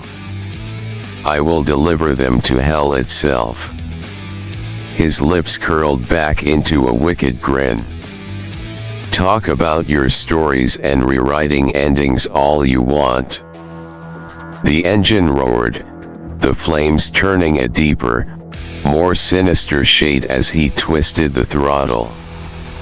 "I don't have time to wait and ponder." Then the shift. The fire around his body erupted, swallowing him whole in a blaze of blue-white fury, bones breaking, reforming, flesh searing away into something far worse. The Ghost Rider emerged. His skull gleamed in the dim multiversal glow, his hollow eye sockets smoldering like twin furnaces, his voice warping into something that shook the very foundation of the den. "Play protector all you want." The flames around him exploded outward, scorching the edges of reality itself, the cycle vibrating beneath him with pure, untamed fury. "I got a game to end and a timeline to save." And with that, he slammed the throttle forward. The hell cycle lurched forward, reality splitting open around him, fire tearing through the very fabric of the den as he ripped through space itself, leaving nothing but a trail of blue hellfire in his wake. And then, he was gone. The den stood in silence, the other Vandukes watching as the remnants of his fire flickered out. The storyteller let out a slow breath, his fingers tapping against the cover of his journal. "He's going to shake the whole damn multiverse apart," Fallout Boy muttered, running a hand through his hair. The false Vanduke smirked, his arms crossed. "Good. About time someone did." The hunter simply nodded, watching the space where Johnny had vanished. Because they all knew. Wherever that Vanduke was going, whatever fire he was about to set loose upon reality itself, there was no putting it out. Johnny rode through the in-between, the empty space where reality bent and time became meaningless. The roar of his hell cycle was the only sound in the void, its flames cutting a path through the ethereal highways that connected the multiverse. He had never seen anything like this, not in his timeline, not even in hell itself. He looked out into the distance, his hollow sockets narrowing as he gazed at what he now understood to be his own timeline, stretched out before him like a living thing. Branches. Countless branches. Each one was a different reality, a different version of the same story, splintering off in directions he could barely comprehend. But the more he looked, the more he understood. Strange was right. His voice echoed, low and contemplative. There were only a handful of timelines for him. He counted them 1, 2, 3, maybe 4 that truly mattered. But what hit him the hardest was what they showed him. Most of them didn't look good at all. His grip on the throttle tightened, a slow burn of realization crawling through his chest like fire beneath the surface.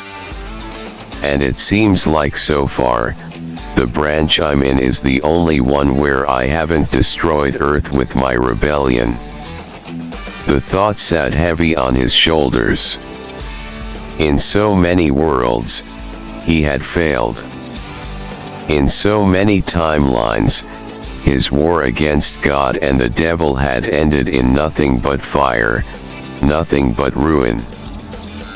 But then he saw something else. Something worse. Shadows. Not just the natural darkness between the timelines, not just the empty void of space, actual, living shadows, clinging to some of the branches like blackened tendrils, twisting around them like parasites. His flames flickered as he leaned forward, trying to see it more clearly. Wait a damn minute. Some of these timelines weren't just bad. They were cloaked. Something or someone was hiding them. His skull tilted slightly, his instincts screaming at him that this wasn't just some anomaly. This was deliberate. And then, a voice. Deep, mechanical, but filled with something ancient. A voice that seemed to speak not just into his ears, but into the very fabric of his mind. VCSN. Yes, that's the thing, isn't it? Johnny's hellfire flared instinctively, his entire body tensing as the voice cut through the emptiness. You're not wrong, Ryder. The voice was calm, but beneath it, there was something else. Something watching. That God and that devil, they are the evil you theorize. Johnny's grip on the handlebars tightened. They want power over more than you can think. The shadows around the cloaked timelines shifted, pulsing like a heartbeat. These dark timelines. I've been sealing them in. Johnny's flames crackled, the energy pulsing around him as he listened. Making sure they can't get out. The weight of those words hit him like a sledgehammer. He had seen the worst of what his own rebellion could become. He had seen the price of his war. But now, he was staring at something even worse. Something so dangerous that even the Vanduke call sign network itself had to lock it away. And Johnny had the sinking feeling that whatever was inside those timelines wasn't meant to stay there forever. Johnny's grip tightened on the throttle as the voice echoed through the void, wrapping around him like a whisper from something beyond time itself. The hellfire in his bones flickered, reacting not with rage, not with chaos, but with something else. Something close to purpose. Save your world, Johnny. The words rang heavy. Not a command. Not a plea. A directive. Save your timeline. His hollow eyes burned brighter, the deep blue fire roaring to life as he took in the darkened, cloaked branches of his existence. These weren't just dead realities. These were sealed realities. Locked. Hidden. And if VCSN had gone to the trouble of keeping them that way, then that meant one thing. Something inside them wasn't meant to be freed. Johnny's jaw clenched. He had spent so much of his new existence thinking his war was only against two things: God and the devil of his world. He had built his rage, his vengeance, around that singular truth. But if these timelines were corrupted, if they were being held back by something bigger, something older, something that could spill out if he failed, then this fight wasn't just about burning down their game anymore. It was about keeping the board from collapsing entirely. He exhaled sharply, revving the hell cycle, the flames around it erupting, cutting through the fabric of space like a blade. His path was clear now. He wasn't just a soldier in this fight. He was the last line of defense. Save my timeline.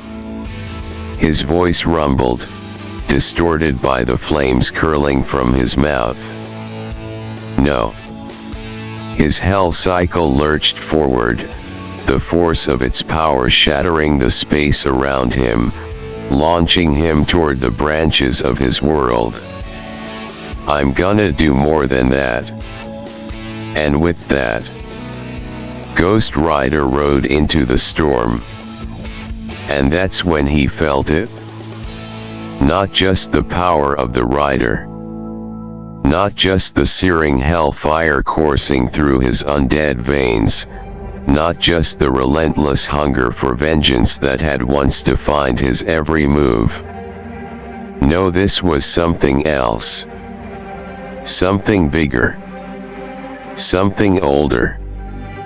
The power of the Vandukes. It hit him all at once, like a floodgate bursting open, like reality itself was finally acknowledging what he truly was.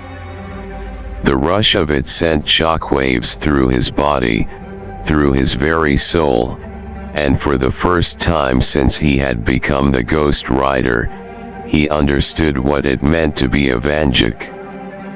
His vision changed.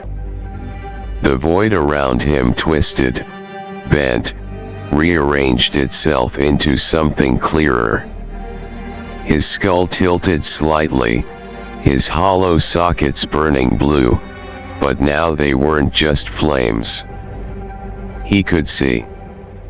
Not just with his eyes, not just with instinct, but with night sight. The ethereal vision. He wasn't just looking at space and time anymore, he was inside it. He could see the timelines spread before him like an open book, could see the flow of events, the way choices rippled outward, the way one action branched into countless others. The way some timelines, the cloaked ones, were wrong. Something inside them shouldn't exist. And he could see the movement in them. They weren't just sealed away. They were trying to break out. His grip tightened on the hell cycle, but it didn't stop there. His body felt different. Stronger. Faster. Unchained. The speed was unlike anything he had ever known. The wind didn't press against him because there was no atmosphere that could bind him. The laws of physics, of space, of time itself, they meant nothing now. He could move through them. Through everything. But then he felt the last piece fall into place. The most important piece. The call sign.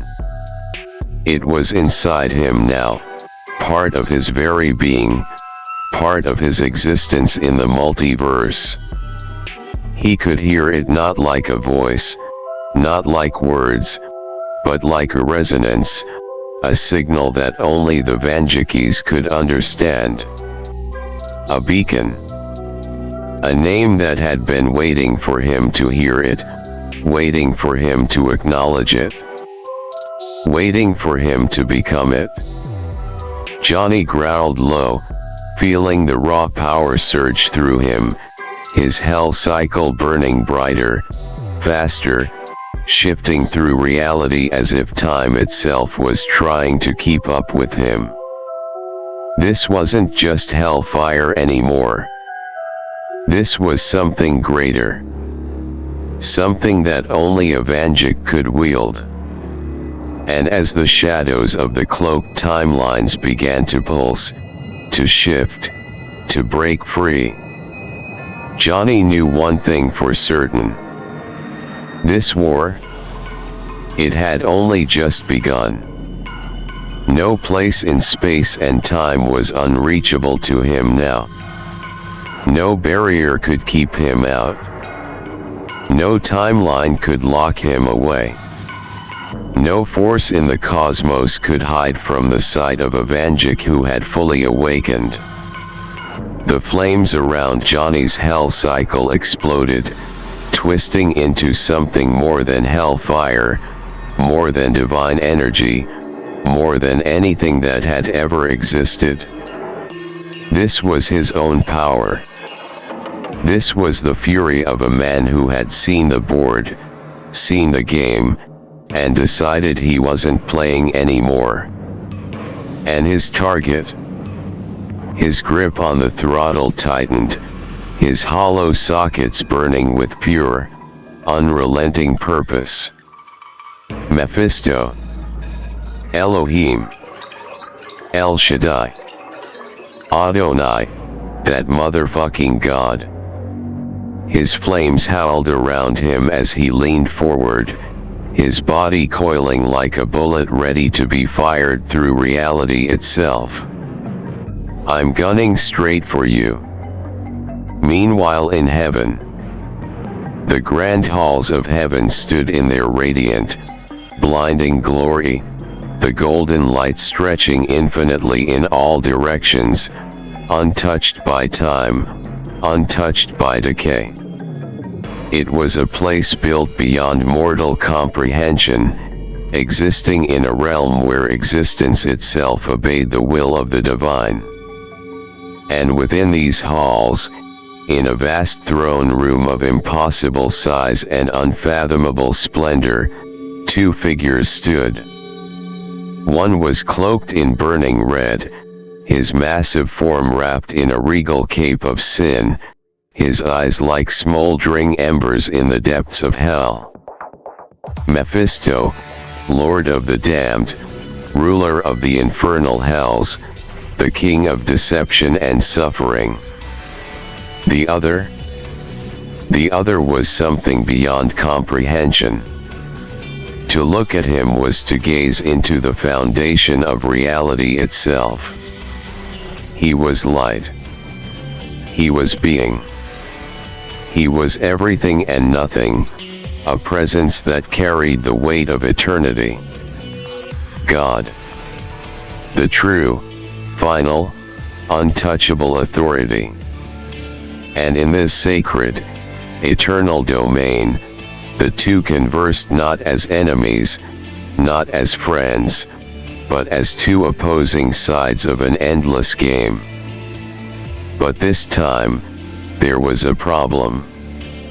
This time, the game was being threatened. Mephisto's face was twisted with frustration, his usual confidence tainted with something dangerously close to uncertainty. His fingers drummed against the armrest of a seat he had no right to sit in, his ever-present smirk nowhere to be found. Across from him, the impossible figure of God himself watched with cold, unwavering judgment. It was God who spoke first. "You messed up big time, my lesser half." His voice was not a voice. It was absolute. It was existence itself speaking. It wasn't loud, but it carried the weight of an entire universe. Mephisto scowled, shifting in place. "Spare me the theatrics, old man. You knew damn well I'd make another rider eventually." His sharp teeth bared in something almost like a smirk, but there was no real confidence behind it. "Besides, you and I both know he should have been just like the rest." God's form remained still. Yet he is not. Mephisto's smirk finally faltered. God's presence grew heavier. It was not anger, not wrath, but something worse. It was certainty. "You made a rider not bound to rules." His gaze bore into the demon before him, into the fallen being that had once stood among his greatest creations. "Even for you, that was an oversight." Mephisto's fingers curled into fists. He was not afraid. Mephisto did not know fear, not in the way mortals did. But this was the closest thing to it. Because he had made plenty of mistakes in his eternal existence. But none of them had ever been quite as dangerous as this. He swallowed his frustration, forcing his smirk back into place as he leaned back, exhaling a slow, measured breath. All right. We get it. I fucked up." His fingers tapped against his seat again. "But the real question is..." His smirk vanished completely. "Can we even stop him?" Silence. True silence. Because neither of them had the answer to that. And for the first time in all of existence, God and the devil realized they might have made something they couldn't control. Mephisto's fingers twitched, the weight of the question hanging heavier than even he expected. His usual theatrics, his smug confidence, all of it was gone. Because for once in his infinite existence, he didn't have the answer. The silence stretched between them, unnatural, suffocating. Even in a place where time was meaningless, this moment felt like it dragged for an eternity. Finally, Mephisto exhaled sharply, his smirk twitching back to life, but this time, it was forced. He leaned forward, red eyes gleaming with something dark and unreadable. "Tell me, old man." His voice was smooth, but there was a distinct edge to it. "Have you ever felt genuine uncertainty before?" He tilted his head slightly, watching the unmoving, unfathomable form of God. Because I'm starting to think you have now. God did not respond immediately. He did not shift. Did not react. Because he did not need to. This is not uncertainty. His voice was existence. This is inevitability. Mephisto's smirk twitched. His fingers curled tighter into his palm, nails nearly digging into his own skin. That was the thing about God.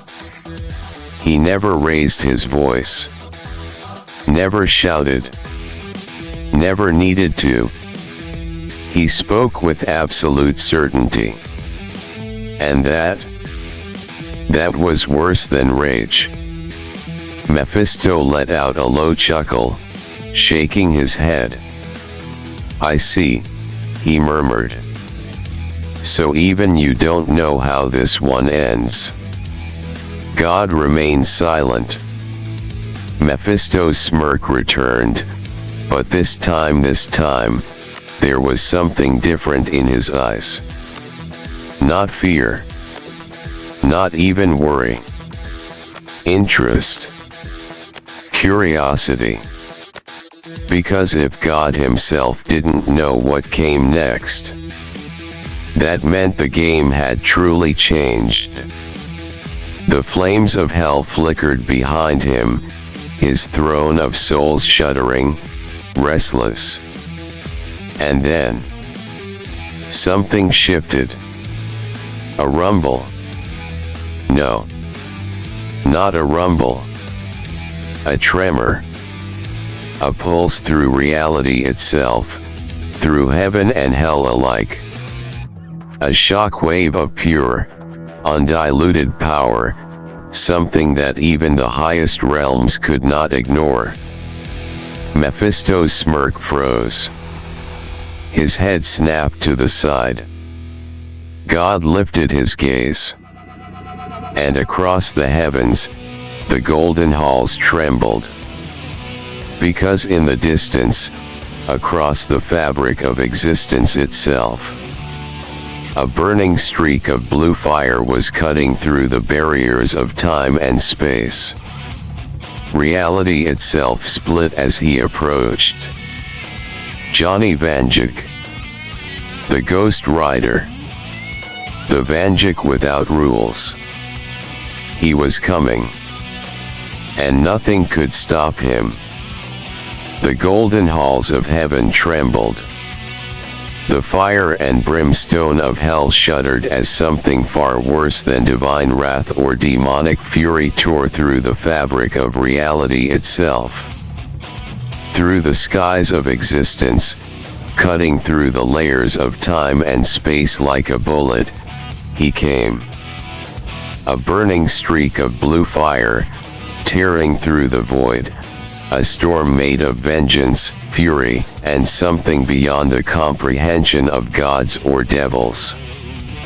Johnny Vanduke. The Ghost Rider. The Vanduke without rules. And as his hell cycle erupted into the highest realms, his body burned with something more than just hellfire. Something greater. Something that neither heaven nor hell had ever prepared for. Johnny skidded to a stop, his hell cycle's tires scorching the sacred floors of heaven, leaving behind an infernal streak of ethereal fire that refused to be snuffed out. The walls of paradise trembled, the angelic hosts watching from a distance with silent, motionless horror. But he wasn't looking at them. He was looking at the two bastards responsible for everything. Mephisto, his infernal smirk twisted, but his usual arrogance now mixed with something else. Uncertainty. And God. The unshaken, unknowable entity, radiating power beyond all existence, but now finally standing face to face with something he had never foreseen. Johnny leaned forward, resting his hands on the handlebars, his hollow sockets burning blue, his flames licking at the air, warping reality around him as he grinned. "I know this must be a shock to you too." "Hell, it's a shock to me too." His voice was distorted, layered, no longer just the voice of a man, no longer just the voice of the writer. This was something else speaking. "You'd think the powers of the writer should be the most terrifying thing about me. That the ability to burn souls, to bring hell to earth, to ride through the fabric of reality itself would be what kept you up at night." His grin widened. But no. He let the words sink in, let them settle, let them shatter the illusion that either of these so-called divine forces were still in control. "It's the fact that I'm a Vanduke." The weight of that name shook the air. He saw it.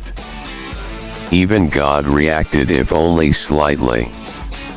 Mephisto's smirk faltered. Just a little. A being greater than time and space itself. The words were a death sentence, and both of them knew it. Johnny straightened, his hell cycle roaring beneath him, its flames burning hotter, reaching into the very fabric of heaven itself. "It's funny, Mephisto." He tilted his skull, the flames dancing around his jawline as his voice grew lower, heavier, more dangerous. "Had you not interfered, I would have never been either a Ghost Rider nor a Vanduke." His flames flared violently. "Had I died that day, had I just been another corpse on the road, you all would be safe and sound." The truth of that statement hung heavy in the air. Johnny shouldn't be here. Johnny should have been a footnote in history, another forgotten soul lost in the endless cycle of death. But Mephisto had made a mistake. A mistake that could never be undone. Johnny's skeletal hands tightened on the grips. His eyes locked onto God himself. "But here's the reality." The words came low, guttural, carrying with them the weight of something greater than damnation. "We don't like gods very much." Mephisto's fingers twitched. Even God remained still, unreadable. Johnny laughed. A deep, burning, horrific laugh. If Jesus Christ himself were to be reborn, it would be the Vanduke's job to take him out.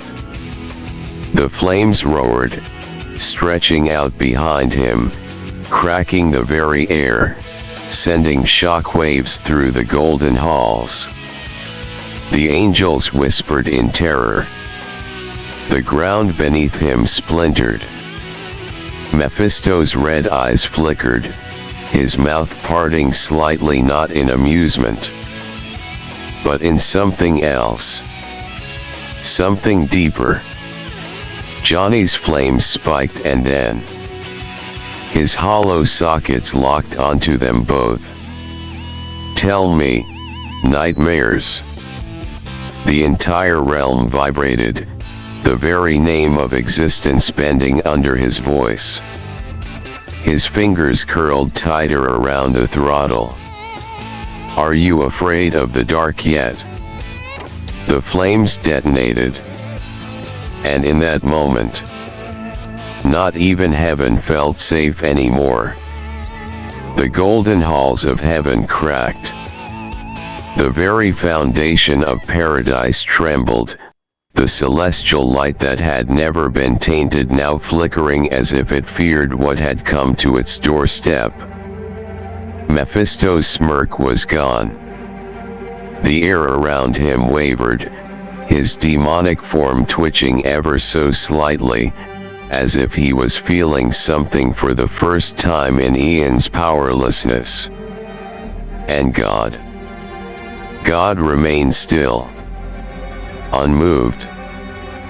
But even in his silence, even in his unreadable, omnipotent presence, Johnny could feel it. For the first time in all of creation, the divine was being challenged. The hell cycle roared beneath him, its ethereal flames scorching through the sacred realm, leaving a trail of blue hellfire that did not die, did not dim. It was burning heaven itself, and nothing, not even God's will, could stop it. Johnny's hands tightened on the throttle. His voice boomed, layered with the power of the rider, of the Vanduke, of something greater than either. "'Cause I'm coming for you." The sky cracked. The angels that watched from the farthest reaches of paradise shuddered, some lowering their heads, others gripping their weapons like it would make a difference. Johnny's hollow sockets blazed brighter than ever, his flames rising like a divine storm, engulfing everything in his presence. This is for all those who have suffered. The weight of every damned soul, every life ruined by the so-called game of heaven and hell, every forgotten name lost to their grand design, it all roared within him. For all those who are stuck in limbo, the souls that wandered, abandoned, neither accepted nor forsaken, left to rot in an existence that neither embraced nor rejected them, neither accepted by heaven nor hell. His flames twisted higher, licking at the edges of this once untouchable realm, staining its perfection with the reality of the suffering it had ignored. For all those you damned. His voice shook the very air. Mephisto's jaw locked. His fingers twitched at his side, his composure breaking. Because they spoke the wrong truth.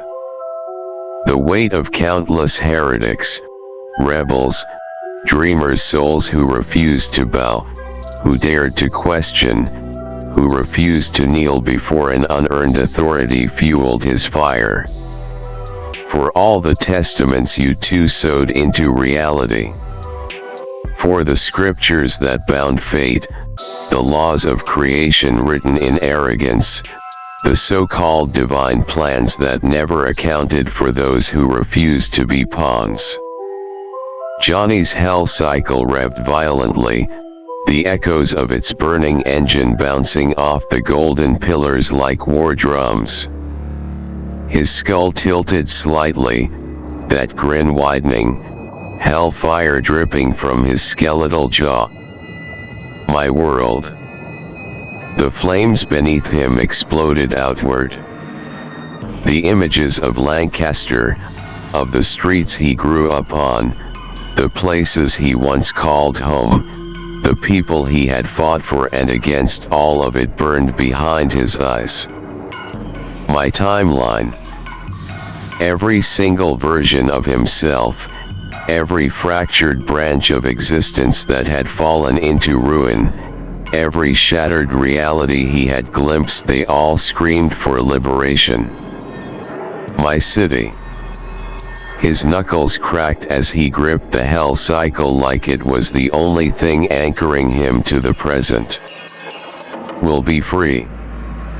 Mephisto's lips parted, but for once, he didn't interrupt. Because there was nothing to say. Johnny wasn't finished.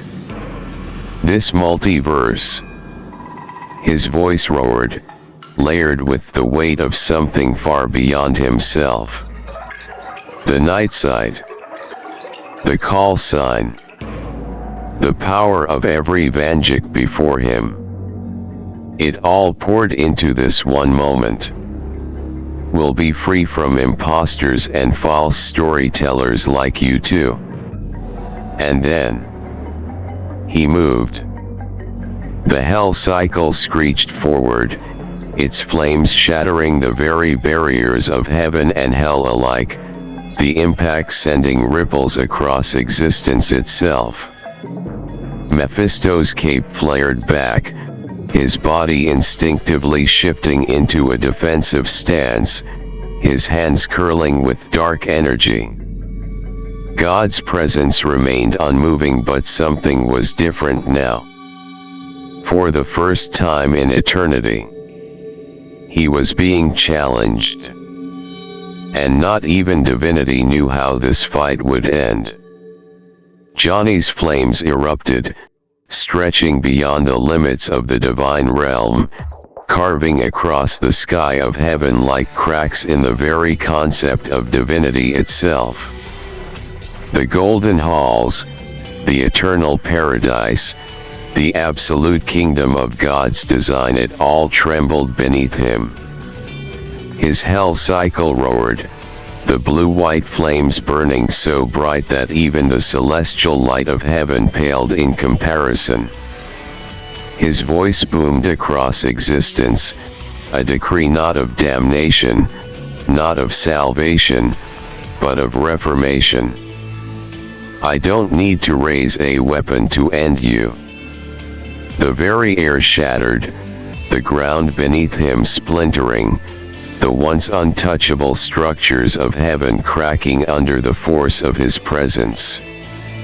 Mephisto took a step back. A real step back. The very king of hell, the one who had orchestrated countless damnations, the one who had manipulated empires, the one who had stood against the greatest warriors and heroes of every age, was retreating. Because this was different. This was not just a rider. This was not just a Vanduke. This was something outside their plans. And God remained silent. His infinite form did not move. But Johnny could feel it. For the first time since the beginning of all things, God himself was watching closely. Not judging. Not condemning. Just waiting. But Johnny wasn't waiting anymore. His flames flared outward, twisting through the golden clouds, his body radiating something more than hellfire, more than vengeance. Something new. Something that even heaven and hell had never seen before. I'm tearing this whole afterlife to the damn ground. The angels that had once stood firm, the celestial beings that had watched over creation since time's first breath, they faltered.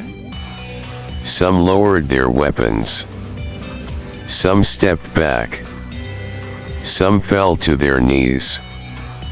Because the words that came next, they were not words of war. They were words of revolution. There is no more heaven and hell. Mephisto snarled, his hands curling into fists. You think you can just... Johnny cut him off. I am making them one. The concept of it alone shook reality. Mephisto's rage froze. God's presence remained, watching, silent. Johnny leaned forward, his fire stretching further, warping around the very fabric of the afterlife. I will fix your mistake. The fire was not just hellfire anymore. It was something greater. something that was never meant to exist. The power of the Vandukes, the anomaly that no god nor devil had ever accounted for. A power that did not just judge the dead. It rewrote the rules entirely. And to all those you rejected, the lost souls, the forgotten ones, the ones that did not fit the system, the ones who had been cast aside, not because of their sins, but because of their truths, I am giving them a place. The ground beneath him cracked open. Not to hell, not to heaven, but to something else. Something new. Something that no scripture had ever dared to name. A one true afterlife. Mephisto's eyes widened. He knew. He knew what Johnny was doing. He could feel it. The system was breaking. And God watched. And did nothing. Johnny's voice echoed across existence itself. With no religion binding it. The fire took shape, expanding outward, a force neither holy nor unholy. Not heaven. Not hell. Something beyond. Mephisto gritted his teeth, his fingers twitching. He couldn't stop it. He couldn't stop him. God remained still. Because even he knew. This wasn't his story anymore. This was Johnny's. And it wasn't over yet.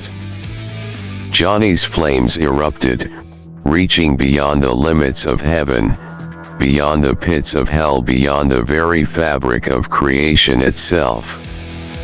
The golden halls crumbled.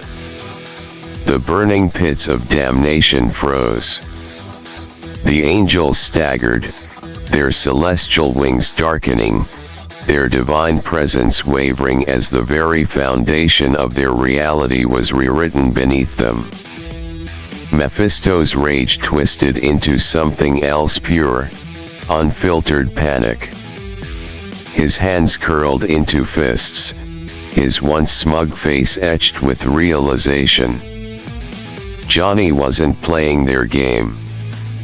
He was ending it. And God. For the first time in all of existence, God lowered his head. Not in surrender. Not in acceptance.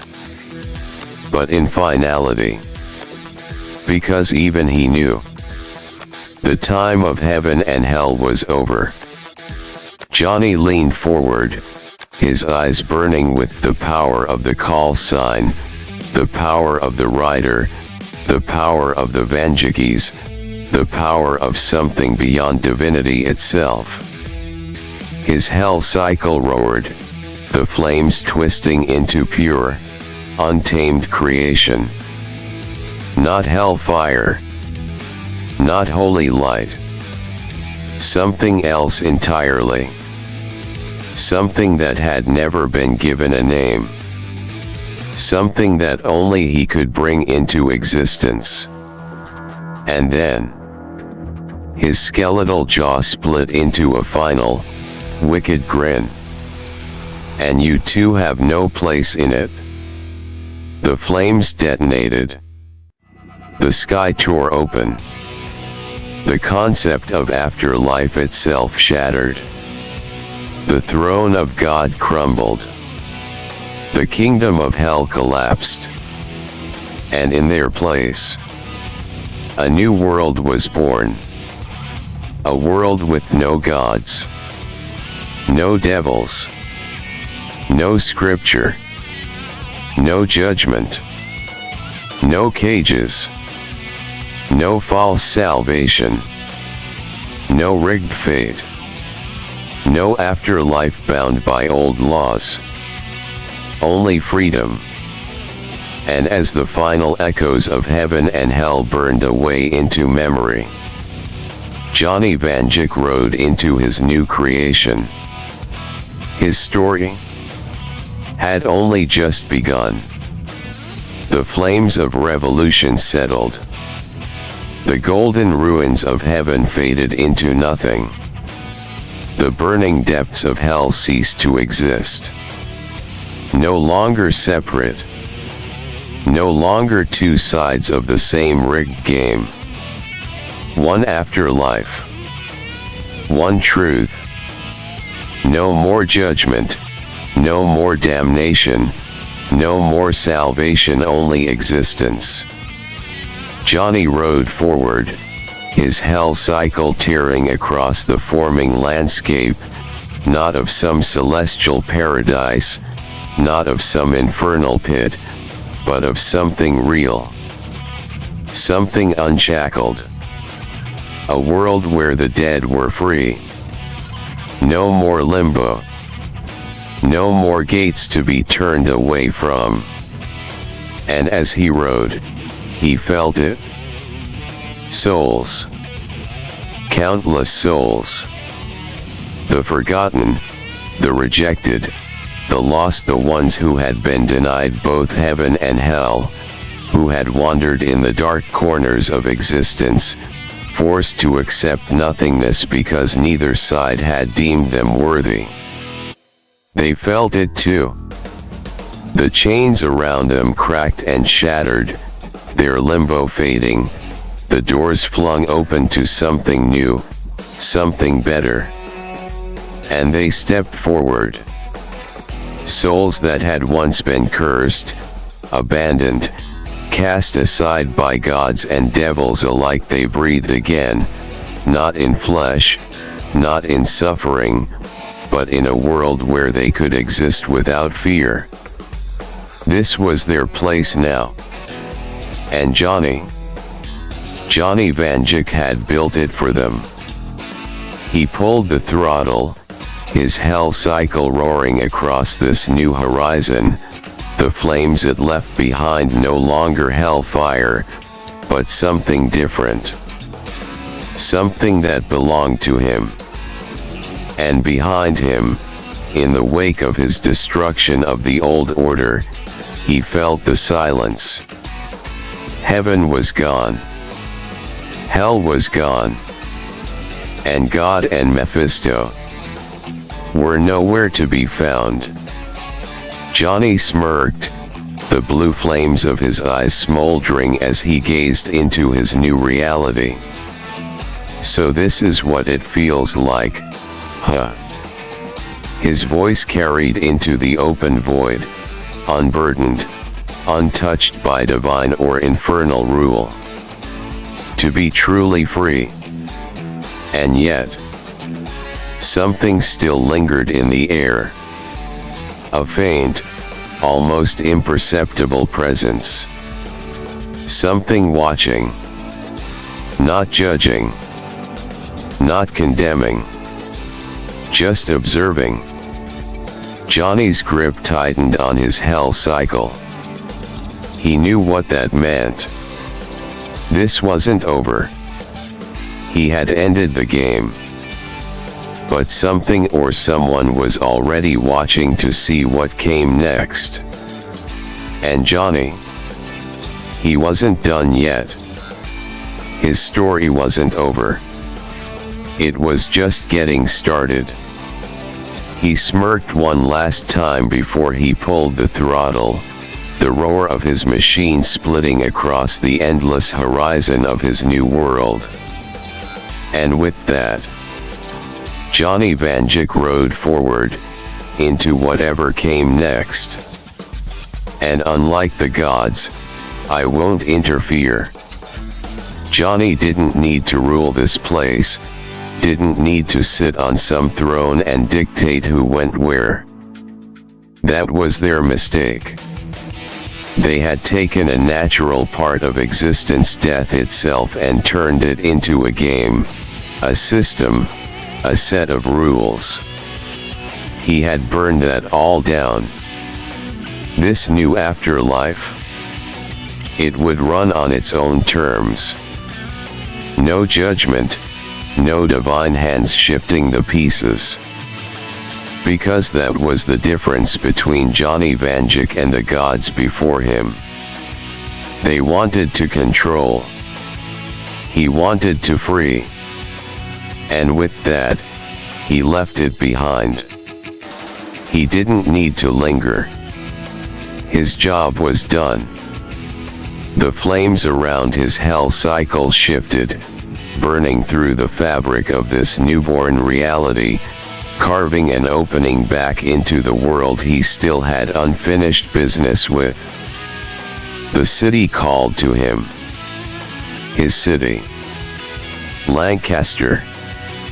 The return to the living world. Reality twisted around him as he tore through the veil, his hell cycle roaring louder than it ever had before, flames burning through the streets of his home. And there it was, Lancaster City. The place that had made him. The place that had killed him. The place that had brought him back. And as he rode through the streets, he saw it hadn't changed. The gangs still ran wild. The crime still spread like rot through the bones of the city. Villains, real ones, not just thugs with knives and guns, had taken hold, had claimed territory like warlords over a broken empire. Heaven was gone. Hell was gone. But evil never left. Johnny smirked as he pulled his throttle, the streets trembling beneath him, the air itself shaking at his presence. All right. His voice was low, dark, filled with something close to satisfaction. Time to clean house. And with that, the Ghost Rider returned to his city. And Lancaster would never be the same again. Because with a man like Johnny Vanduke, imposters and false storytellers will never be safe. His tires screeched against the pavement, flames licking at the concrete as he tore through the city's streets. The neon lights of Lancaster reflected against his burning skull, the hollow sockets blazing like twin beacons of judgment. The people felt it. Not just the criminals. Everyone. The gangs, the thugs, the so-called warlords of the city they had ruled unchecked for too long. They had thought the chaos was theirs to control. They had thought the city would always be theirs. But not anymore. Johnny rode through the city like an omen, like a storm that had been waiting to break loose for far too long. He could feel the sinners, feel the rot buried beneath the asphalt, feel the corruption that had taken hold of Lancaster's bones. It was everywhere. And he was done letting it spread. His hell cycle roared, the flames flaring higher, the street lights flickering as if they too could sense what was coming. This city wasn't just about crime. It was about the liars. The manipulators.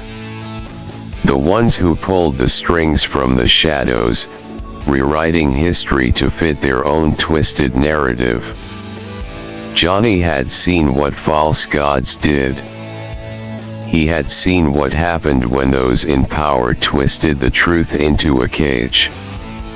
He had burned down heaven and hell to stop it. And now he would do the same to Lancaster. Because his war wasn't over. Because as long as there were those who thought they could control the story, as long as there were those who thought they could rewrite the past to suit their own power, as long as there were those who thought they could escape judgment, they would never be safe. Because Johnny Vanduke wasn't just a ghost rider. He wasn't just a Vanduke. He was the end of false stories. And tonight, he was coming for them all.